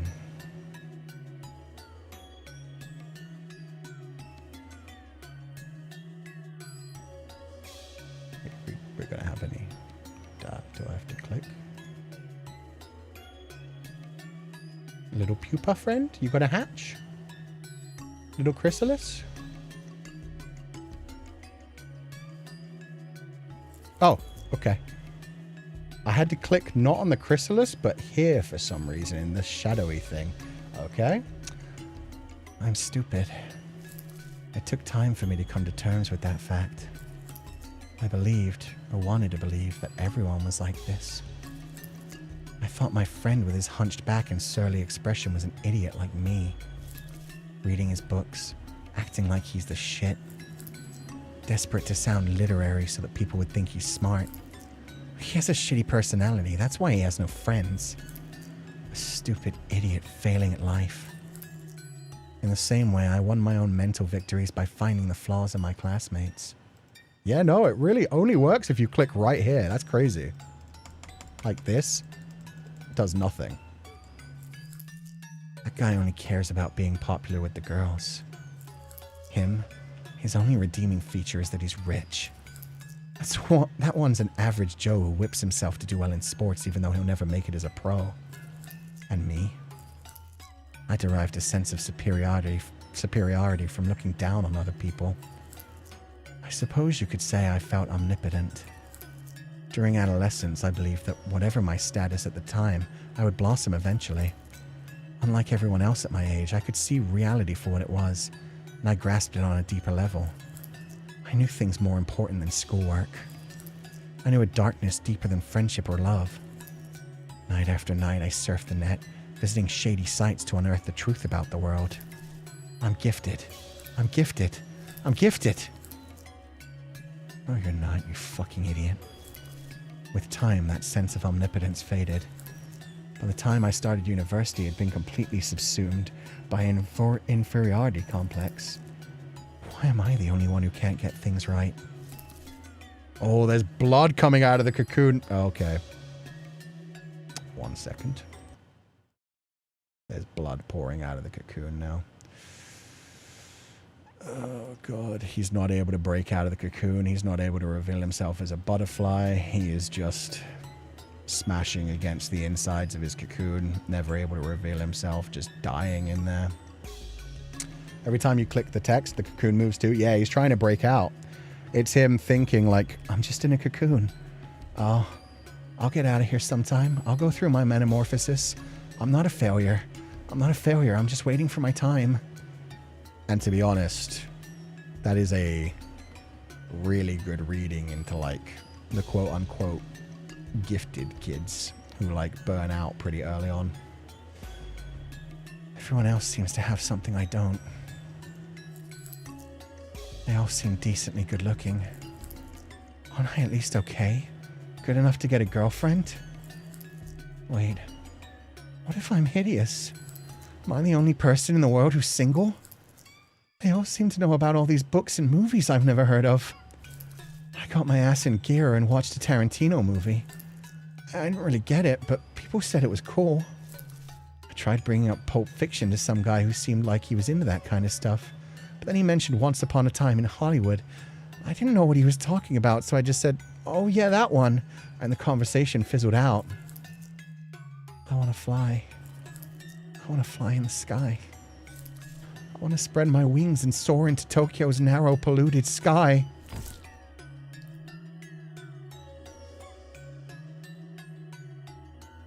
Oh, buddy. This cocoon is just a bloody heap now. This be Igusa's POV. Yeah, that was clearly Igusa talking about his life. Talking about the fact that he tried to look intelligent in front of people, realized he wasn't, tried to like fake interests that other people had to seem interesting. I don't know about you guys, but a lot of that actually did connect with me. There's a reason the novel Metamorphosis Lost is called Metamorphosis Lost. The idea of thinking like you're gonna metamorphosize someday, you're gonna like get better, and just realizing, is this all I am? Is this all I can be? But yeah, that, like the lines of like, oh, pretending to know something just to get through a conversation. God, I do that all the fucking time. It's like, oh yeah, that other thing, totally. And it's stupid because you realize that it's much more interesting for a conversation if you're like, oh shit, I haven't heard of that one. Can you tell me about it? Explain why it's so good. But sometimes you get so stuck up on like, oh God, I don't want to look like an idiot in front of someone. I don't want to look uncultured in front of someone. I don't want to look like I was faking my interest just because I don't know this other niche thing. Like, yeah, you just like lie to try and get yourself through it. And then, yeah, it ruins the chance of actually having a deep conversation. So that was kind of, oof. The inferiority complex hitting in college is relatable too. Yeah. I mean, he just didn't even say like he was smart when he was younger either, but I definitely feel like a lot of people who were told like they were gifted and very intelligent when they were younger just because they had a lucky start, happened to be good in certain things. The reason they burn out as they get older is because like they don't learn how to study when they're younger and then are suddenly thrown into an environment where you have to do a fuck ton of studying and you flounder a bit. It's hard to pick yourself back up. And that is honestly what happened to me in medical school, like genuinely. I had to do a bit of studying towards like the end of things. And then when it came time to really lock down and be working like 12 hours a day kind of thing, it was like, I can't do this. Why did I go into pre-med? I could not have it out. And that was just like a thing of realizing like this isn't for me and having to go a different direction. So yeah. And thank God I did go a different direction and not just keep pushing it further and further and further and getting into more and more debts, and then also just not being in a place where I could actually survive properly anyway. But yeah, feel you on that way as well, Sensei. So yeah, this game is doing a really good job. Like there's a couple of different points of this where it feels like even if I don't understand the feelings of a lot of the characters, it's like you can feel the idea of that being human for someone. And then some of them it's like, oh, I've actually felt that. No, that feeling is someone who got out from veterinary school. I've heard veterinary school is even harder because you have to learn about like so many different animals. Even though medical school, it's like people care more about humans, obviously. But at the same time, yeah, veterinary school, you have to learn about all kinds of different animals and their biologies. As the kid that was mature for their age, yeah, that one hurt. Happened to me too. I was smart enough to be an A student with zero studying until high school. Then it was all downhill from there. Yeah, that's rough. It sucks when you get to that state. And I did drop out, so yeah, I am a dropout. But I really felt that when it was the idea of him sitting there in his cocoon trying to break out and telling himself, like, is this it? Am I not attractive? Is no one ever going to find me attractive? Am I not smart? Am I not cultured? Do I not have any interests? Am I never going to find any friends? Am I never going to connect with anyone? Like that is a pretty fucking deep feeling of thinking like, no, I just haven't achieved my potential yet. I'm going to get there. And then the days keep going on and on and on. And you keep telling yourself, it'll happen tomorrow. Like, I'll push it harder tomorrow. And then the night comes and you're like, yeah, tomorrow. The morning comes and you're like, oh, I'm too tired. Things have gone wrong. I'll try again tomorrow. So yeah, that was a rough one. Feeling like you're suffocating day by day. Pulp Fiction moment. He was too scared to admit he didn't see it. If he was curious and social, he could have just asked about it. Pulp Fiction he had seen. It was the other one. The History of Las Vegas or whatever one. That Tarantino movie. Which honestly, that one's a pretty deep cut. Like that one wasn't even like massive in cinemas. But yeah, Pulp Fiction, I'm not super into anyway. I prefer Kill Bill over Pulp Fiction. But yeah, no. Once Upon a Time in Hollywood. Thank you. That's the one where like it's all about the actors and stuff, right? And it's connected to like, God, I can't remember. That's the thing. I definitely watched that movie. I did not enjoy that enough to care about it too much, but I know that's one of those art house films, not really art house films, but it's one of those ones that people talk about like really deeply. It has a stellar cast. But yeah. It's connected to Charles Manson. Oh, fuck, it was. Yeah. For some reason, I'm mainly remembering, I think one of the characters was doing like a musical kind of thing, but based off of like a historical thing. But yeah, the Manson family show up towards the end of it. That shit got crazy, actually. Come to think of it, maybe I do like that movie. I just don't remember it very well. But yeah, no, I definitely don't connect with that one as much as I do like Kill Bill. And that's considered lowbrow and silly. It's connected to the mansion situation. There we go. Okay, let's finish this route. I hope he's not about to jump off this roof. Thanks for coming out this late, man. Oh, wait. Oh, this is both him. My office is down there. No, I don't know if this is Hasi or him, but this is talking down about it. Damn, it looks pretty run down. I bet they don't even lock the door to the roof. You know what, Hasia? I've never read a single book. You kept semi-ironically referencing it, so I tried reading Das Kapital. It was so freaking boring. I had no idea what he was going on about. I looked for bad reviews online. Seems like Japanese people love tearing that book apart. I saw reviews like, it's just a bunch of drivel from an elite who never worked a day in his life, and shut up and get a job, and this country would be hollowed out without capitalism. Apparently labor is something done by slaves.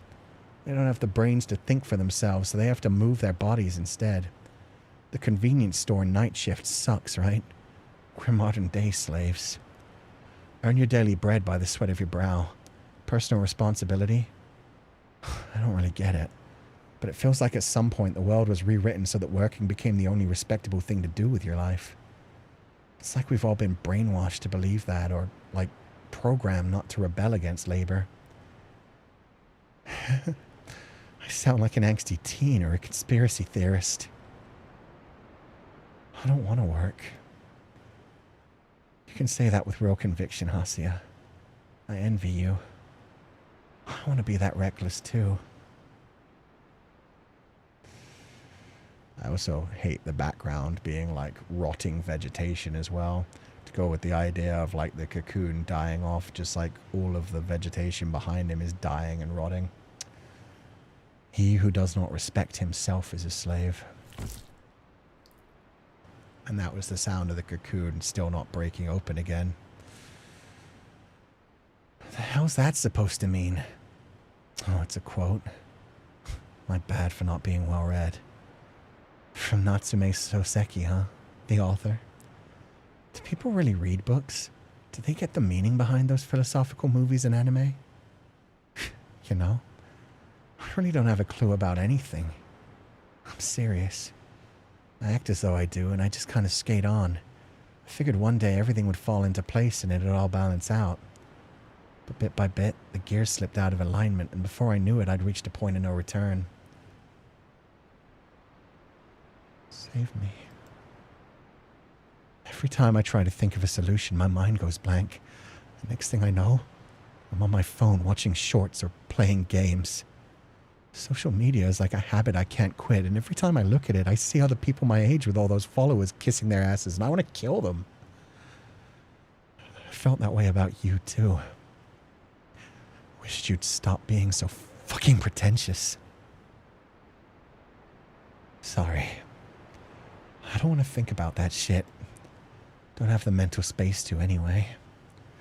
And because I don't have the space to think, all my time ends up filled with work without me realizing it. I'm a slave. I work because I don't want to think. I gotta be the perfect example of the exploited laborer, don't you think?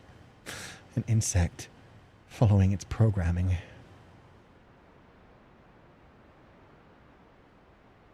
I want to fly.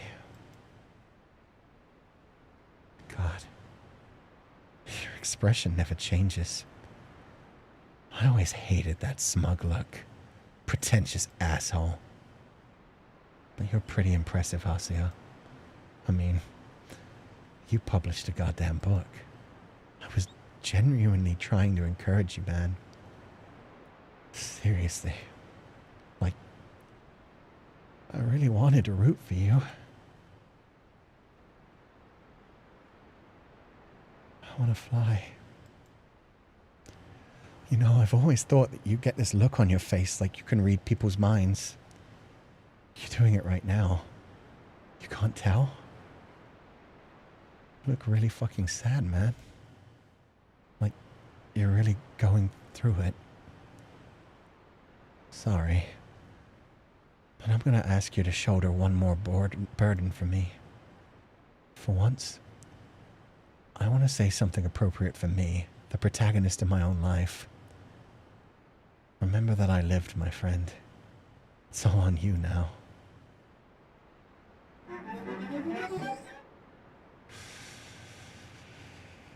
Jesus. You can't even conceive of getting a new qualification and changing careers.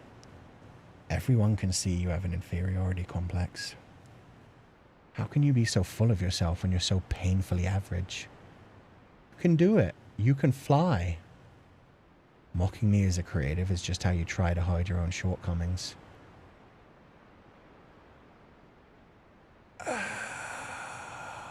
Fuck. Part of me wants to say you can do it, you can fly. But that feels like it's kind of encouraging in a fucking jump. This one is the same way, where it's like you can't even conceive of getting new qualification and change. I wish I could save right now. You can't even conceive of getting a new qualification and changing careers, because like maybe that'll convince him that like, oh yeah, I can just go back to school. But that also sounds like it's saying you can't even conceive of it. You're that dumb. I wish there was an option just, yeah, to grab him.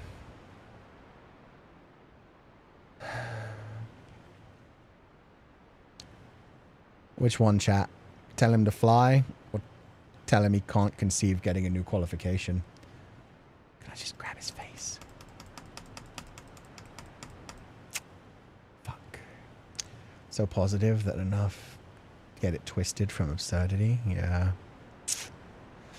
Qualification? Yeah, the fly one seems rough. What if this is illusion of choice situation? I think it might be, honestly. I think all of these can just be taken the wrong way. The fly one will make him jump for sure. Both sound wrong, but oh god. Maybe you can't conceive, hopefully he understands. I hope so.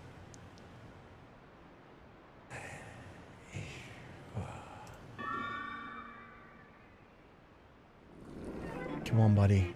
This doesn't have to be the end.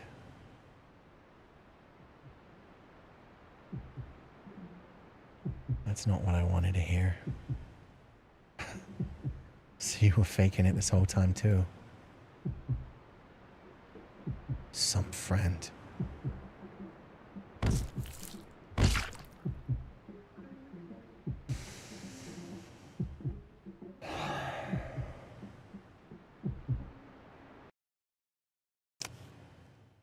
Holy fuck, what do you mean the game's over?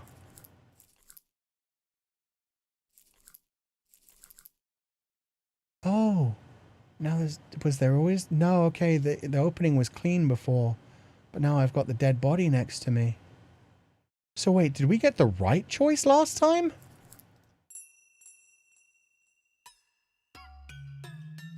How do I skip? Did we pick wrong? We definitely did. The MC was crying in the... Oh, I didn't even notice that. Skip. Oh, it doesn't count because... Right, okay. Settings, red only, everything. Skip.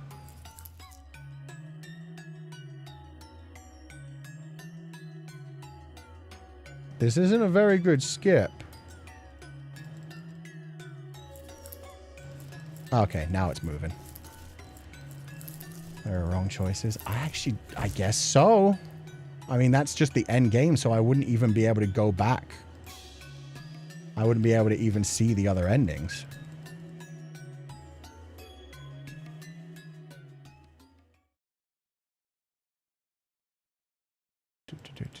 Come on, come on, come on, come on, come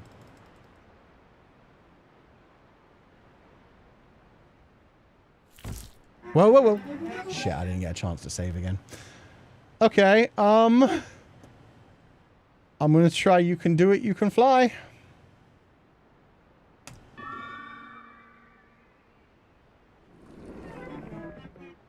Might be seen as cheering him on.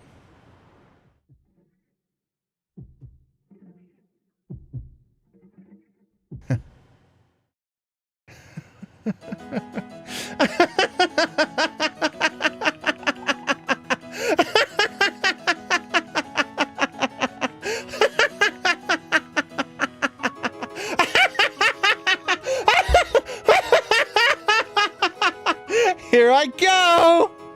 I can fly! Fuck you, capitalism! There's a dull, wet thud. Heard that sound once before. I wonder how that guy's doing these days. Guess Igusa only had one jump in him. Yeah. It's been a while since the day I heard that sound.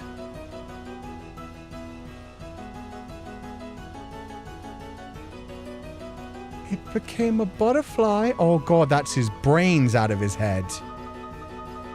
He finally became a beautiful butterfly. It was inevitable, really. Igasa always suffered under the yoke of his inferiority complex. Now he's finally free. He must have figured this was the only way. Must have pushed his pitiful little brain to the limit to come to this decision. You don't have to work anymore. You don't have to think anymore. You took flight, escaping even the clutches of capitalism. And you looked awesome doing it. My first and only friend. The broken, shattered arm bone, the legs twisted into nothing. Christ, my dude. Respect to the game for leaning that much into the pain. Puddle of blood being shaped like a butterfly. Yeah, I mean, not really subtle with his metaphors, but beautiful gore, honestly. Metamorphosis found. Jesus. I mean, he doesn't have to work anymore. That's apparently the correct ending, too, because, I mean, we're not going back to bad ending this time.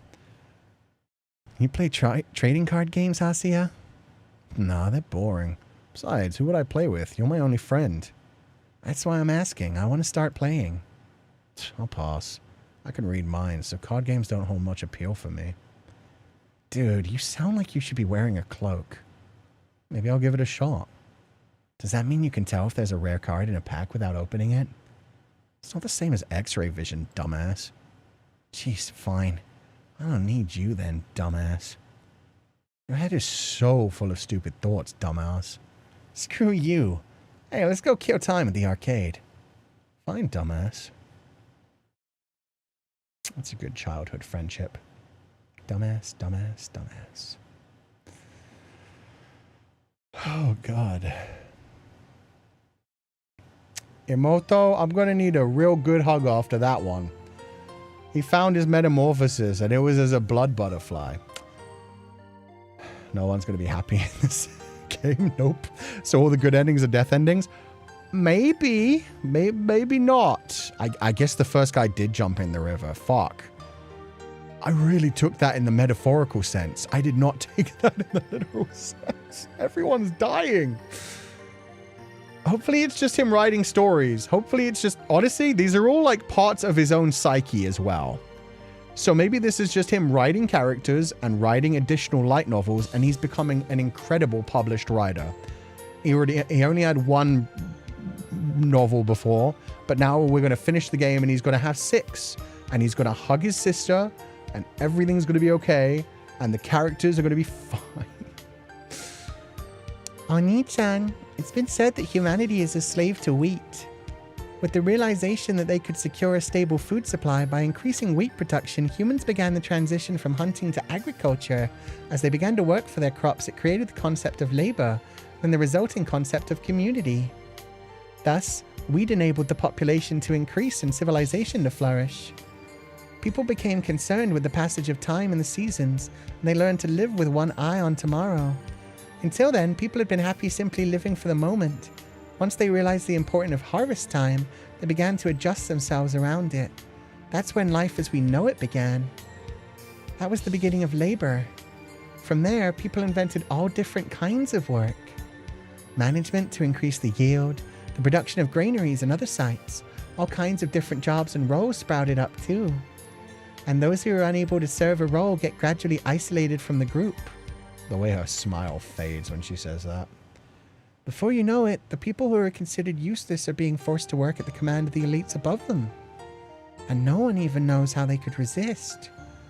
We're taught that it's proper and correct to follow the rules. We don't even question the fact that we spend our whole lives working ourselves to the bone for the benefit of those in power.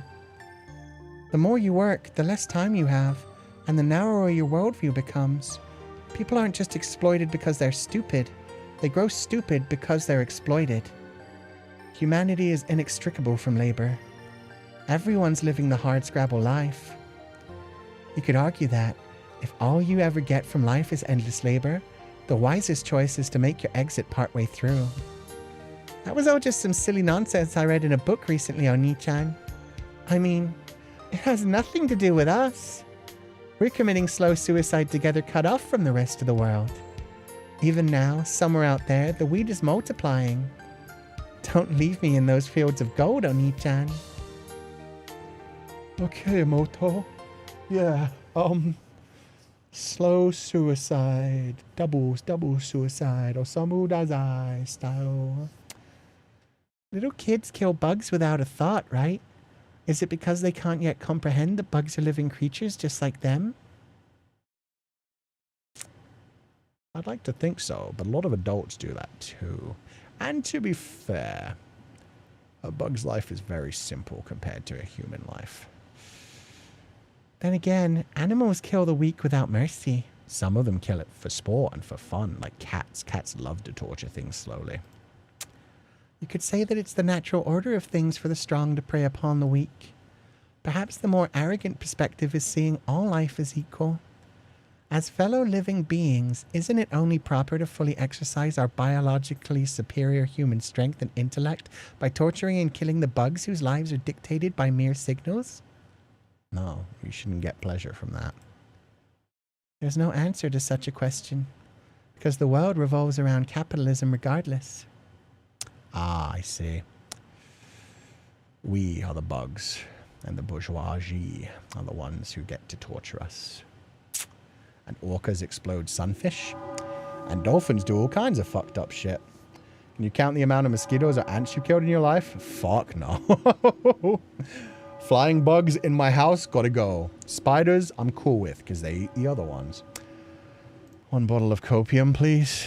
I think we're all out of copium. All we've got is maybe some hopium that something happens after all the other ends.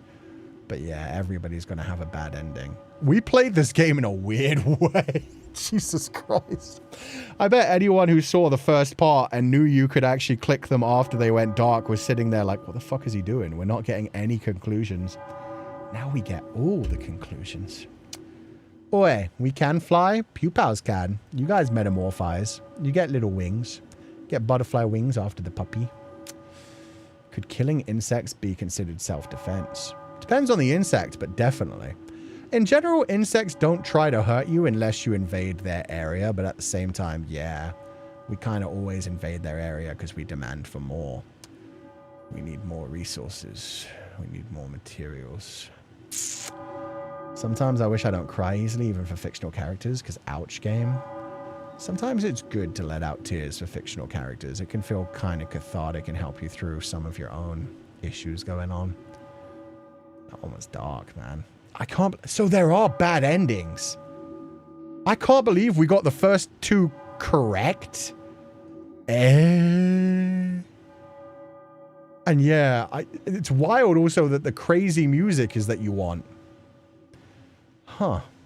Never killed one. I always caught them with cups and let them out. That's why some bugs always return, like those fruit beetles. Damn it. We're dragging the pain on ourselves? Yeah, we are.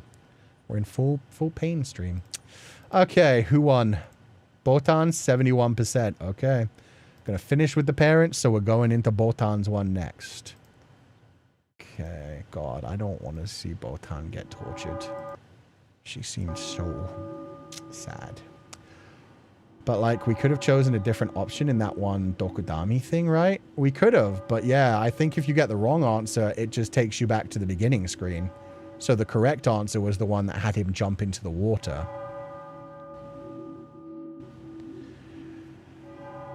Okay, okay. Let's go, Botan. We're going back to that. I think we might have a save slot in that. We could have a look. Also, please save 2, Sensei. No.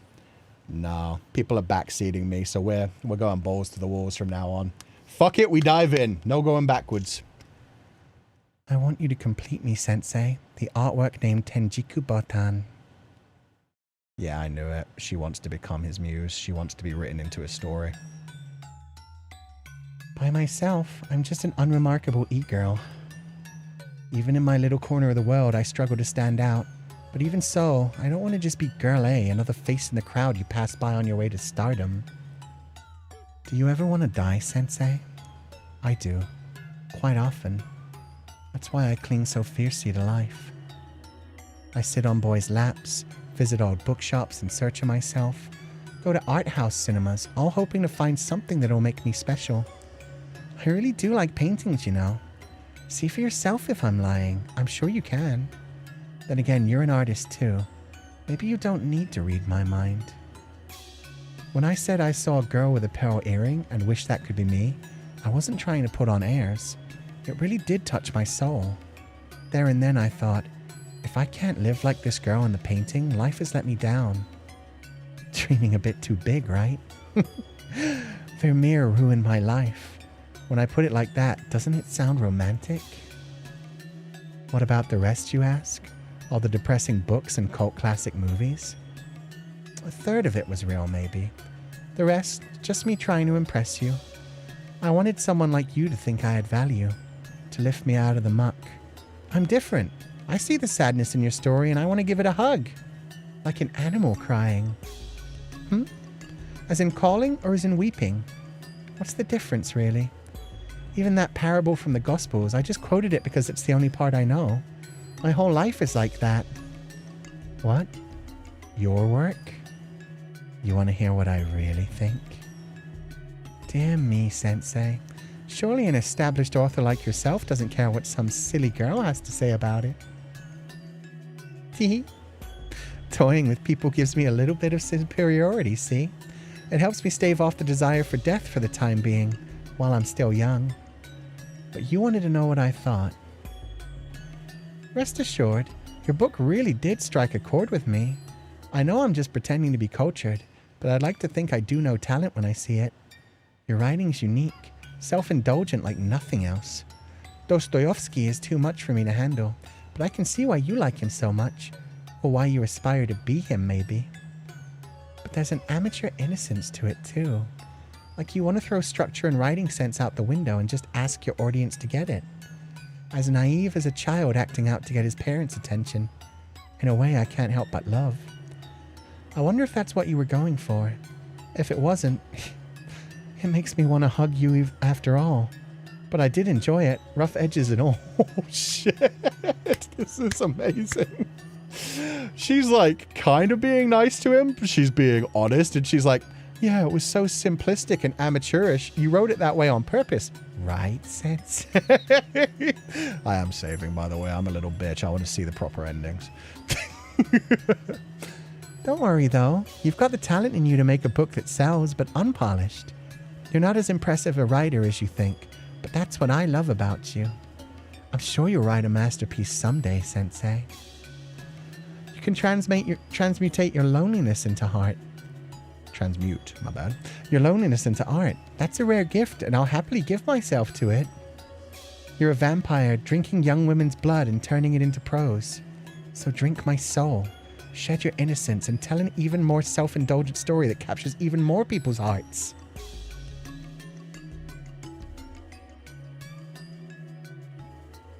In your story, I can live forever.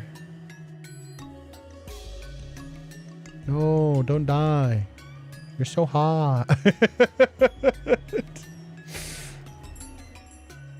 Hurt me, Sensei. Torment me. Rip my veneered heart open and peer inside. You can look, Sensei. See all of me. Everything beneath the shallow pretense. And spear my blackened viscera with brutal honesty. I get it, you know, Sensei. I get to relish this for now. Playing the femme fatale, seducing the naive young writer. But the day will come when you don't need a fraud like me. That's why I was scared to get closer to you. My sugar daddy and my classmates fawn over me now, but only because I'm young. I'm not like you. I can't sustain myself on blood. I can only watch in terror as my worth dwindles day by day. I don't need you to tell me what I am. I don't need anything about Osamu Dazai or Akutagawa Ryunosuke. The Kurosawa movie I watched bore me to tears. I couldn't figure out what anyone was saying. I can't tell Chopin from Mozart. I'm just getting by with vague knowledge and guesswork. I've never been clever. Thank goodness you wrote a light novel, Sensei. If it'd been anything more challenging, I would never have been brave enough to reach out. I tried so hard to be intriguing enough to catch your eye, but that was the beginning of my downfall. She is doing Girl with a Pearl Earring. Caitlin Jane, you're a fucking genius. I wouldn't have even noticed that if you didn't point it out. She doesn't even have a pearl earring, though. Aw. I could tell you were a true genius. There's that instinct again. Down here at the bottom of the food chain, we're alert to predators, and I quickly realized you could swallow me whole. And she loves those colors. She loves those like turquoises, the same as the painting. Writers have the strangest power, Sensei. You so rarely look me in the eye, but when I do catch you staring at me, it feels like my heart is an open book. Soon, I realized you already knew everything I had to hide. It felt like fate. I knew judgment was coming sooner or later. I know better than anyone how shallow I really am. Society isn't lenient enough to let a pseudo-intellectual jade like me live, but it's not kind enough to give me a beautiful end either. I spent every day feeling so inferior I could die. I was so glad to find something real. I knew at once that you were going to kill me. The certainty swept through my DNA and scrambled my brain before my heart could even think of love. Finally, I would be free. I'd found my fate. I'd never been so happy. So there it is. The whole truth. Or at least, the part I can testify to in my own awkward words. But I'm sure you can reach in and drag out even more than that. Kill me, Sensei. Knew that would be the end. Do your worst and make me complete.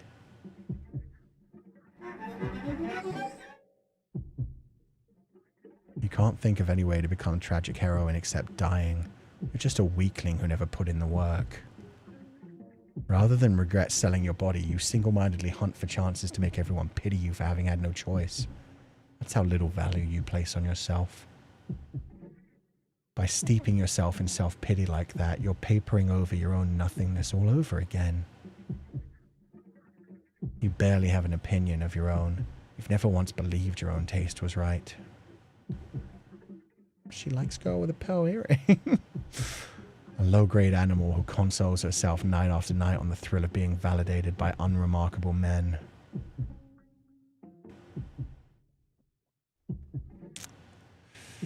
None of these sound nice. Which quote trails back to her eye? That one. Top one. Steeping yourself in self-pity like that, you're papering over your own nothingness all over again. Maybe if we go for the one about never having a opinion, she'll defend it and be like, no, I actually did care about girl with a pearl earring. Looks like a blood tear. Yeah, it does. They definitely did that on purpose. None of MC's words were ever nice. No. It's also really sad that this girl is so similar to the main character's mother, honestly. The main character's mother thought she was doing what she was supposed to do by finding a husband who was going to make a lot of money, and she thought like, oh, I'm beautiful, I'm doing a good job, like this is all I need, I'll have a family, I'll have children, I'll be happy. Botan, on the other hand, is self-aware of the fact that once her beauty fades, nobody's going to see her for anything. So she's kind of like the mother, but like 20 years ago. She actually realizes like, oh, I have this value now because of my looks, but as soon as they fade, nobody's going to give a fuck about me. And probably the MC sees that on some level as well. There's definitely a lot of parallelism. Yeah. The fact we have to decide which one is the correct answer makes this even harder to deal with. Yeah, none of these are nice. None of these feel like we're actually trying to make her take a step forward. Well, at least the bottom one says, on the thrill of being validated by unremarkable men. I mean, maybe that'll make her step up and be like, well, now you're right, they are unremarkable men. Why do I give a fuck about them? Steeping yourself in self-pity like that, you're peppering. But yeah, I think the one on the right, middle, maybe she'll actually be like, no, it's just I don't like what other people consider like smart and intelligent. She liked his novel. She liked Girl with a Pearl Earring. So yeah, I'll go with that. See if she actually defends herself. It's probably just going to make her sad.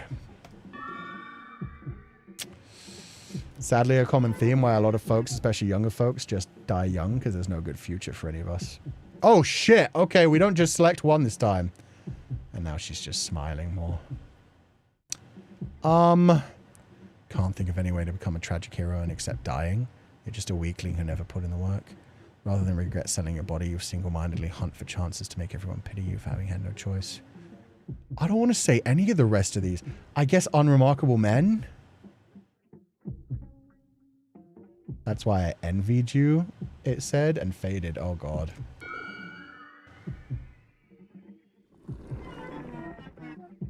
It hurts. Oh, God, her smile was fading.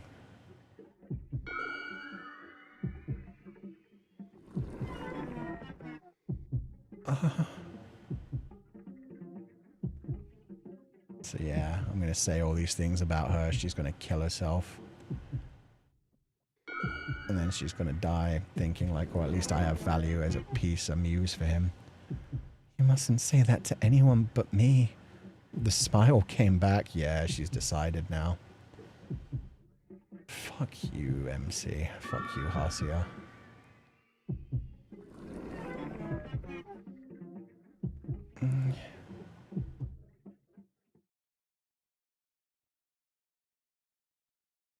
In the end, you can't even kill yourself alone, so you drag others in.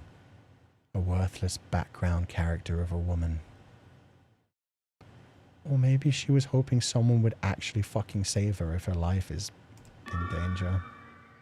That one going across her neck twice. Oof. Sensei. I'm so happy. I'm so happy. No one's ever pulled out my guts like this. And now, this is goodbye. Yeah, that wrapping around her neck was her tying the rope. Please, Sensei, capture this moment in a photograph. That's right. Just like that. No, you don't need to show me. I already know I look the most beautiful I've ever been. I'm gonna be your story now. I don't need to see any more of reality. Just promise me you'll take me out and look at me from time to time, frozen in eternity. I'll wait for your new book down in hell, Sensei. Thank you, Sensei. Thank you for passing on the story of my life. Thank you for letting me end it as a curious character in your tale. Just one last thing, Sensei. Let me lay a curse on you before I go. Sensei, I loved you like no one else ever will. The smile. I hate how she did it. Oh my fucking God, did they have to be so graphic? The swollen tongue hanging out, the tears and the drool. And your bowels do void after you hang yourself. Fuck, well, at least they're not trying to make it look beautiful. They're trying to show the horror of the reality.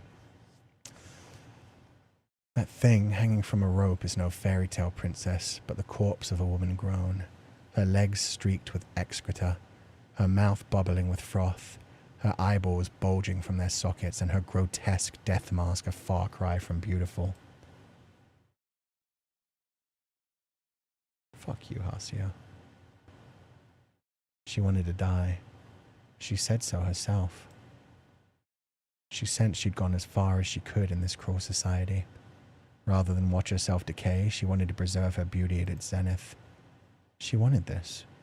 I just gave her what she asked for. All she wanted was for me to write about her. She told me so. So this was fine. Right? Me? A vampire? Don't make me laugh. And excuse my writing for having rough edges. Don't you know creators are innocent babes? Pretty rude for someone who calls herself my #1 fangirl. Can I really drink a soul?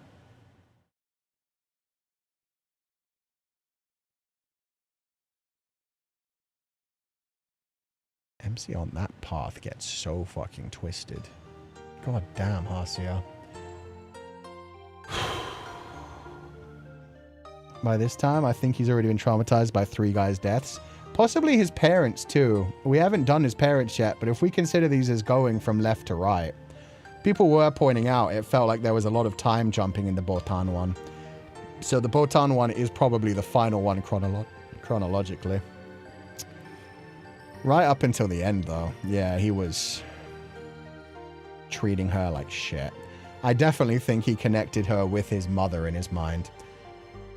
The hatred for his mother and seeing his mother in her, thinking like, yeah, this is the best value she'll have. She becomes a part of my story. I make her immortal forever. This is her good end. And even going along with taking a picture of her instead of actually trying to stop her. And the fact that you had to say every bad thing, there wasn't any good option. And they made you say all 5 to her just to convince her to kill herself. Maybe that's it. Maybe it's saying like, he is completely gone at this point. He's gotten addicted to seeing other people die in front of him. So that part in the beginning prologue when he says my words cause suicide is so heartbreaking. Yeah. The first guy didn't die, but he came close. His childhood friend jumped in the exact way the first guy did, so that's exactly the same as well. I expect the fact of not censor anything, but holy damn, yeah. That was definitely a choice.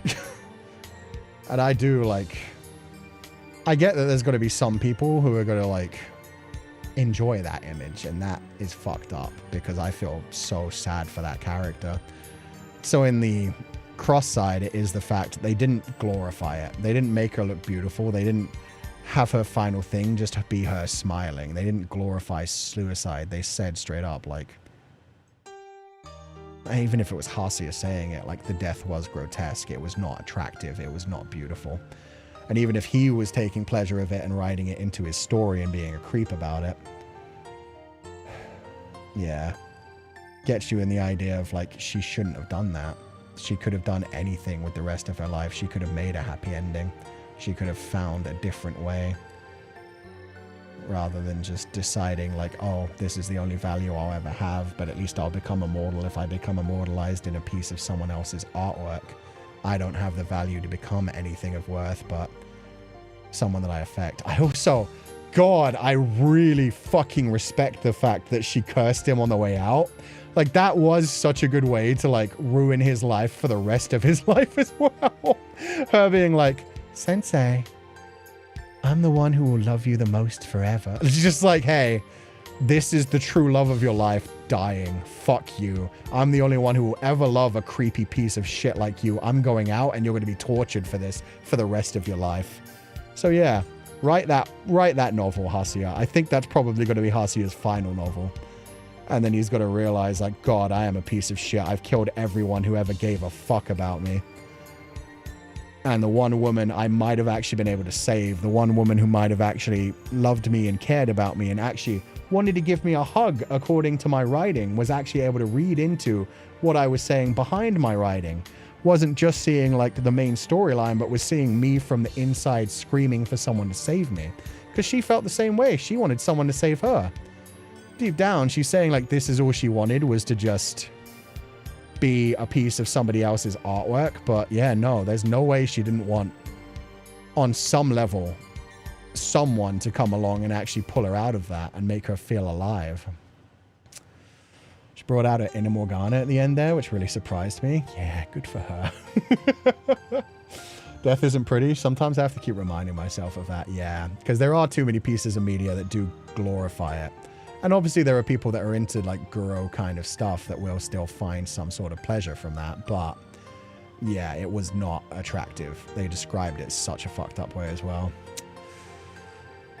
That was great. I love you and nobody else will ever love you like me. Exactly. And now she's gone. So nobody else on earth will ever care about him like she did and be able to see him like she did. And he could have stopped it and he didn't. So continue to walk the earth a tortured man.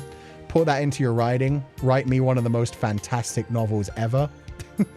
Immortalize me and then fucking kill yourself for all I care. I'll see you in hell.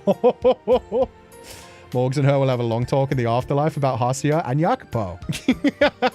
They're going to have some tea to spill. By the way, if you didn't know, the house in Fata Morgana and this game just did a crossover sale. So you can buy both of them at a reduced price right now on Steam. I'm sad that this isn't the one that got, like, the crossover artwork. The crossover artwork between games is always so cool. I would have loved to see, like, Morgana in this artwork, or, like, the little sister, or even Botan in, like, House of Fata Morgana art style. But yeah, it's good to know that, like, these two creators have, like, seen each other's work and been like, yeah, we respect each other. Hanging is such an awful way to go too. All the respect for not censoring it. Yeah, nor glorifying it. And they made it like creepy, but oof. After they decided to do a combo with a theme of fucked up. Yeah. Because they definitely both lean into humanity has some of the most abhorrent fucking shits inside of it. But we're all human and we all do our best. Duke, are you digging? Hey, buddy. Don't dig at my carpet, buddy. Silly boy. There you go. I might give him some treats. He heard that discussion and he was like, I don't like it. I liked Botan. Botan deserved to live. Fuck him. Yeah, no, that's the first time he's ever dug at the carpet like that. Love that they decided to do a combo with the theme of fucked up. Yeah. Guess it was good I only heard from the kitchen. I'm mentally not the best this week. Yeah, no, it was pretty fucking intense, the imagery, so... to be fair, I don't think you even needed to, like, do a warning. That was foreshadowed forever, that she was going to kill herself. Just didn't expect it to be quite so graphic. Duke said, if I can get out from here, maybe he could save Botan. Is Duke your only dog? Yeah, I just have the one dog and the 2 cats. Okay, that made me feel better. Thank you, Dookie. You're a good boy. Botan deserved better. All of these characters deserved better. Fuck, especially, I'm so terrible with names. But the one who got gunned down by the Yakuza, he was such a fucking sweetheart, man. You just want so many of these characters to just be given a nice hug. Welcome back, Oni-chan. Hey, Sahana. Oni-chan, there's blood on your lips. What happened? Nothing much. Got surprised and bit my lip. That's all. Dokudami, thank you. You look like Dracula. Oh, so he is a vampire. Did he do something to her body afterwards? There wouldn't have been any blood. Well, maybe we don't have to worry about him writing the novel. Maybe he's going to go to jail. Since when did I write to feed off others? I thought I was writing my own salvation. They're the same thing. When other people don't exist in your mind, there's no distinction between yourself and others. It's all just you. You drink your own blood so you can write to save yourself. You know, I've never really thought I was good enough to be a writer. I'm faking it till I make it, just like everyone else. Struggling with your identity is part of being a writer, Oni-chan. Writers live to test their worth against a manuscript. They sit down and let their pen decide whether they're worthy to create. You're talking like a real know-it-all for someone who's never written a word. Anyway, I feel ready to write the best sophomore effort the world has ever seen. Just you watch. I bet it'll get an anime. You look really determined, Oni-chan. All bursting with energy, like you've just gotten over a broken heart. I'm sure you'll write something you can be proud of. A broken heart? You think? Mm-hmm. I'm not interested in love. I'm married to my art. Okay. I love she hit him with that. Okay, whatever. Oni-chan, you got it. Sophomore effort is second novel. Yeah, sophomore, like, second, like, you go freshman and then sophomore and then senior. So sophomore would be, like, the follow-up. I think. Correct me if I'm wrong, chat. But yeah, I think that's what I mean, like, university years, right? Now I want to tell you what my next book's going to be about. Go ahead. I'm always here for you, Oni-chan. So the female lead is a sexy villainess who tries to seduce the protagonist. But then she starts to realize she's just part of a story. Fuck you. What do you mean sexy villainess? She wasn't a villain. You were the fucking predator. Mm-hmm. I like it. I'm sure it'll make a great book. Good luck, Sensei-to-be. Okay, I'm sorry to bring up something real and disgusting. Feel free to mute things if you don't want to hear something that's like really grotesque and like real crime shit right now. Just, I will put in chat when to come back. I'm just going to talk about like one case that happened recently that fucking is disgusting and that just reminded me of. So yeah, the whole like the David thing, the thing where the dude had the relationship with this super fucking underage girl, murdered her, cut her up, left her in the car, and then like made a music video about it where she was like a seductress tempting him. And then also like one of the other people made music videos about like disposing of the body and stuff. Jesus fucking Christ, that shit was disgusting. And so that line where he decides like, oh, she's the villainess who was trying to be like the bad guy, but then realized she was part of the story, just fucking pisses me off. At least have the self-awareness to realize you were the bad guy. She was just a girl who was trying to find some way to have a happy ending, and a happy ending only worked because you were such a fucking villain. Okay, we're not going to go into that case or anything, but if you want to look it up, feel free to. It's just one of the most disgusting things that's happened in recent times, and it's fucking disgusting seeing the music video he made based off of that child.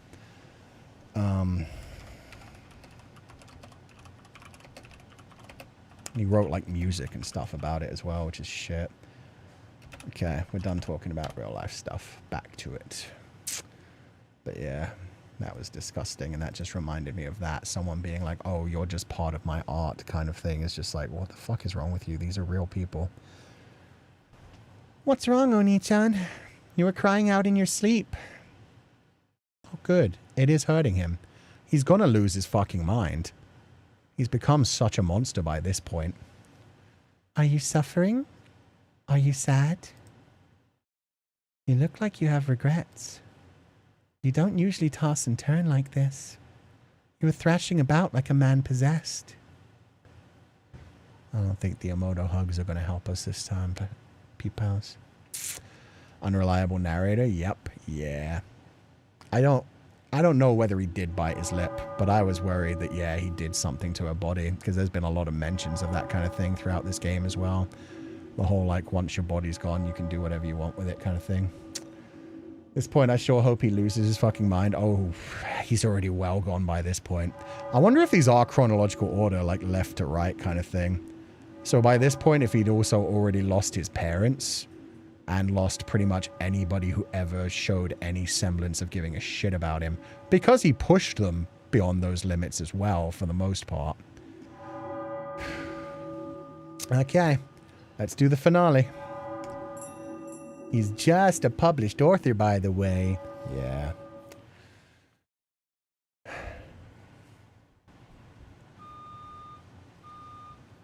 An interesting time for beep beeps. We're going right back into the past with Mummy discovering her child's been born. That's great. My child is born. Oh, and the Sakura in the background. They did say she was a late blooming Sakura. Our child, darling. Right, ours. Wait, maybe it's the opposite way and the dad's trying to take credit for it. Our baby boy. We'll call him Hasia like we decided. He'll grow up to be as pretty as me. And a high earner like me. Okay, there we go. A high earner meaning mother, father, mother, father, mother, father. Yeah, fuck it. That makes more sense. The dad was trying to claim the child as his own, completely cutting out his wife from the equation, who just gave birth to him. And a high earner like me. Whatever he becomes, I just pray that he grows up happy. He's one of the most depressed, fucked up people there. Oh, there's blood everywhere. Yay. There's blood on the wedding photo. Happy wedding day, everyone. Splattered with blood. The tiny crack in the thin sheet of ice started to spread. Both convinced that the other was having an affair, they spent every day constantly arguing over trivial matters. Maybe that's it. Maybe Daddy doesn't just kill Mummy. Maybe Daddy kills Mummy and little sister. Maybe Hasia just happened to be away at the time. You never put your mug back where it belongs. You always leave the bathroom light on. You cough too loudly. You smell like an old person. You buy too many new clothes. You leave your underwear lying around. You drink too much. You smoke too much. I know you're having an affair. One little poke at the spiderwebbing cracks will shatter it, sending them both plummeting to rock bottom. Each of them believes that they're the alpha of this household, the one who gets to tell the other person what to do. They never had any intention of trying to talk things out. The love is long gone. Now they simply want to put themselves in the best position to come out of a divorce favorably, whether by gathering evidence of infidelity or baiting the other into domestic violence. They no longer spare a thought for me or Sahana. Mom's thoughts went their way into my brain. Just gonna save real quick. I've wasted over 2 decades of my life on this man. Back then, he seemed like a real catch. I felt so lucky to have found a guy who was devoted to both his work and his partner. A simple, boring man with nothing else going on. But over the years, he buried himself deeper in work. He stopped helping out with the kids, and our love withered with age. A man with nothing to excite a woman outside of the money he brings home. I just realized we're inside a picture frame. The parents are painting a picture. It's their happy family life, yeah. I also like how... Oh, you guys can't quite see it. Let me hide you guys for a second. They had this on, like, the original image as well. I guess you could say it's just, like, viscera, but I think this may be symbolic of, like, an umbilical cord. They had this in the last ones with the parents as well, running down the imagery. But yeah, I think it's like an umbilical cord of like, she brought you into this world, she gave you nourishment back then, kind of thing. But yeah, let me bring you guys back. On top of that, both kids are introverts bordering on agoraphobic. I don't know what's going on with them. Sure, they're not ugly and they don't get into trouble, but to be honest, they creep me out a little. I can't get back all that lost time. So what's wrong with trying to regain a little passion in my life by hooking up with the guy all the moms are into? Especially when he's out there getting his dick wet. Both of them just rationalize. It's sad. This is a bad environment for Sahana, surrounded by all this tension. Shit, maybe Oni-chan kills both of them, actually. Maybe Oni-chan takes the parents out. For Sahana's sake. Your beauty is wasted on that beer-bellied cheetah.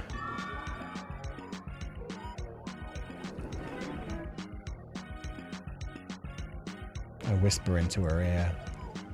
You were so pretty back when you were thin, Mom. Oof. Oh, we're getting another flashback. Yay, happy marriage memories. Let's get married. Are you serious? Yeah, look at me. I'm a workaholic with nothing else going on. I don't think I'll ever be more into a woman than you. I was gonna say, how romantic. I'm a workaholic with nothing else going on. I think you're the best I'm gonna find. Yay! What a way to show somebody you treasure them and want to spend your rest of your life making them happy and being partners. Wait, that's your reasoning? Are you kidding me? You don't wanna? No, I do. I just want you to ask me properly. Right. Yeah. I love you. Will you marry me? That's not in quotation marks. Yes. Was that just implied? He never actually did the proper proposal and said something serious. What a proposal. Feli's was more romantic. I know. That man swept me off my feet after the Subarin thing. Dad's ranting in the living room again. Stupid bitch. This is what's wrong with women. That dumb PMSing slut. What's wrong, Dad? She was going on about some accessory she lost, and apparently it was my fault. That she found the damn thing in her purse. Shit for brains, always looking to blame other people. In a functioning family, that's probably the sort of thing you laugh about over dinner. But once a crack is formed, every bit of loathing and every minor interaction becomes magnified 1,000-fold. He can't even bring himself to refer her by her name anymore. Is a man like you really going to let that silly whore browbeat you? Wow, Hasuya's just whispering evil shit into their ears now. You're a big, strong man, Dad. You're a man of means. You raised 2 kids and you paid for every penny. But I guess your love wasn't enough. It's kind of pathetic to end up with a woman who only thinks of you as a boring guy. Apparently it's also your job to keep her interested.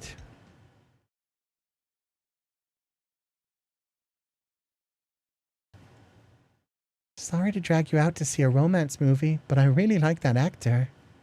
It's fine. I wanted to go on a movie date anyway. So what did you think of it? Let's both describe it in one word on the count of 3. 1, 2. Boring. You too? Proves you can't. Wait. Boring. Wait, which one's which? Wife, husband, wife, husband, wife, husband, wife. Okay. Proves you can't skate by on star power alone. So they did used to have some interests together. They bonded a little bit back then, even despite the shitty proposal. Don't love that box cutter. In the living room, my father cuts at his race card with a box cutter. Betting on the horse races is one of his few hobbies. Mom's doing the dishes and she's getting increasingly pissed off. Her husband is sitting on his ass, gambling, blissfully unaware that she's slaving away at housework. It was nothing. It had been nothing. Him with the box cutter, her with the knife. They're both at the end of the ropes. The trigger could have been anything. Look at you gambling like you don't have a care in the world while I wash your dishes. This is exactly how it was with the kids too. You didn't even realize it. What's gotten into you, woman? I'm the one who works to put food on the table. Who do you think looks after the kids in the house? Who do you think earns the money for it? There's no point in arguing about it. What they need is understanding and acceptance. But they're both already. You keep going on about raising the kids, but look at them. They're so screwed up they're afraid to leave the house. With those two, it's a win that they're even alive. So you admit it. You haven't done anything to actually raise them. Meanwhile, I've been out here breaking my back. The hell you have? You live to work. You love it. It's all you have. Fuck off. I'd only rather be at work than at home because you're so fat it makes me sick to look at you. Excuse me? Who would even want to be in the same room as an ugly bastard like you? And no, the hookers you pay to do it don't count. What did you call me? You're not even gonna deny it, you dirty cheater. Like you can talk. Where have you been going every afternoon? Oh, you're accusing me now. Shut your mouth. Must be nice to be a woman. You all think you can throw a hissy fit and get your way. You! Mom raises the knife over her head in a pose that says, "One more word and I'll kill you." She's just posturing, but Dad's pride is at stake. He won't yield to the threat. He raises the box cutter. The situation teeters on the edge. I'm about to make him worse. In the back of their minds, they hear their son's voice. Your beauty is wasted on that beer-bellied cheater. Is a man like you really gonna let that silly whore browbeat you? This fucking music again. There's a wet impact.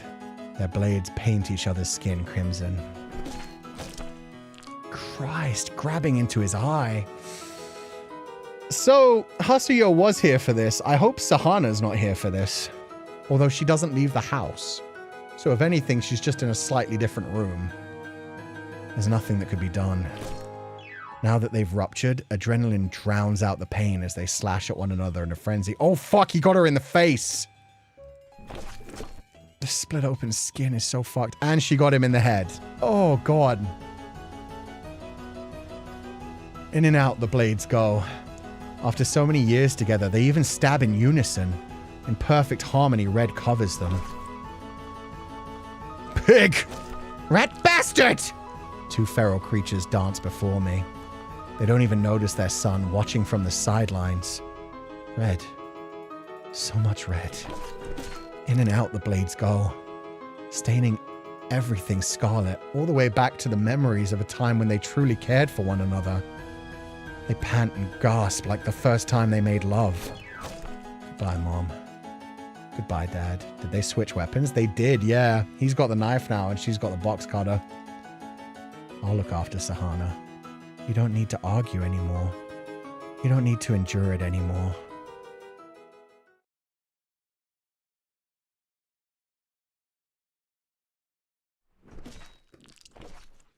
Sometimes, I feel like this is a dream. What is? Being with you? Where's this coming from? Sorry. I just never thought I could be this happy. It's kind of scary.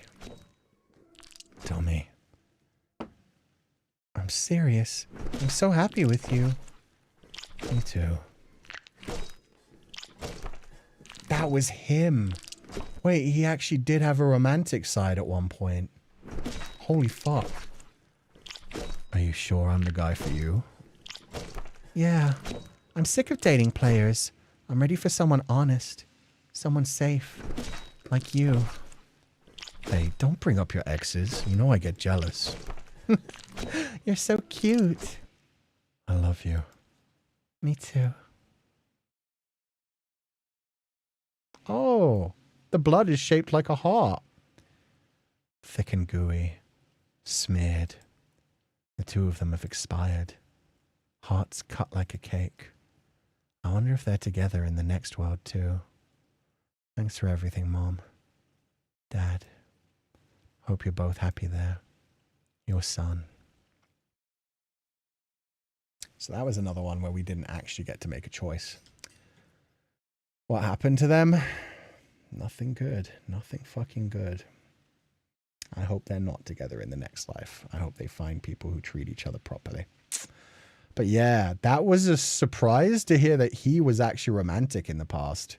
He had his moment of actually telling her, I can't believe we're so happy together. I can't believe I have you. Damn.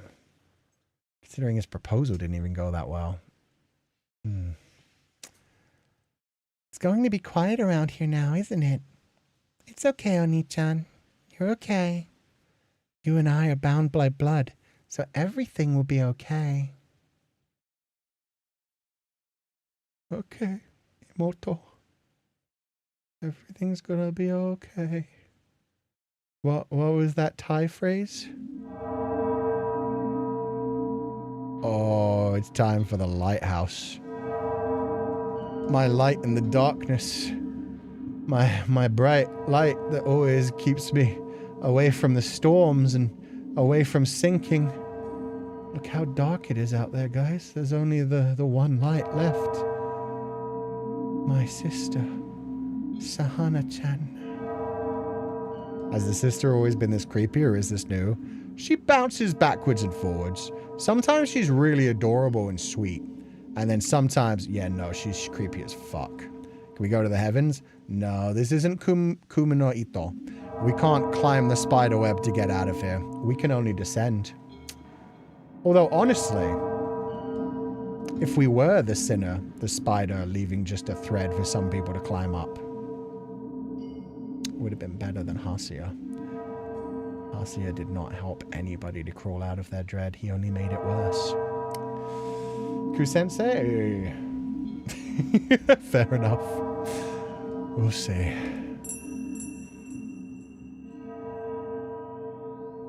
Right now you're making the spider dance. He's a cute little spider. Wrapped everyone up in his web and now they're all dead. Oh, good. It's a sequel to The Parents. That makes sense. The dull, moist sounds ring out. Before my eyes, two middle-aged people, each in the midst of a second adolescence, make tender love. The dull, moist sound rings out. The parents who raised us breathe their last breaths. Teenage angst can really drive you mad, huh? The question of who am I is a real toughie. I wonder if they both died pondering it, just like I am. Were they wondering, who were we, as they died driving their blades into the person they once loved? As their son, I'd like to believe they went out thinking, well, at least we raised our kids, right? Guess I can't read the minds of the dead. Damn, the floor's covered in blood. That's going to stay in the carpet.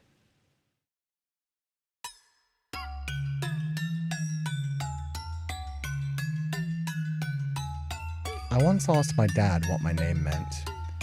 He said that they picked the kanji for lotus flower because they bloom beautifully despite growing in mud. Nice one, Dad. Who am I?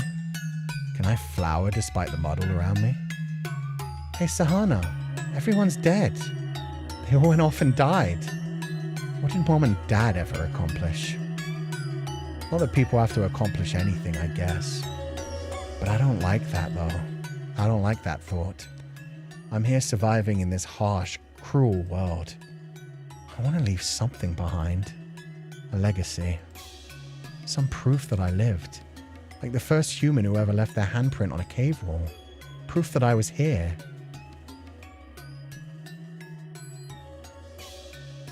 We might just be committing slow suicide together, Oni-chan. Both festering away. Now we're all alone in this big house. There's something hollow about an empty living room. I know you don't like to be alone. That's why you gave living your best shot. You tried everything you could. You did your best, Oni-chan. You want to live, don't you? That's why you write. Sentences. Books. Stories.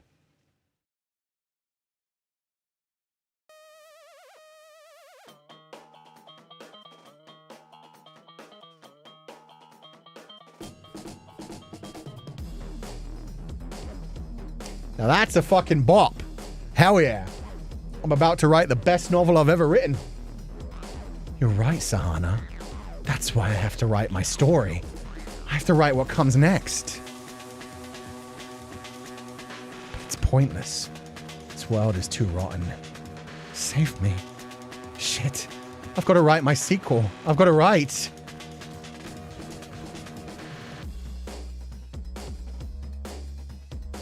Oh, we can look at people still. I guess we'll go from youngest to oldest. Child!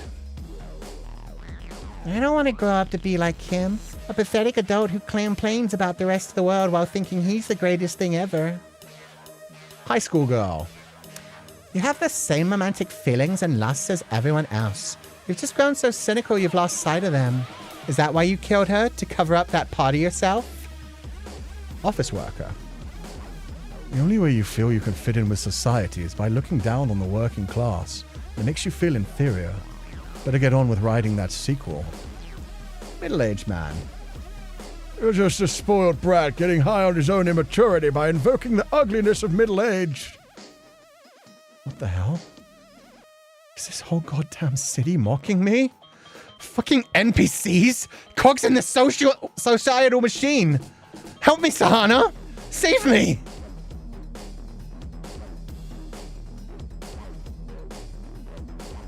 Yo, what's up, killer? You chose to die. You chose to die. I didn't do everything. You really believe that? Nah, you're just trying to numb your guilt. Who do you think you are, acting so high and mighty, Igusa? Guess you only dare to speak your mind when you're talking to a hallucination. I'm only saying it because you're a figment of my imagination. I don't think that way about the real Igusa. Bullshit. I was supposed to be your friend, but you always looked down on me. Okay, maybe that's not quite right. You always looked for the flaws in others so you could keep them at a distance. Deep down, though, you really wanted a closer friendship. Shut up. Okay, fine. I'll go kill myself again.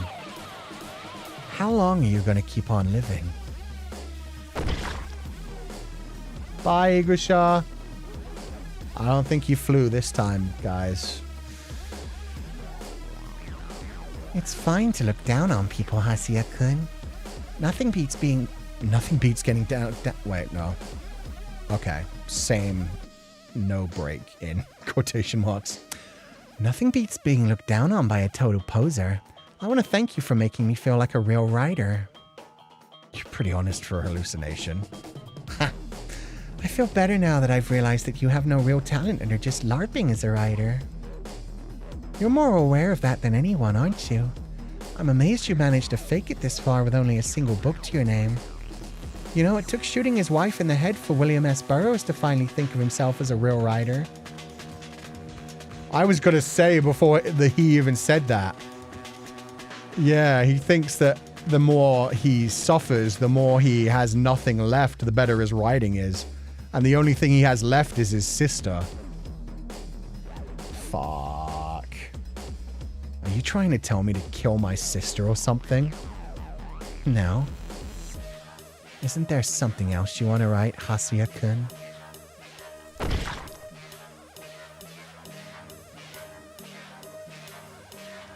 I'm dead, Hasiachi. Well, if it isn't the consequences of your own actions. Fair enough. But you just left me to him, huh? Anyone else would have done the same in my position. Sure, maybe. Don't think I would have, though. You? Yeah, maybe not. You're hurting inside, aren't you, Hasiachi? Well, don't ask me how to fix you. The way I see it, you're just weak. Are you telling me I should die? Nah. See, you're trying to shift the blame again. You're such a coward, man. God damn. I'm the one you have the most complicated feelings towards, aren't I? You're the one I have the least to say to. Are you blushing, Sensei? Even in the way like her sprite is distorted, he's just focusing on her chest, expanding and despanding. Oh my god, you're so cute. Just imagine me saying that. Not a chance in hell. We're grown adults, both of us. You got something to say then? Thought you could read minds. Surely you know where this is going. You really gonna make me say it? Wait. Oh. Don't. You can't stop me. You're an evil person. You'd rather kill someone than confront the way you feel about them. I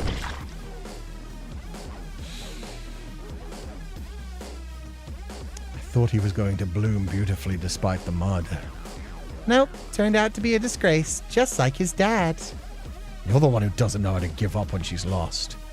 We're dead. You can stop badgering me now. Let's just have a good time commiserating over our failure of a son. True. We stayed together right to the bitter end. I suppose. We have our son to thank for that.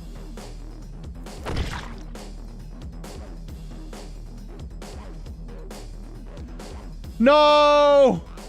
You're the only thing I have left! Oni-chan. I'll always be on your side, Oni-chan. Let's kill ourselves together until death do us part. Really? Is that really what you're thinking right now, Sahana? Please help me. Am I a murderer? Am I evil? I've been suffering all this time, you know. I could see inside people. I alone can hear all their filthy inner thoughts. Please, save me. Sahana! You're the only family I have left. Only you. You're hallucinating, Oni-chan. This isn't real. Believe in yourself, Oni-chan. Believe in the world. I can't. I hate it. I hate it. I hate it. I hate it. I hate it. I hate it. I hate it. I hate it. I hate it. I hate it. I hate it. I hate it. I hate it. I hate it. I hate it. I hate it.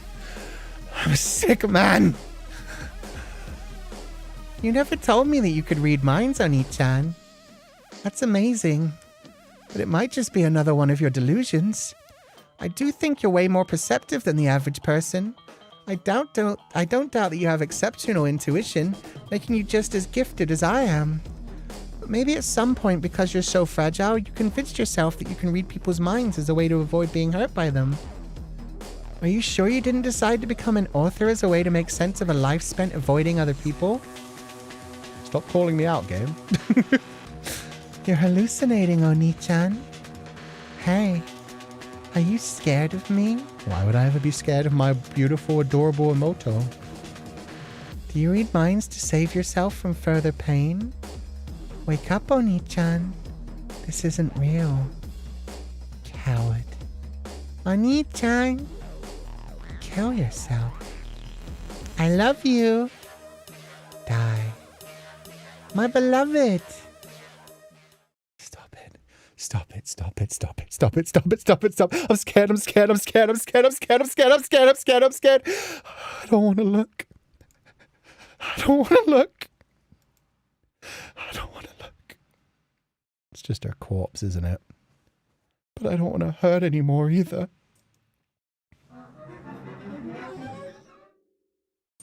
Trust Sahana, trust Sahana, trust Sahana, trust Sahana, trust Sahana, trust Sahana, trust Sahana. Only Monica. Let's trust Sahana. Let's pat her head. Everything will be okay as long as we peer into... No! No! Trust Sahana! We don't need to know what she's thinking. That we're dead, that she's not real, that she's already dead. Trust Sahana! Shit. Oni-chan. Oni-chan, I've been wanting to tell you this for a very long time. They're automatically moving the mouse, yeah. It was automatically dragging me back to read her mind instead of actually letting me click on Trust Sahana. You can't write the follow-up book. You look down on everyone, mocked them, killed them, all while having a hugely inflated sense of your own self-importance. You can't write. Despite not having any other reason to live, you made sacrifices of all these people, all to hide the fact that you can't write anymore. Oni-chan, everyone's left you. Oni-chan, I love you. Oni-chan, this isn't real. I didn't say anything, Oni-chan. Step out of it, Oni-chan. Come back to me. Trust me, Oni-chan. Die. How little self-respect you must have to look into your own sister's mind. You deserve to die for that. An author who can't write anymore is no author at all. You said so yourself. You try to make yourself look cultured by quoting all those other authors. I love you, Oni-chan. Die. My very favorite toy is the bear you bought for me, Oni-chan. Die. Oni-chan.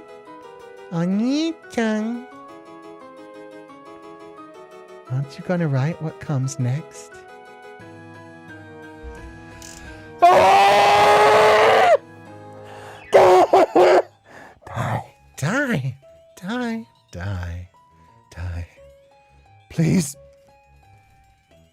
Just stop. I can't take this ringing in my head.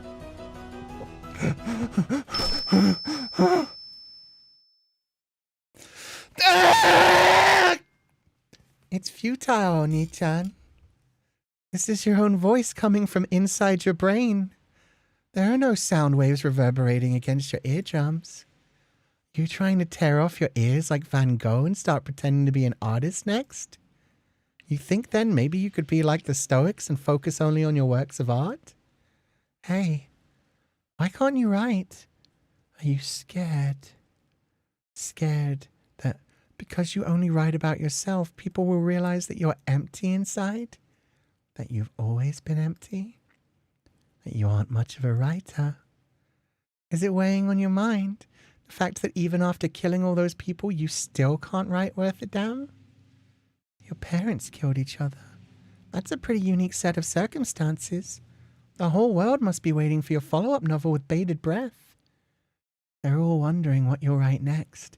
This great author who killed his friend, his co-worker, his classmate, his crush.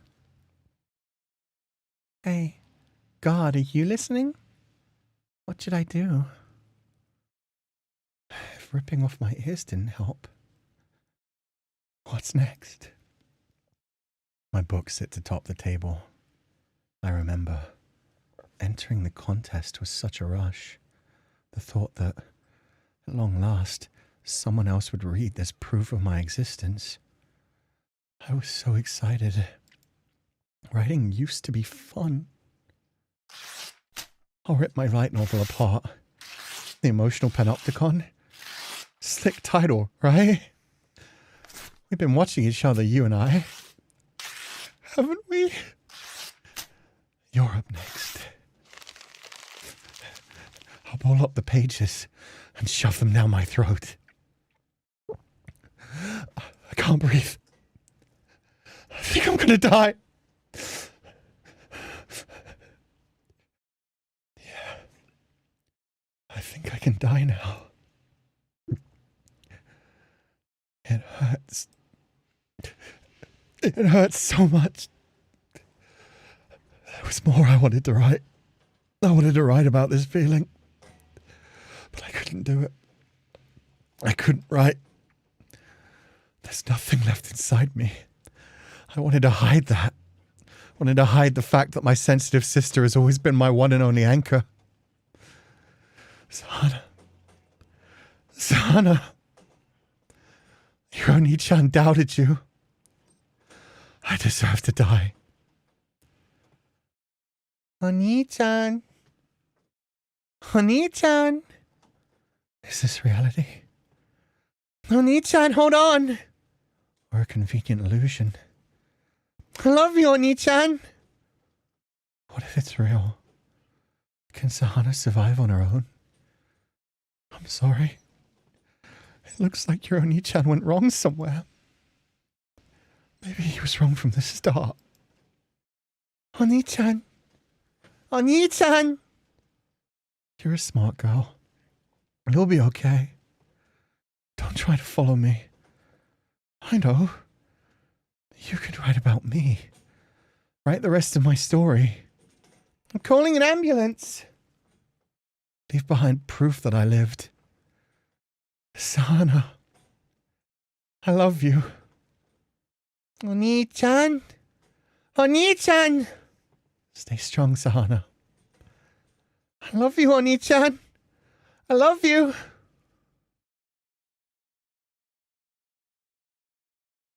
Oh, his eyes rolling into the back of his head. Oni-chan. Oni-chan. You can't go without me. It's not fair that you get to be free and I don't. Oni-chan. Being alone only means that we're both lonely. I'll always be with you, Oni-chan. Always. Oni-chan. I'm coming with you. Sahana, no.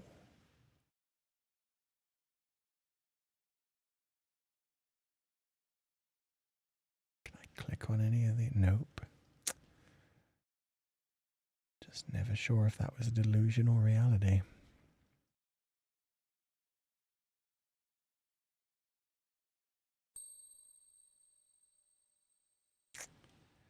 I guess that's the end of the game. Look, I drew a little love heart by Sahana in the blood. I'm gonna give her some head pats. Oh shit. Oh fuck, we got more going on. Anyway, I keep picturing all these little kids playing some game in this big field of Ryanor. Thousands of little kids, and nobody's around. Nobody big, I mean, except me. And I'm standing on the edge of some crazy cliff. What I have to do, I have to catch everybody. If they start to go over the cliff, I mean, if they're running and they don't look where they're going, I have to come out from somewhere and catch them. That's all I do all day. I just be the catcher in the rye and all. I know it's crazy, but that's the only thing I'd like to be. J.D. Salinger, the catcher in the rye. Maybe it's still just head pats? Nope. Oh god, there is an epilogue.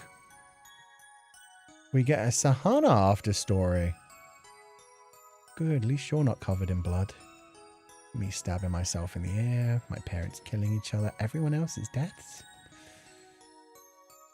People say that I'm gifted, but what's the real gift that God blessed me with? I only have one thing that's truly important to me. Say, God, if you're planning on bestowing something special upon our siblings, the only thing I want is a little courage for the one person in this world who means anything to me. All I can do is pray. Please, Lord, spare a little love for the world's biggest contrarian. He's fought through enough pain and sadness to deserve it. Say, God, Mr. Moon all big and round, please let my Oni-chan be happy.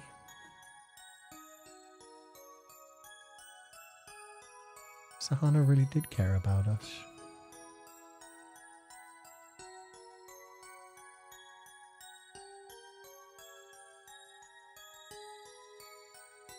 Maybe God will help us? Maybe God will show us an ending where we go back in time and don't fuck this up so much? Nope. We're locked inside. We can't get out.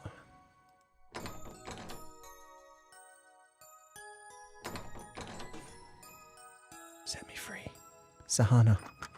Talk to God more. He'll listen to you, Sahana. You're cute.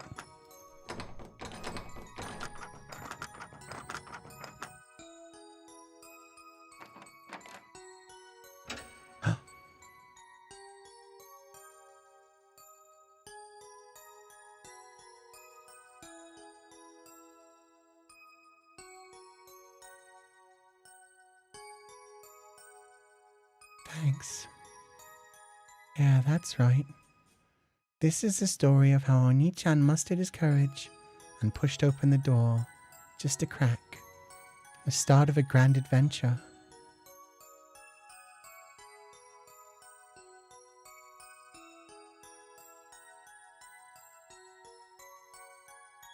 Okay, I've decided. Decided on what, Oni-chan? Have you finally... No, I told you. I'm not taking any meds. I've decided to get my arse in gear and write my follow-up novel. Really? Don't sound so skeptical. I'm serious this time. How are you going to go about it? What do you plan to write? Check it out. I've decided to go on a journey to find things to write about. Oh, sorry. A journey? Yup. Writers do it all the time. I'm wasting my life sitting here in my underground, unable to commit to anything. Let's go see the outside together. You're serious? What brought this on? Completely serious. I can't really explain it, but I feel like it's not healthy for me to cling to all this resentment towards the world. Not only am I not writing, but I'm bringing everyone else down with me. That's admirable. Anyway, let's do it. We already have passports. If we max out my credit card, we can make it all the way around the world. A true devil-may-care attitude. Don't like the plan? No. I love it. A real writer has to live life on the edge. But promise me one thing. Sure. Anything for you. Promise me you'll write the most amazing sequel. Duh. How could you possibly think that the great Hassio would produce anything less? I mean, you haven't written even a single word yet.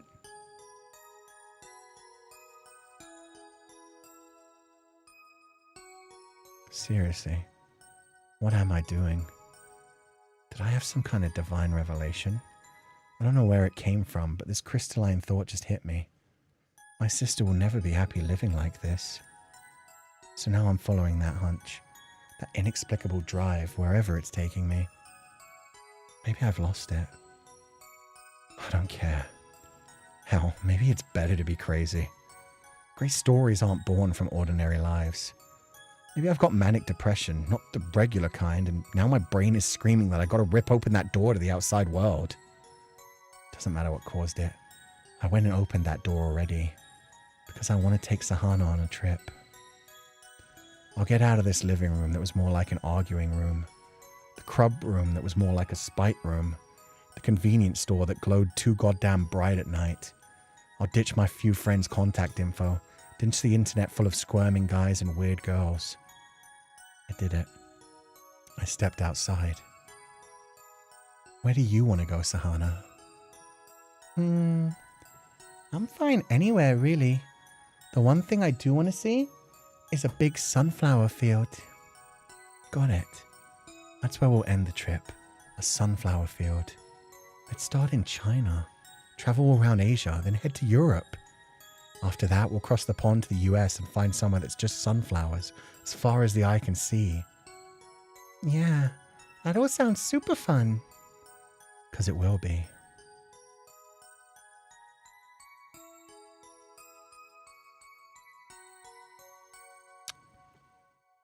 Woohoo! Here we are. Our first time overseas, starting with China. Shanghai is something else. People everywhere you turn, right? Yeah, and behind every face there's an entire life. A place with as many philosophies as there are people. Yet somehow all these billions of competing beliefs come together to form a cohesive society. Real madman shit. People are something else. Got this one friend who's job hunting. I guess pretty soon he'll be like these guys. Part of the mess of life. Yeah, you and I are 2 in a billion. As it turns out, the voices of people's emotions have quieted a little since I left Japan. Maybe it's that language barrier thing. I get a little here and there, but it's hard to pick up. It's a new sensation for me. And a peaceful one. I should have done this sooner.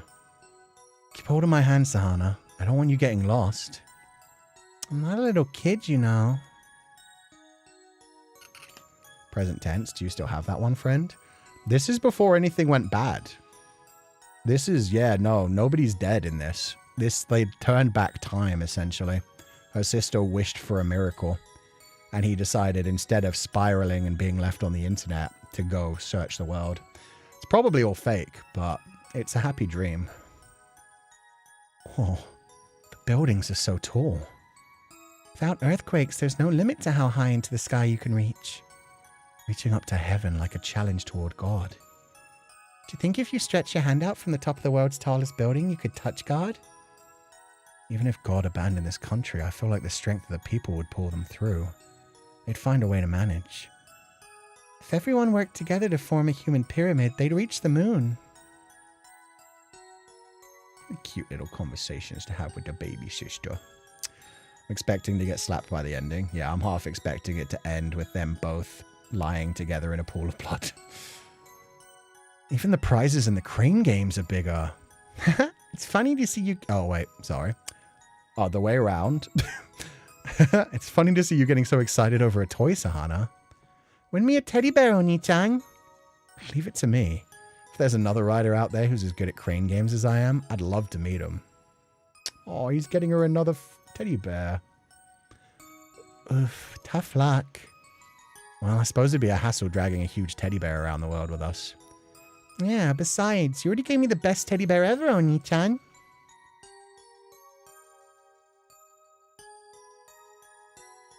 It's nice and cool at night.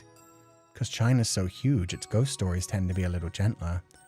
You don't need ghosts when it's scary, just to be one tiny person in such a vast land. When you put it like that, it feels like wherever we go, it's always just the two of us. Yeah, it's always just us. But you're not lonely, are you? Nope. Not as long as I have you. We may be just 2 in a billion, but at least we're not alone. Okay, on to the next country.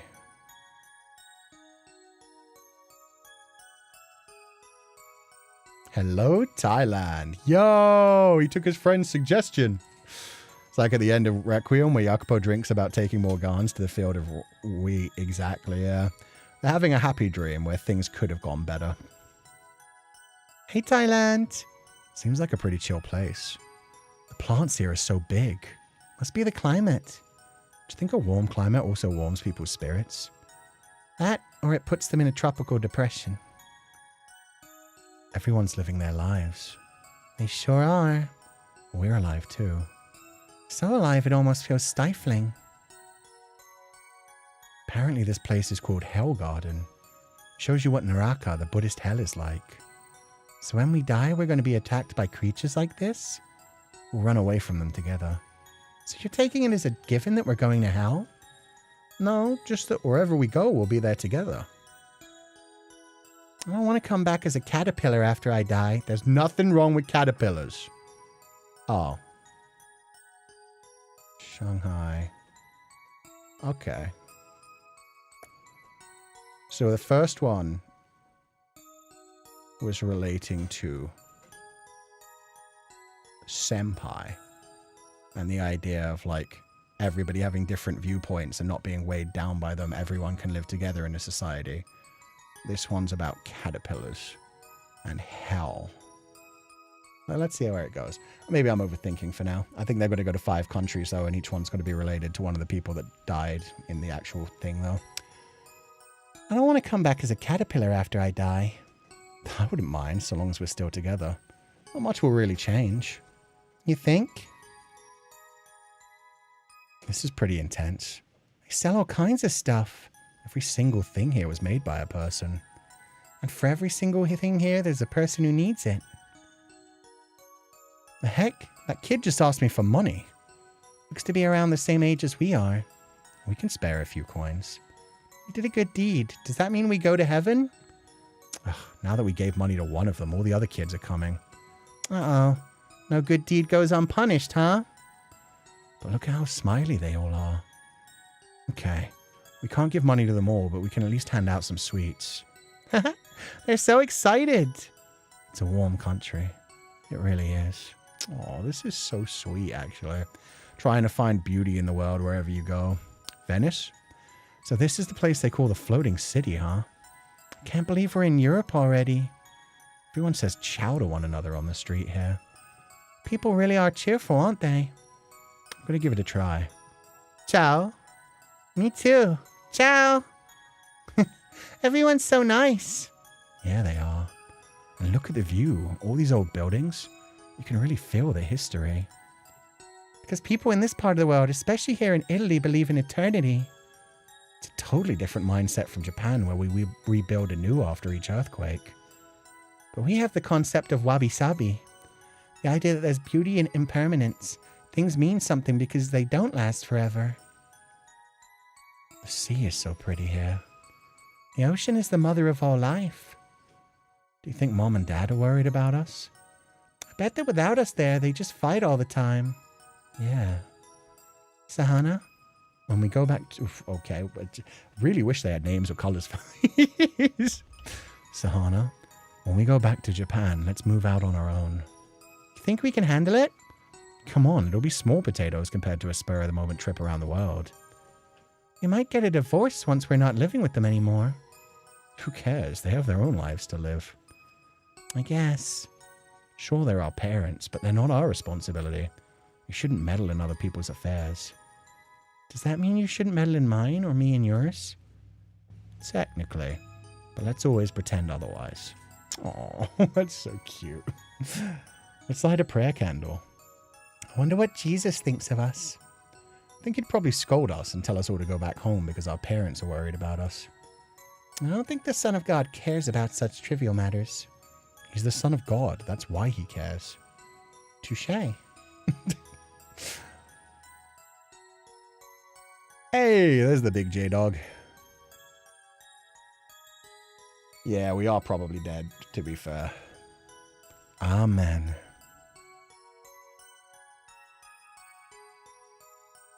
Thank you, Jesus, for taking away the sins of the world. Maybe he's taking away your sins too, Oni-chan. Huh. Guess so. You know, sometimes on this trip, I've had the feeling that everything that's happened has just been God's whimsy. I'm more of a negative person, you know. I sat in my room, writing my twisted grievances, feeling like it was me against the world. The moment the cogs slipped slightly out of alignment, I felt like everyone out there was my enemy. I think maybe I was going crazy. People can do literally anything, so it makes sense that sometimes they do that. And sometimes it leads them to suicide, like so many great writers. I don't think that's your fate. Not now that you found the courage to set out on a reckless trip like this. Looking back on it now, I wonder if I was losing it because I didn't know how to write my follow-up novel. Not that I've written it yet. What would you write about if you started now? I only write about myself. Plus, I don't believe in happy endings. Time went by and I just got more convinced I could only write sad stories. That only got me more unhappy, so I started isolating myself from the world. Then I convinced myself that was the trick to writing something truly great. I tried to weaponize my solitude with my pen, but ultimately it didn't work. So will you write a happy ending this time? We'll see. If I manage to experience happiness for myself, I think maybe I can write about it. Do you think you can be happy? That one? I don't know. Don't forget, I'm the sickest man in the world.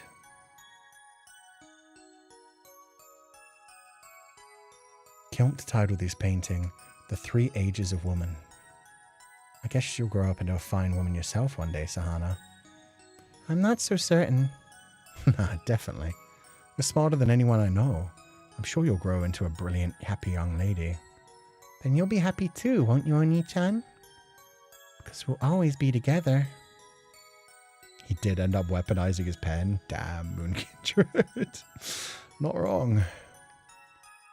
I was constantly hearing the grating sound of strangers' emotions in my head. And before I knew it, I'd closed my ears to the world. It was endless agony. I kept asking myself how anyone could possibly be so miserable. Kept finding myself thinking, if it's just pain as far as the eye can see, might as well die instead. But then I had this thought, this idea that I should take a trip with my sister before I kicked the bucket. Turned out my funny ability to read minds didn't work so hot on the other side of the ocean. Once I wasn't seeing through the filter, people I met everywhere, they were kind, good people. I learned a painful truth out there. Everyone's out here carrying deep darkness in their hearts, but we're all trying real hard to pretend it's not there. Truth is, everybody's soul's stained back with sin. That's why we turn a blind eye to each other's faults and reach out that helping hand. It all kind of came together for me. Jesus suffering up there on the cross, the human kindness of those whose creed is love thy neighbor, and the resilience I saw in the people of other Asian countries.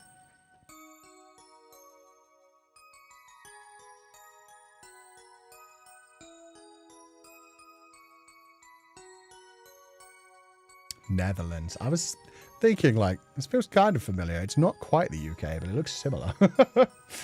Before we go to America, let's stop up in the Netherlands. Holland!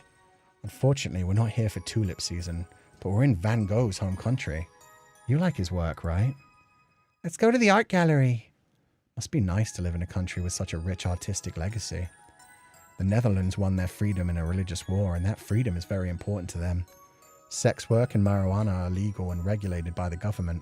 At the same time, it's the homeland of many famous artists like Van Gogh and Vermeer. It's a really impressive place. I like Vermeer too. Yeah, his paintings are beautiful, really tranquil. Let's see as many as we can. But I don't want you engaging in anything risky, Oni-chan. Fair enough. I'll get my oddball work buddy to give me some tips on that stuff first. Yay, he's mentioning everyone. Can't wait to visit Netherlands with you, Oni-chan. Wait, so they're not the future tense? Oh god. Is this just them talking as he's still bleeding out? Economies tend to develop around rivers. The power of water, huh? Do you smell that strong herbal scent? Is that cannabis? It's coming from that place over there. Do you think the freedom to get stoned and forget the real world for a while is a fundamental human right?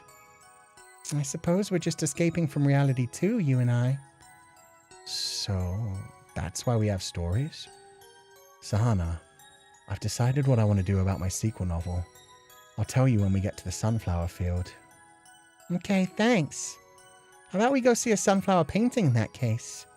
I want to see flowers as bright as Mr. Moon. You got it. So this is Van Gogh's Sunflowers. Yep. Beautiful, isn't it? Oh, how does it feel to be looking at your favorite painting in real life? It's hard to put into words. Maybe I shouldn't even try. I get it. Some things are better left unsaid. An emotional reaction doesn't require critique. At times like these, I find myself imagining how the other person is feeling. I should really stop doing that, huh? I don't want you peeking inside me, Oni-chan. A girl needs her privacy. You're right. Do you think that if someone could always sense the thoughts and emotions of the people around them, they'd be unhappy? Yeah, of course they would. Can I ask why?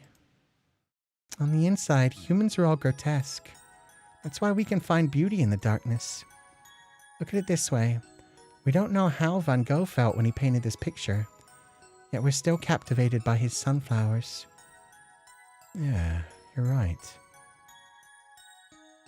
Those red-spotted tulips are really pretty, but apparently the patterns were originally caused by a virus called the tulip-breaking virus. There can be beauty even in sickness, because of sickness even. Ravaged with disease, it still strives to bloom. Sounds like you and this tulip have a lot in common, Oni-chan. I'm honored by the comparison. Really got to put all my effort into that sequel. I've got to keep fighting against both irrationality and reality. fish. So beautiful. It really is. It looks like so textured. Throughout the whole trip, there's one thing I can't stop thinking about. Should I tell my sister that I can read people's minds? It's not a good thing. It's a secret I've never shared with anyone. One that I've had to carry my entire life. If I tell anyone, they'll be afraid and they'll pull away from me. I live with the burden of my secret, the sin of spying on other people. It's hard. It really is. Eventually everyone becomes afraid of me. I couldn't bear it if Sahana feared me too. But that's the whole thing, see? How does she really feel? I want to peek into her mind. I'm always fighting that impulse. Just believe her words, Oni-chan.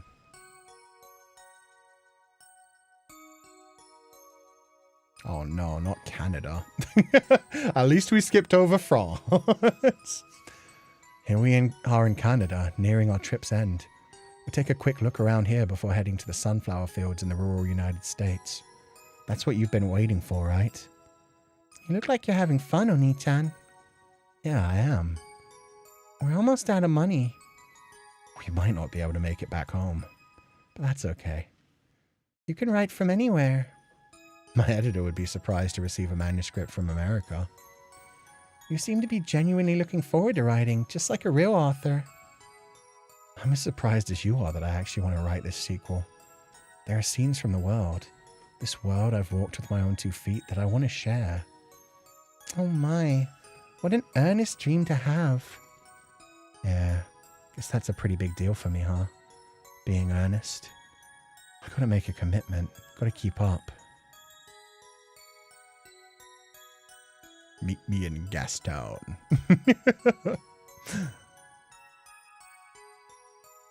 Kettle on something. Ooh, Christmas time. Ready for the sunflowers? Yeah. Let's go, Oni-chan. Toward the golden field that surrounds these fortunately unfortunate siblings, each blessed with a gift from God.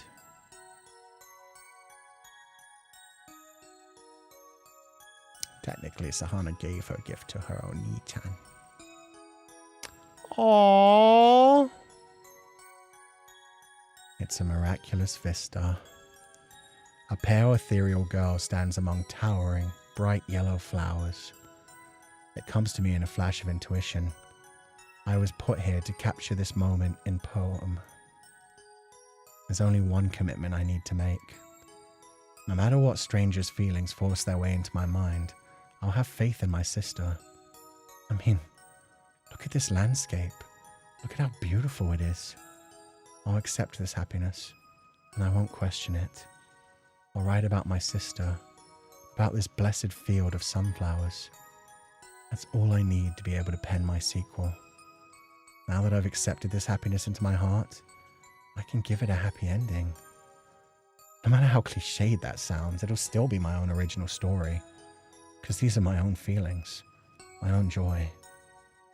Sahana, I want to know if you feel the same. Don't peer into her mind. Just ask her out loud. Use your words. I so desperately want to know. But I have faith in you. I don't need to ask. I already know. Humans are messy. That's just a fact. But at the same time, they have a fickle purity that shines through the mud. So... No! Onita! Just give her head pats. Head pats. Head pats. Head pats. Head pats. You were doing so good. Trust my little sister. Okay.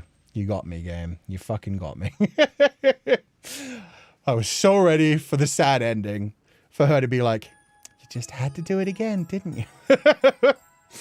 Oni-chan, I understand. You're kinder and more sensitive than anyone I know. You think so much about other people because you don't want to hurt them or yourself. You put yourself in their shoes. You identify with them so strongly that you can tell exactly what they're thinking. That's what you've been living in fear of all this time. We're siblings, you and I. If I told you that I could see into people's minds too, what would you say? Would you be scared of me? I can't, of course. But I believe you. People have all sorts of feelings coursing through them. They're only human after all. But I know that you always love me, Oni-chan. So don't worry. Sometimes I'm only playing the little sister role. But even then, that's still me. It's all jumbled together, and it's all me.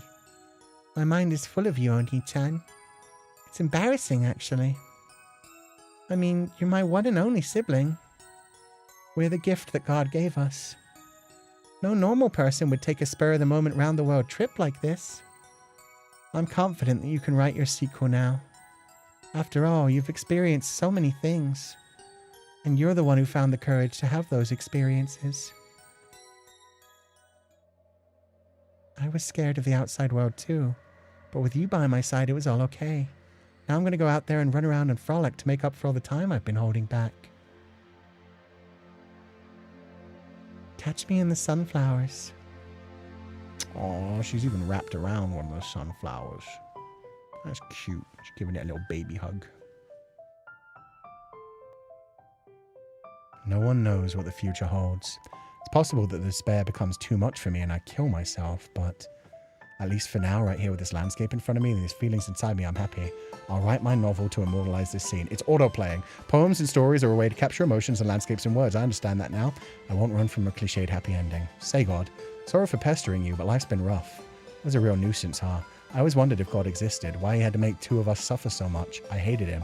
But seeing my sister frolicking around the sunflowers, I feel like maybe it was all a test so I could eventually arrive here at this moment. Or maybe that was wishful thinking. What is God? A lonely observer whose very existence is uncertain, looking down upon us? Thank you for giving me the push I needed. Now I'm going to chase after my sister and I'm going to be happy. I hope you can be happy too. Aww. Took her to a Ferris wheel too. Ride that horse, babies. At the end of the game? Yeah. Fucking good game. Great freaking game. I really enjoyed this.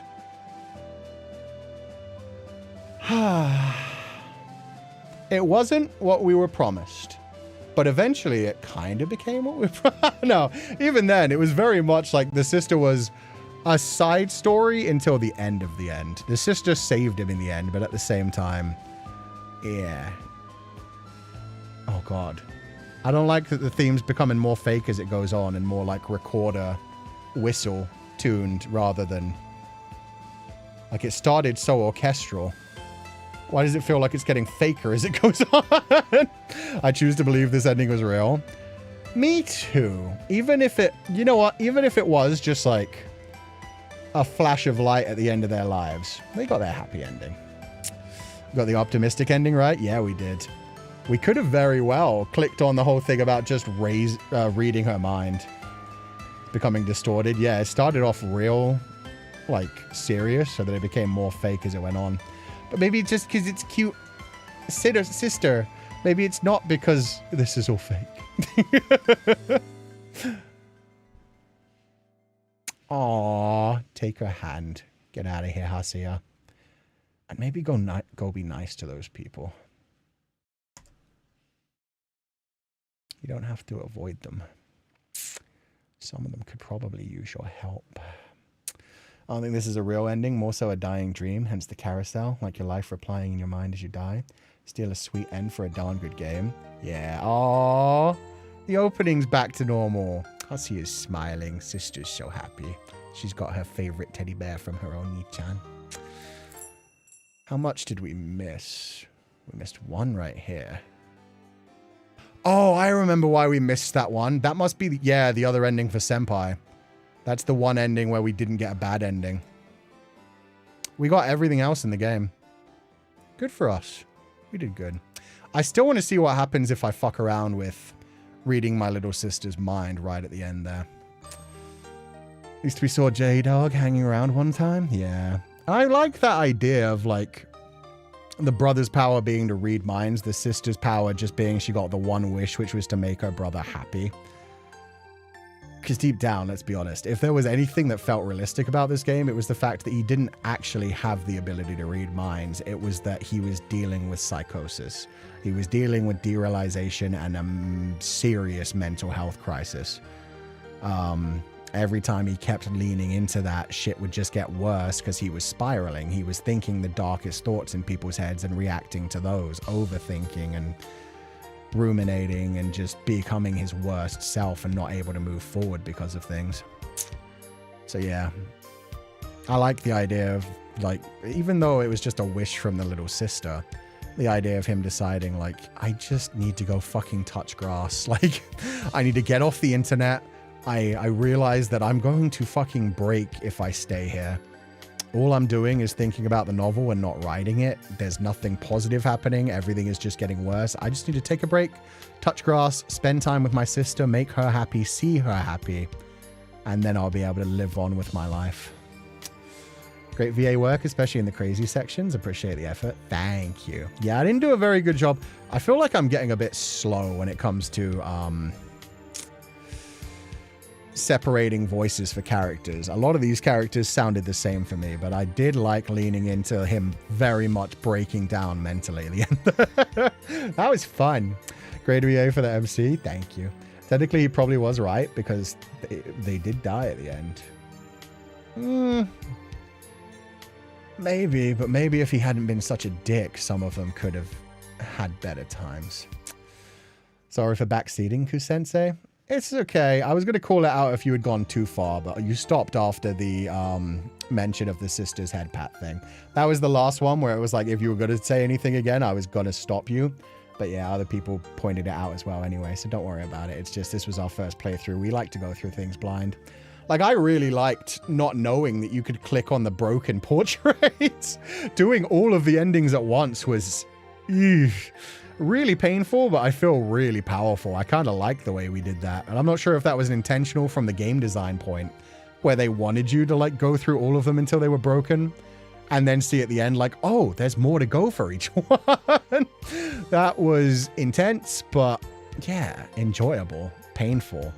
But it just made, like, the happy ending all the better because of it. It made it feel so much more powerful when everything went to shit. We even, like, have our sister killing herself to come with us into the afterlife. And then we get to see a happy ending. Whether it was real or fake, who cares? I think this was a very cathartic experience for Nyalra, for the writer of this game. I feel like this is one of those things where it was like, the internet can be a pretty fucking terrible place. You can get so worked up in your stress and start, like, blaming other people for things, ruminate, spiral, go insane, feel like you're being watched all the time. But then you do get out there, you take fucking steps into the grass and you realize that's not what it's supposed to be. You're supposed to be living your life and taking breaks from it. You're supposed to enjoy yourself and not just make your online thing your entire life.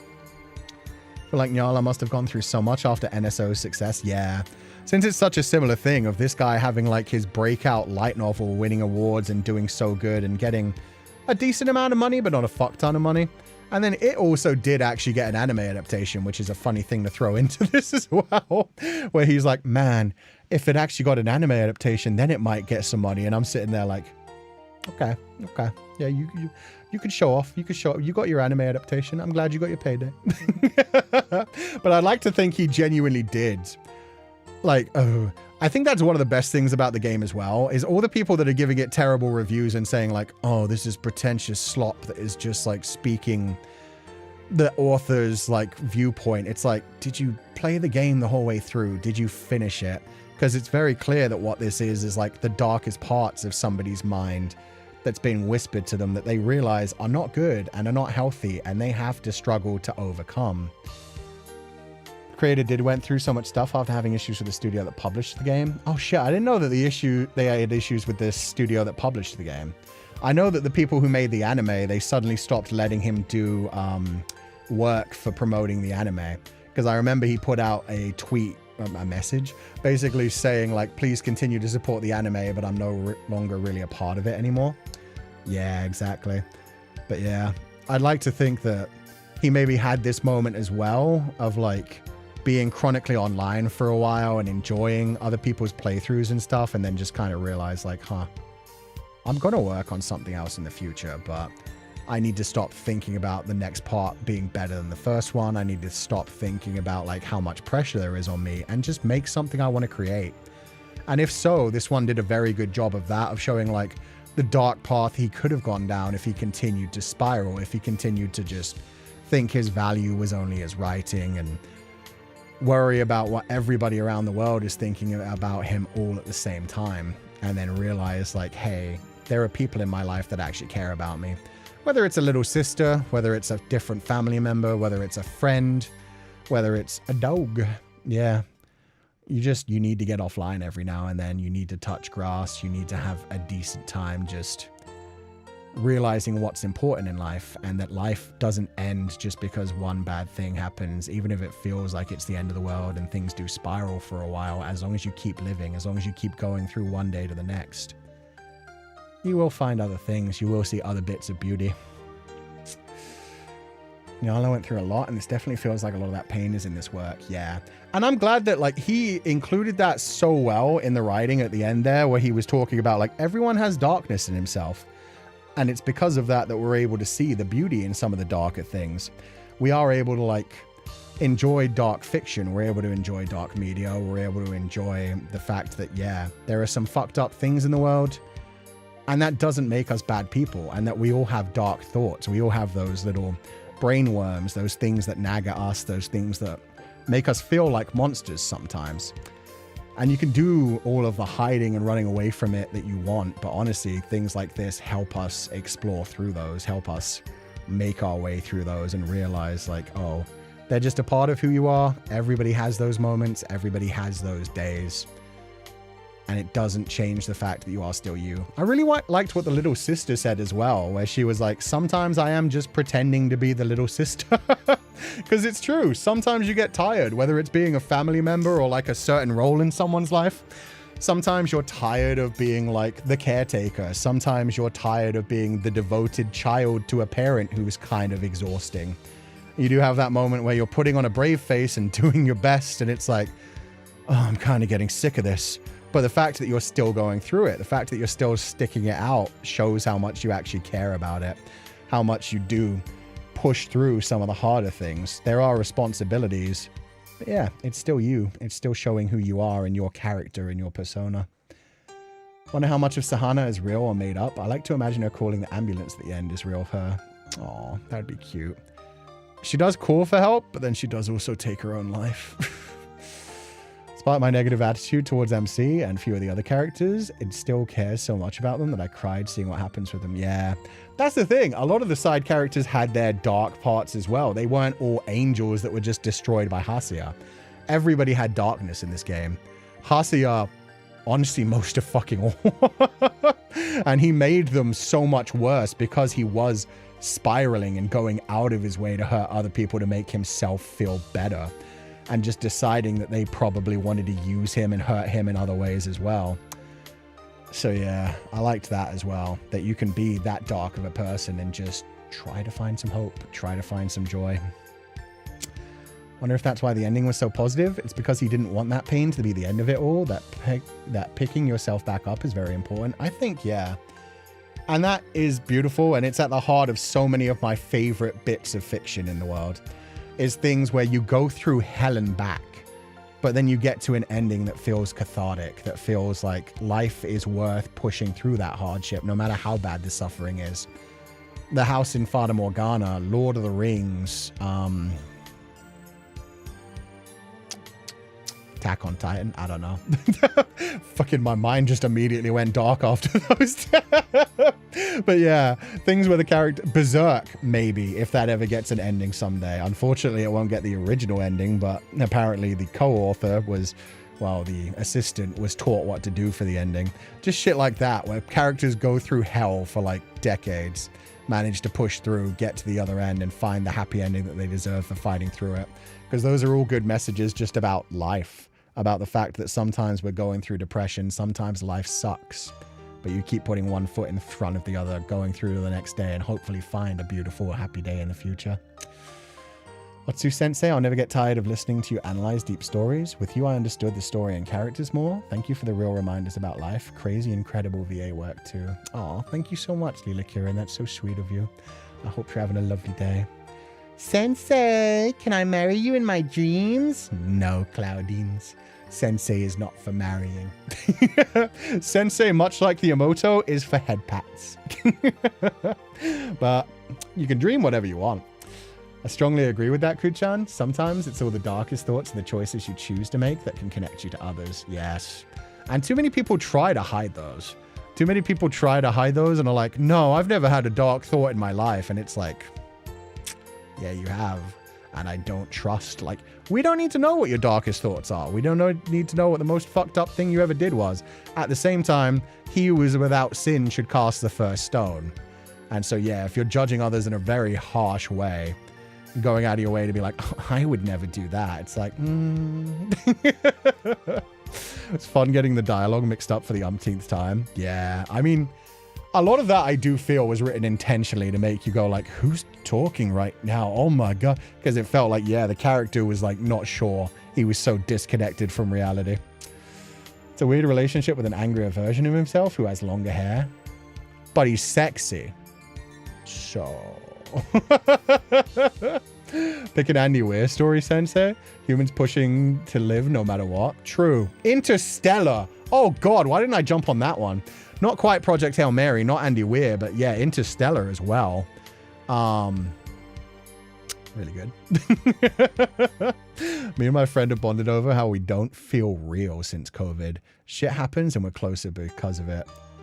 God, it's nice to have someone you trust enough to have those kind of questions as well, because that is a deep one. And I've mentioned before that I've dealt with like derealization issues in the past. So I feel you on that, where it's like, it just, nothing feels real anymore. It feels too extreme. It feels too divided. It's like, is this even real? But yeah, we just accept what we have placed in front of us, essentially. That's the only way to do it.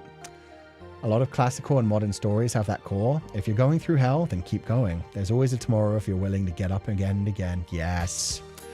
It's not how many times you get knocked down, it's how many times you get back up. Batman, Dark Knight Rises, The Odyssey. Took that man 20 years to get home. Sensei, can we marry Feli? If you say no, that means Feli got pregnant out of wedlock, which I think is even better.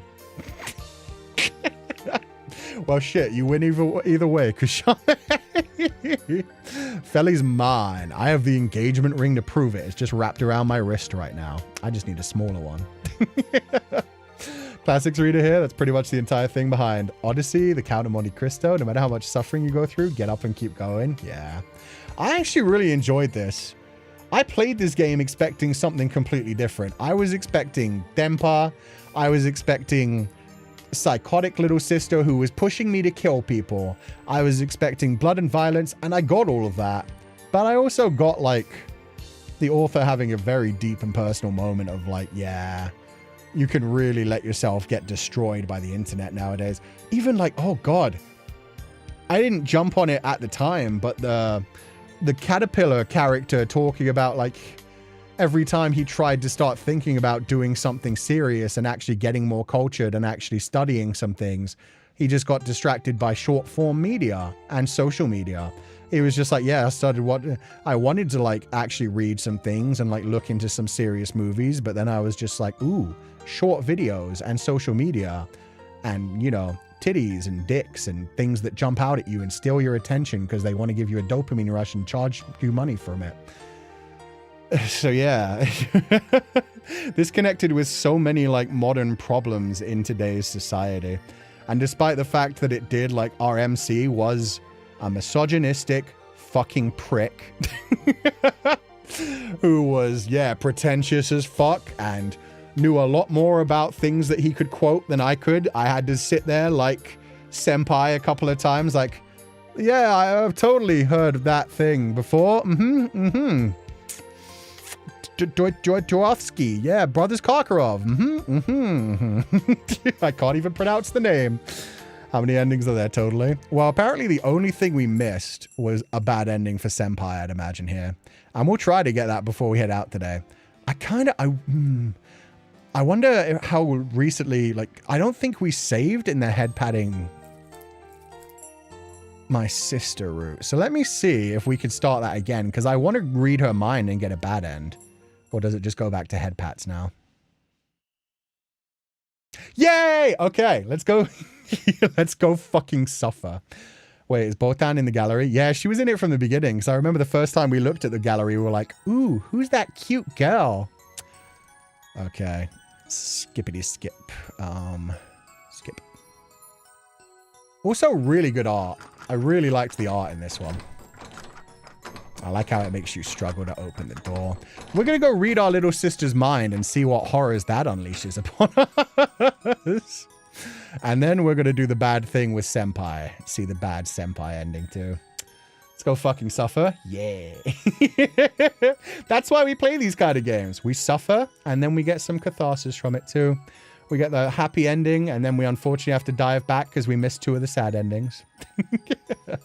Maybe Botan is there because she can see through Asuya. No, I think she's there because she likes art. She just appreciates art, remember? She loves aesthetics. So I think she's just there because that's her happy place. Even in the afterlife, she's just looking at beautiful art.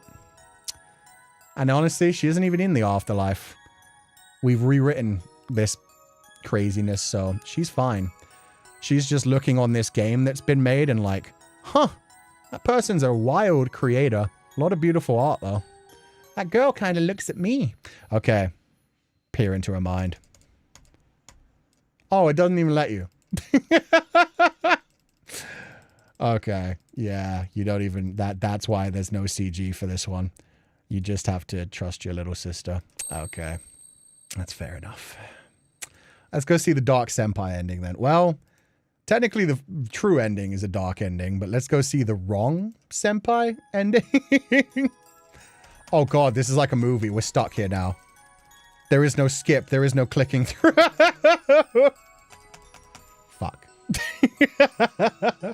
The illusion of choice. Honestly, I'm fine with that one being illusion of choice though, because to be fair, I did exactly what the game fucking expected me to. I sat there staring at it like, I don't want to. Don't want to do it. Don't make me do it. I was like, no, it's been such a cute, happy ending so far, please. So they got exactly what they wanted out of me.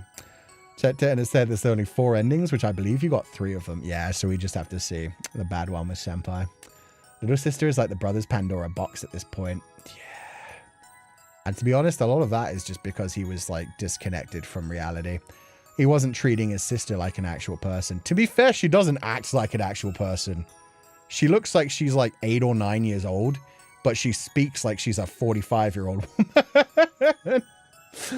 Still baffled at how the MC made 3 people commit suicide, 2 people kill each other, and 1 got murdered. Yup. MC has a pretty high kill count. See, a lot of people think visual novels are boring because it's just like reading a book, and they prefer their run and gun games. But this MC has a higher kill count than some action games. You're stuck until the end. I really am. You can't even press escape in this game. Does that mean the previous choice of peering into her mind was also fake? Yeah, I'm pretty sure you had to peer into her mind in that one. It's the opposite. This time you can't peer into her mind. And in the other one, it's eventually going to drag you into it. Someone. So what's your favorite genre of media? Sensei and Pupals? The Torture Nexus in Torture City. Yeah. The more angsty, the better. The more pain and suffering we go through, the better. To be fair, how was he going to square up against Yakuza? He should have warned him, though. That's all he had to do. If he called him up on the phone and was like, yo, bro, the Yakuza have tracked you down. They know who you are, and they're coming for you. Then his friend wouldn't have had to be looking for him. His friend would have just been like, oh shit, I got a split. Thanks for letting me know, bro. I'll write you a letter when I can. And then boom, he gets out of there. Oh, he didn't even care that much. He didn't care. It wasn't, he could have sent a text. He didn't even have to do a full phone call.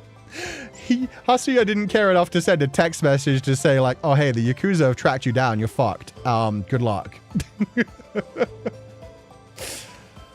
Honestly, though, really enjoyed this. Was not what I expected at all. So sad that it's getting, like, such bad reviews, because I fucking loved this game.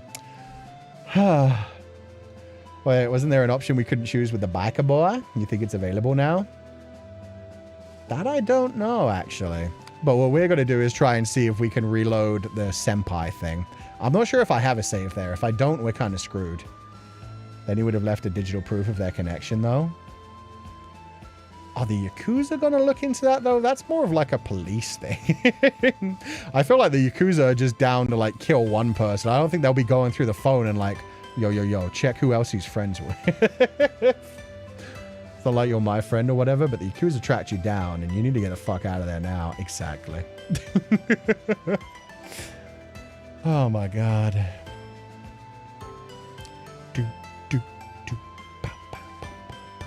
Got bad reviews. Is actually a good game though, dog. To be fair, well, yeah, no, it's got mixed reviews right now. But I think that is mainly people who were just expecting, like, what we were expecting, but didn't understand. A lot of the reviews are basically people going like, oh, I hate this MC. It's clearly a self-insert for the writer. Like, people think the writer is Hasuya, essentially.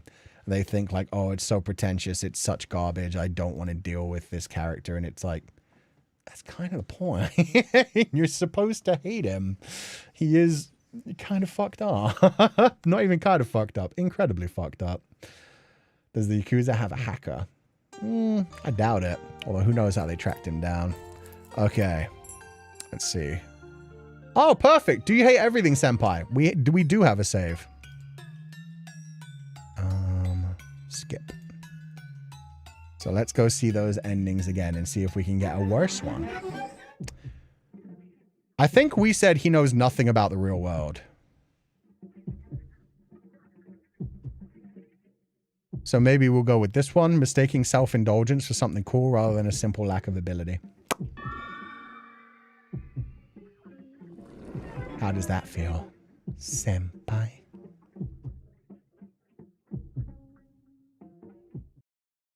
Oh no, that's not critique. It's barely more than internet trolling. Wait, this is exactly the same.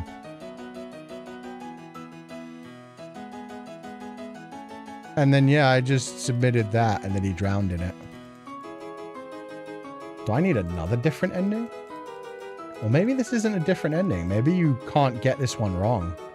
Maybe any of the critique works. Shit. What happens if your critique is empty? Let's find out.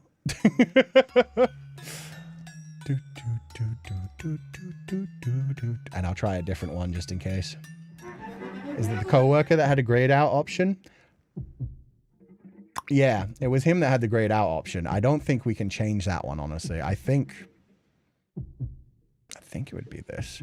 Read it and not one thing stays with you. A work that thinks of nothing but how clever its author wants to look. That sounds nice and biting. But yeah, maybe if I don't bother to give him any criticism, that's when he's really fucking hurt. Okay, yeah. Let's try that. Man, I wrote you such a nice love letter. Make a critique of his character. You can't submit nothing, so I'm just going to say no.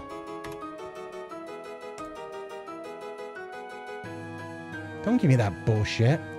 Okay, fair enough. They knew I was going to be a dick and write a fuck ton. You can write more. I know it. You can't deny that it's in character for me to say that. Is this the wall that divides us? Yes, go on. Become a real writer. Or is this still the same stuff?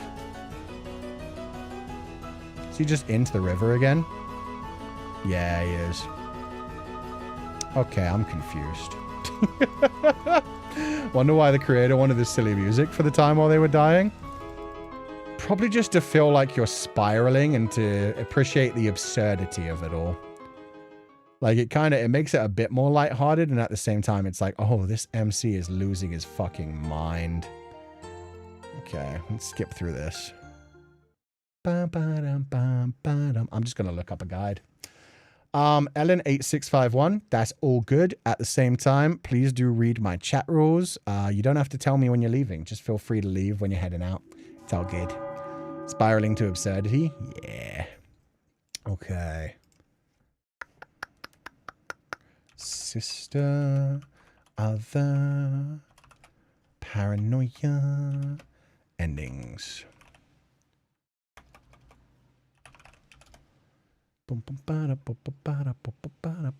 L endings and CG's guide. If I had a nickel for every game that played cheerful and silly music when something screwed up is happening, honestly good. The dissonance adds to the whole thing. Yeah, that's how I feel. Forgot I'm too sleepy, we'll delete that message. No problem, Ellen. I hope you have a wonderful evening. Okay, there are 4 endings. How the route works. Normal ending. Complete the 5 routes to reach the normal ending. You can work on the routes in any order, but you need to complete all the required segments. Okay, let's look at exactly which CG I'm missing. Right, you can't go back to the... Huh, did it make you do them in a certain order? Also, let's see if it lets us choose a different option this time now that we've beat the game once. We'll have a look at that while we're going through.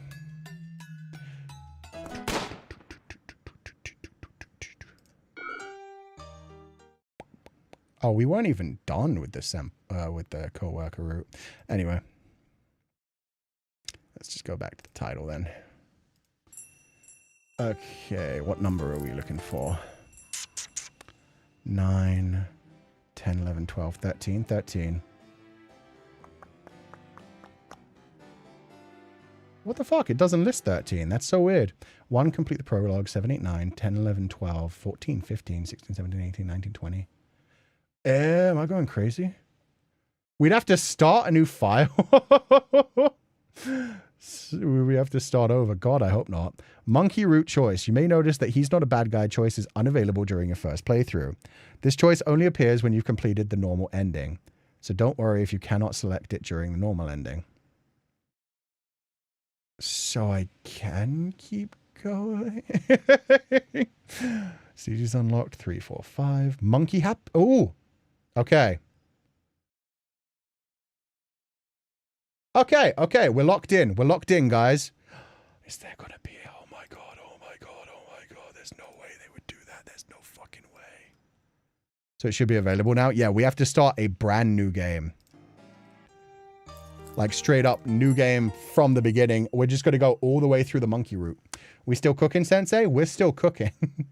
Raining windows? That's what I'm fucking hoping for. We're going to have a lot of skipping to do, so buckle in. Oh god, I don't care. You guys don't matter. My co-worker, he matters. Get out of here. Ah, god, I don't care. Yeah. You guys will suck. Cease.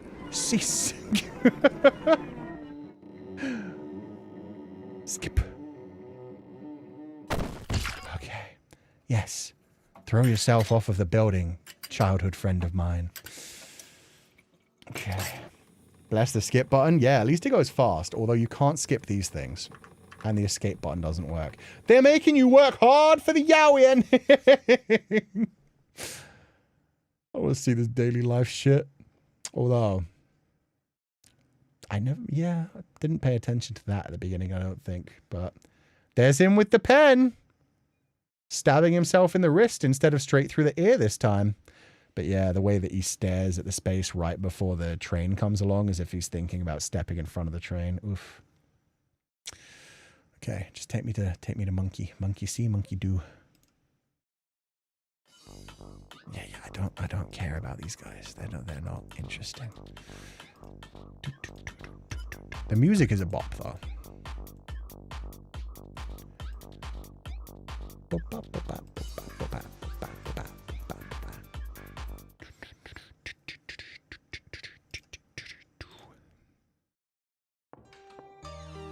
Yay, a moto, Patterhead. Oh, I didn't even have to look in her eyes this time. Awesome. Yeah, we were here. We're coming at least.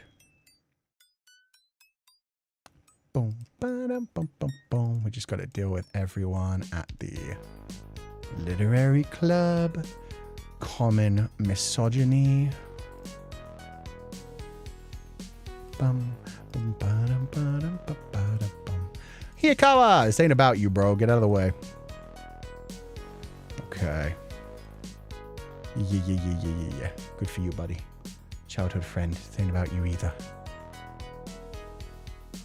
Chill with the beats while on the road? Hell yeah. Move aside. Yeah, I've got a different source of yaoi. Get out of here. I wonder if there's actually a yaoi ending. Hi, bye, hot topic senpai. Yeah. Oh, hot toxic senpai. That makes even more sense. You still awake, Oni-chan? Yes, I'm grinding for my yaoi, little sister. Look away. Look away, I'm busy. Oh god, this one's animated too. Come on, skip. Yaoi will heal MC and hopefully save our boy Doko. I want to call him Dokodomi, but I'm pretty sure that's a phone company. But hopefully save him because he's been such a nice dude. Just had a bit of a rough time at school and it kind of like hung over him forever. Okay, monkey. Dokudami, thank you. I think they know they'll crave for the ending for some yaoi. I like the idea that after Needy Streamer Overdose, he was like, I'm gonna slip some yaoi into, well, a lot of yaoi into my game. But definitely like a true yaoi ending would be great. Look how sexy he is. God, I didn't look at the number. Fuck. Which one? No, they knew I was going to be skipping through it. Oh, okay. 514. Thank you. God damn it. Okay. Skip. 417. 417. 616. Okay, 616. Get me out of here. Get me out of here. Just what number you want? What number you want? Okay, we're good. He has such a good theme song, too.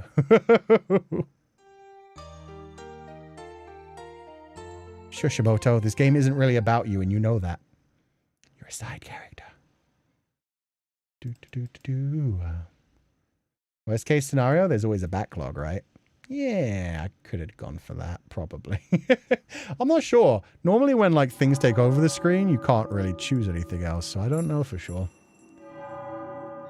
What if you have to like do all of the routes before you get to do monkey? Because that would make me quite sad. Good to have more eyes. Yeah, at least you guys saw the numbers. Thank you guys. Okay, demons. Hey, it's the girl we're gonna make porn with later, and I'm gonna be staring at my best friend's junk and butthole and totally not. No homo. No homo. Sorry, Emoto, we need to get you a new big brother. Yeah, you're going to have two Oni-chan soon. Oni-chan and Oni-chan's Oni-chan. I call him Oni-chan. He calls me Oni-chan too. Don't worry about it, Emoto. We're also locked in for the yaoi? Yeah. I want to see it. We'll get there. Come on. The Bubblegum Brothers. Bum, bum, bum, bum, bum, ba-dum. Skip. Okay. Save. You know what? How many saves? Yeah, no, we're saving this on 69. 69. This is what he gets for being a dumb punk, was the bad ending. So, he's not a bad guy, just misguided. With a change of heart now, he might just live through this. Show me him live through it. It's enough to make me roll my eyes. I mean, that'd be one hell of an end even for him. I'd feel bad letting him die. I mean, he's not such a bad guy that he deserves it, surely. It's been fun scheming with him, and I did take the money. If nothing else, all those long night shifts would have been damn boring without him. Guess I have to admit it. He's my friend. He didn't even text him. He called him online. Is this the first time I've ever called anyone online? It's time for a confession. Hey, Dokudami-san? Go after the idol thing if you want, but for now, you really ought to skip town. You know what's after you. Yeah, I know. Yeah, I know it's a hassle, But I'm begging you, clean up your act. Oh, wait, this is still me. But I'm begging you, clean up your act, okay? There's other ways to live. Hop on your bike and get out of here, Dokudami-san. You should have enough cash put away to keep you for a while. And besides, we've learned how to manage money, right? We know how to do business, kinda. My point is, we'll both be fine on our own. Looking back, it's kind of incredible the shit we've pulled. If we could do that, we can do anything. Yeah, I believe in you. You don't think things through. You're a no-good punk. You're street trash. But you're not dumb, Dokudami-san. And you know it too. I love that. I'm surprised they only gave a good ending to one of them, but I'm glad they gave it to Dokudami. I kind of feel a bit tragic for our girl, Botan, but okay, at least we get one. 2 years later. Last I heard of Dokudami, he was somewhere out in the boondocks. We lost touch eventually. I was worried for him at first, but then I figured, nah, he'd be fine. He'd figure out a way to get by, probably snag a girlfriend or 3 in the process. 2 years later, yeah. So I'm 21 now, and he's about 22 or 23. Was he a good person? Not especially. He was quite literally a criminal, but there was something about him that was hard to hate. I hope he's doing well for himself, wherever he is. Your friend came to visit. Who's at the door? Must be that fountain pen I ordered online. Don't take the pen, Asia. Come on, give me a sexy CG. I know we're missing a CG.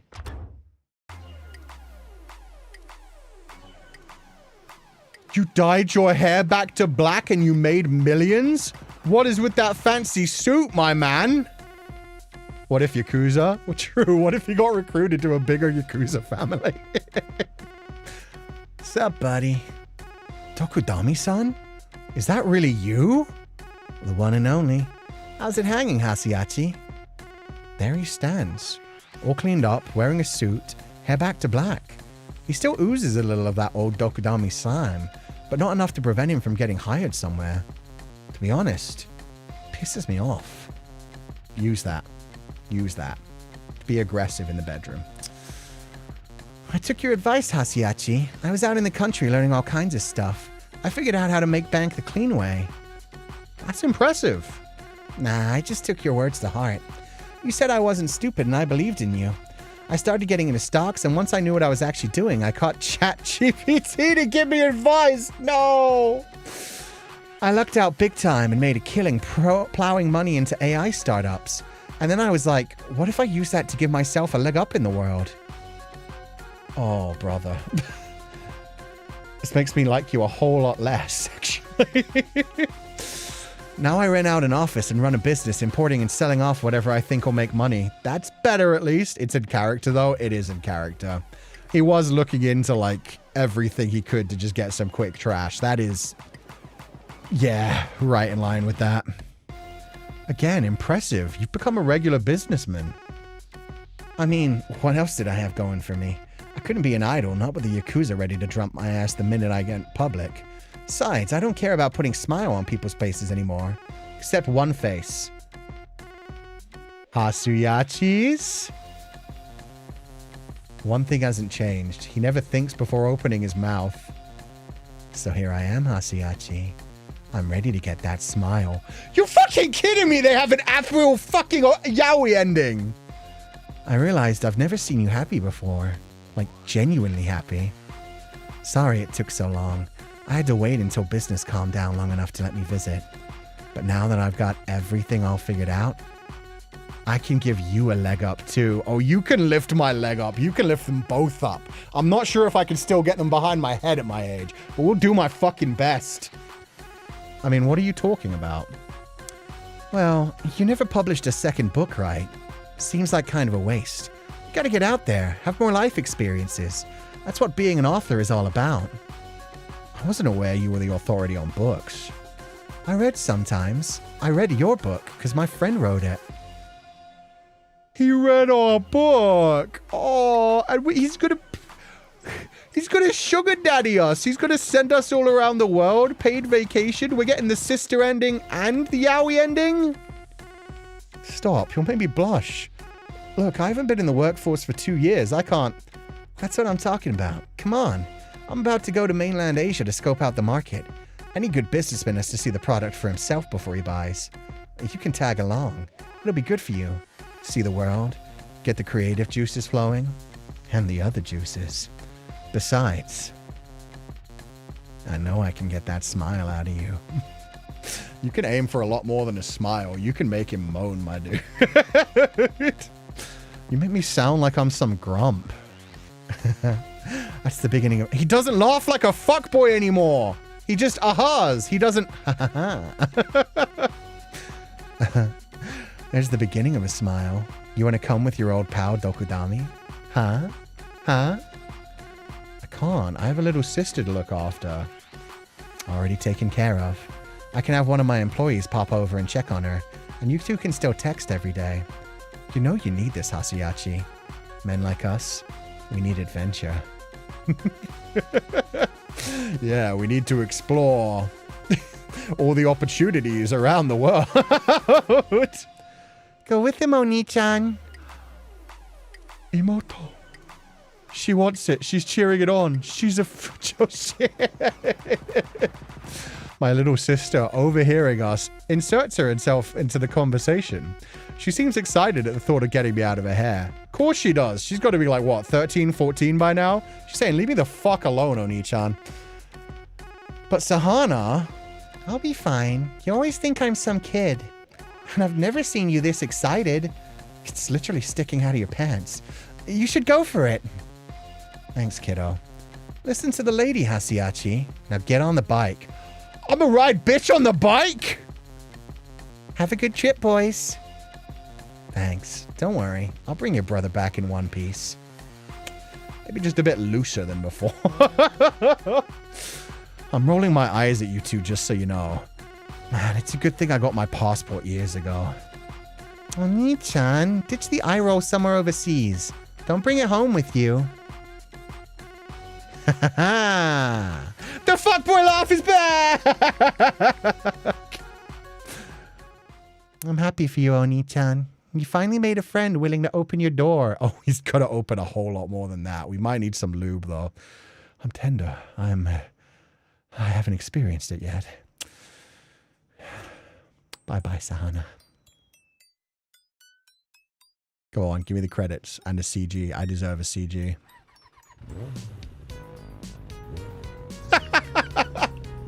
Fucking 10 out of 10 game. Best game ever. Look how he's scared. He's crying with mixture of like happiness and confusion. He's like, is this actually happening? Okay. I guess so. I climb onto the back of his motorcycle and we jet off toward the airport. We ride like the wind. I have no idea what's going to happen in Asia, if we'll have any success whatsoever. But I don't care one bit. The wind feels good whipping against my face. Even if everything goes horribly wrong, I'll come out of this with a story. If everything goes right, then he and I can laugh about it later. And supposing I get back and still can't write that damn book, well, maybe I can get a job working with Dokudami. I could be a pretty good secretary. I could hang out underneath his desk. Make sure his appointments are kept too. We stopped by the convenience store where once we worked night shifts. We buy instant noodles and gift them to the new kids working the counter. Wait, that's actually so fucking cute. They're just like, hey kids, we used to work here too. I know it kind of sucks being on the night shift, but you'll get through it. It gets better. A new adventure is about to begin. Maybe we never made it as idols. Oh, maybe we never made it as idols, but I bet we can make a whole bunch of people smile. Will we though? Nah, don't feel like it. I think that's the first time Hasi has laughed without being like laughing at himself or someone else. Also, he looks so happy. His eyes are so wide open. You can see his ear piercing. You can. He's got snake bites. He's got a little mole under his eye too. I might take a page from his book and try my hand at being a dumbass. Sounds like a nice change. Speeding along, seeing where the wind takes me. Maybe believing in someone besides my sister. We broke the Syscon. we saved him. I think this dumbass is a good candidate. Someone who's bold, Someone who's simple. Someone who breaks me out of my shell and stops my overthinking. Someone who's not me.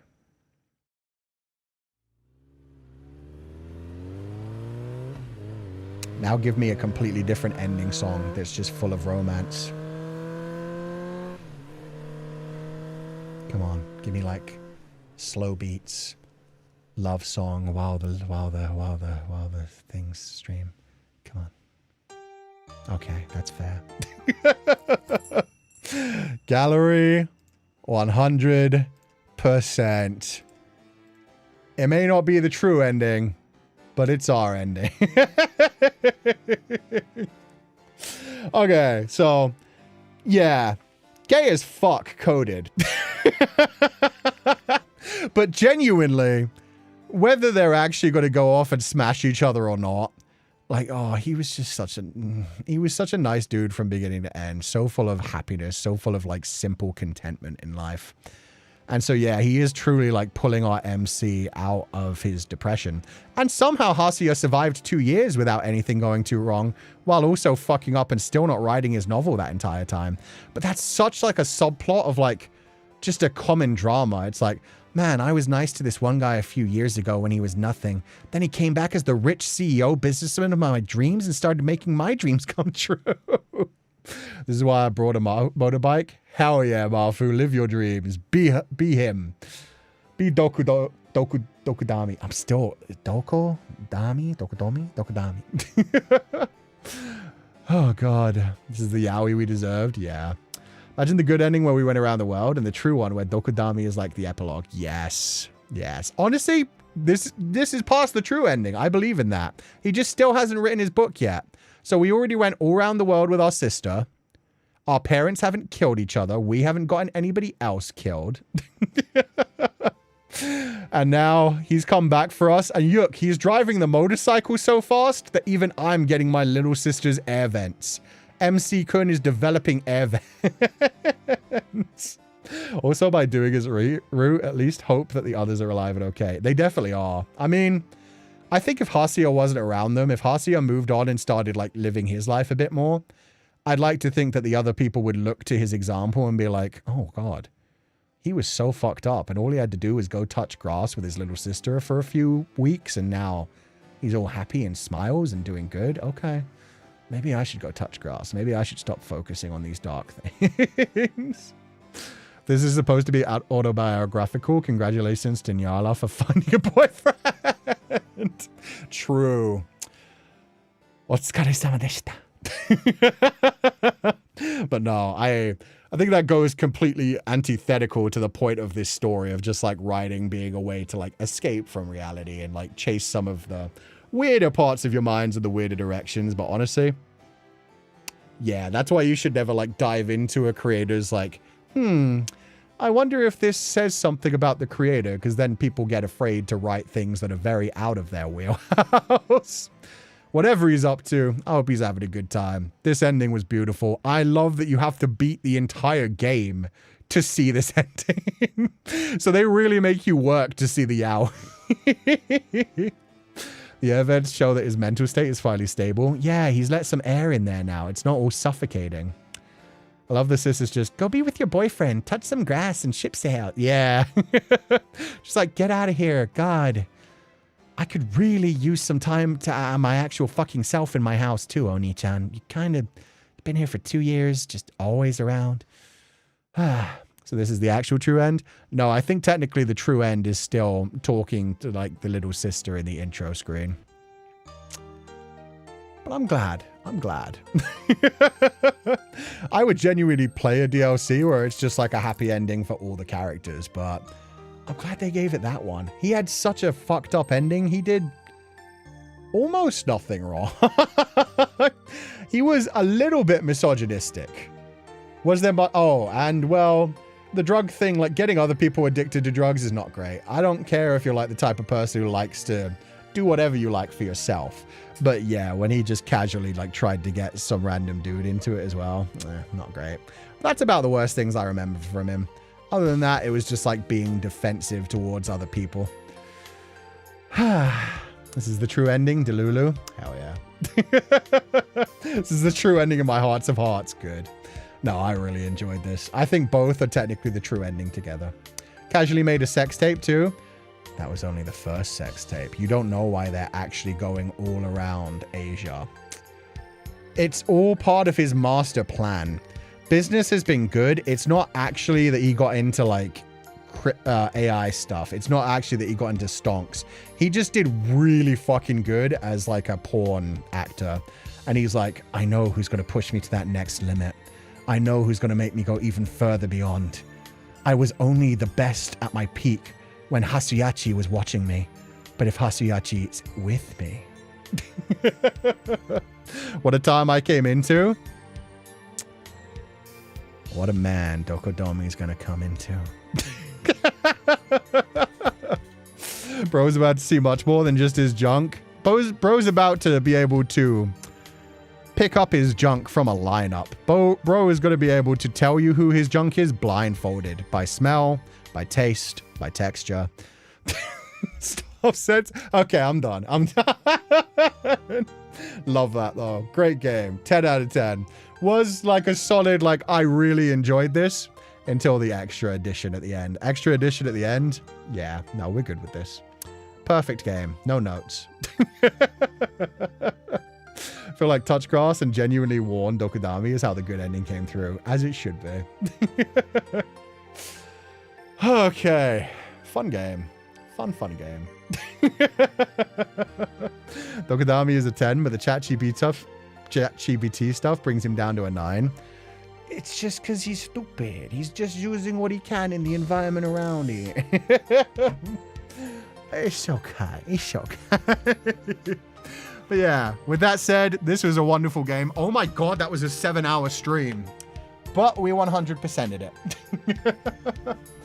So thank you guys so much for being here. I'm going to disappear real quick because I want to take my dog out. I want to make sure he's doing okay with this last handful of kibble. He has finished his food for the day and it is already 10 p.m. So I got to disappear. But thank you guys so much for being here. As always, I hope you all burn bright. Don't be burn bright. And I will catch you guys next time. Bye-bye. Oh, I hate how the music cuts out. Sweet dreams, everyone. Bye-bye.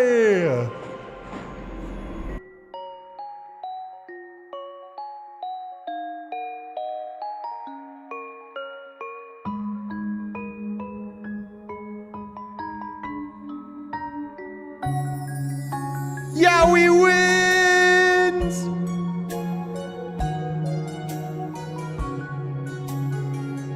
And touch grass and pet people's heads. Yeah. That was the life lesson. We've come such a long way together. Walked the roads and saw the days go by before we had a chance to find a separate meaning. But I kept searching for a place, not a general direction. All the paths they point to you. It took me time, but then I knew that I could not go back. Won't be the same as before. Don't wanna go another day far away from you. It's painful, but I don't regret it. Oh.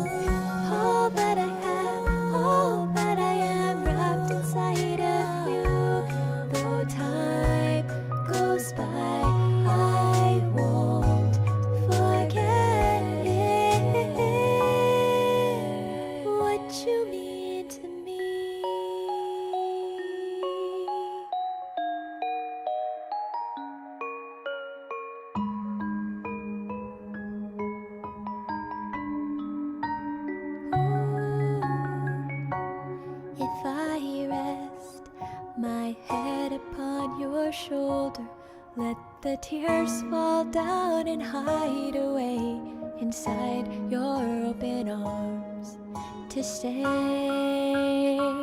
like this forever,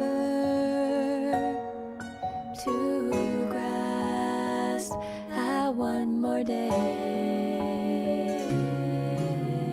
find a way to go beyond the unknown, let it all just fade away until there's nothing more to say. That I'm not holding back, just falling down to be where you are. Don't wanna go another day far away from you. It's painful, but I don't regret it. All that I have, all that I am, wrapped inside of you. Though time goes by, I won't forget it. What you mean to me. On the road, I don't wanna go alone. No, through the changing weather, we stay so warm. Is it really true? Then again, you always knew.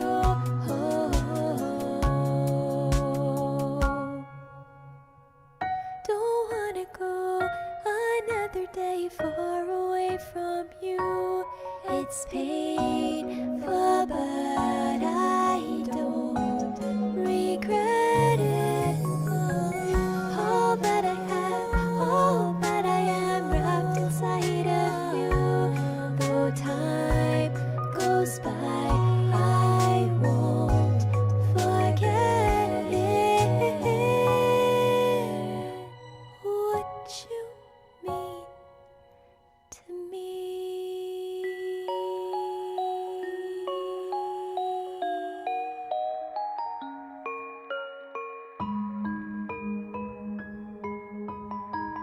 Burn bright, my pupils, and I will catch you guys next time. Thank you for the donation, Kakitoshi. Sweet dreams, everyone. Bye-bye. Bye-bye, Feli. Bye-bye, Kuchan.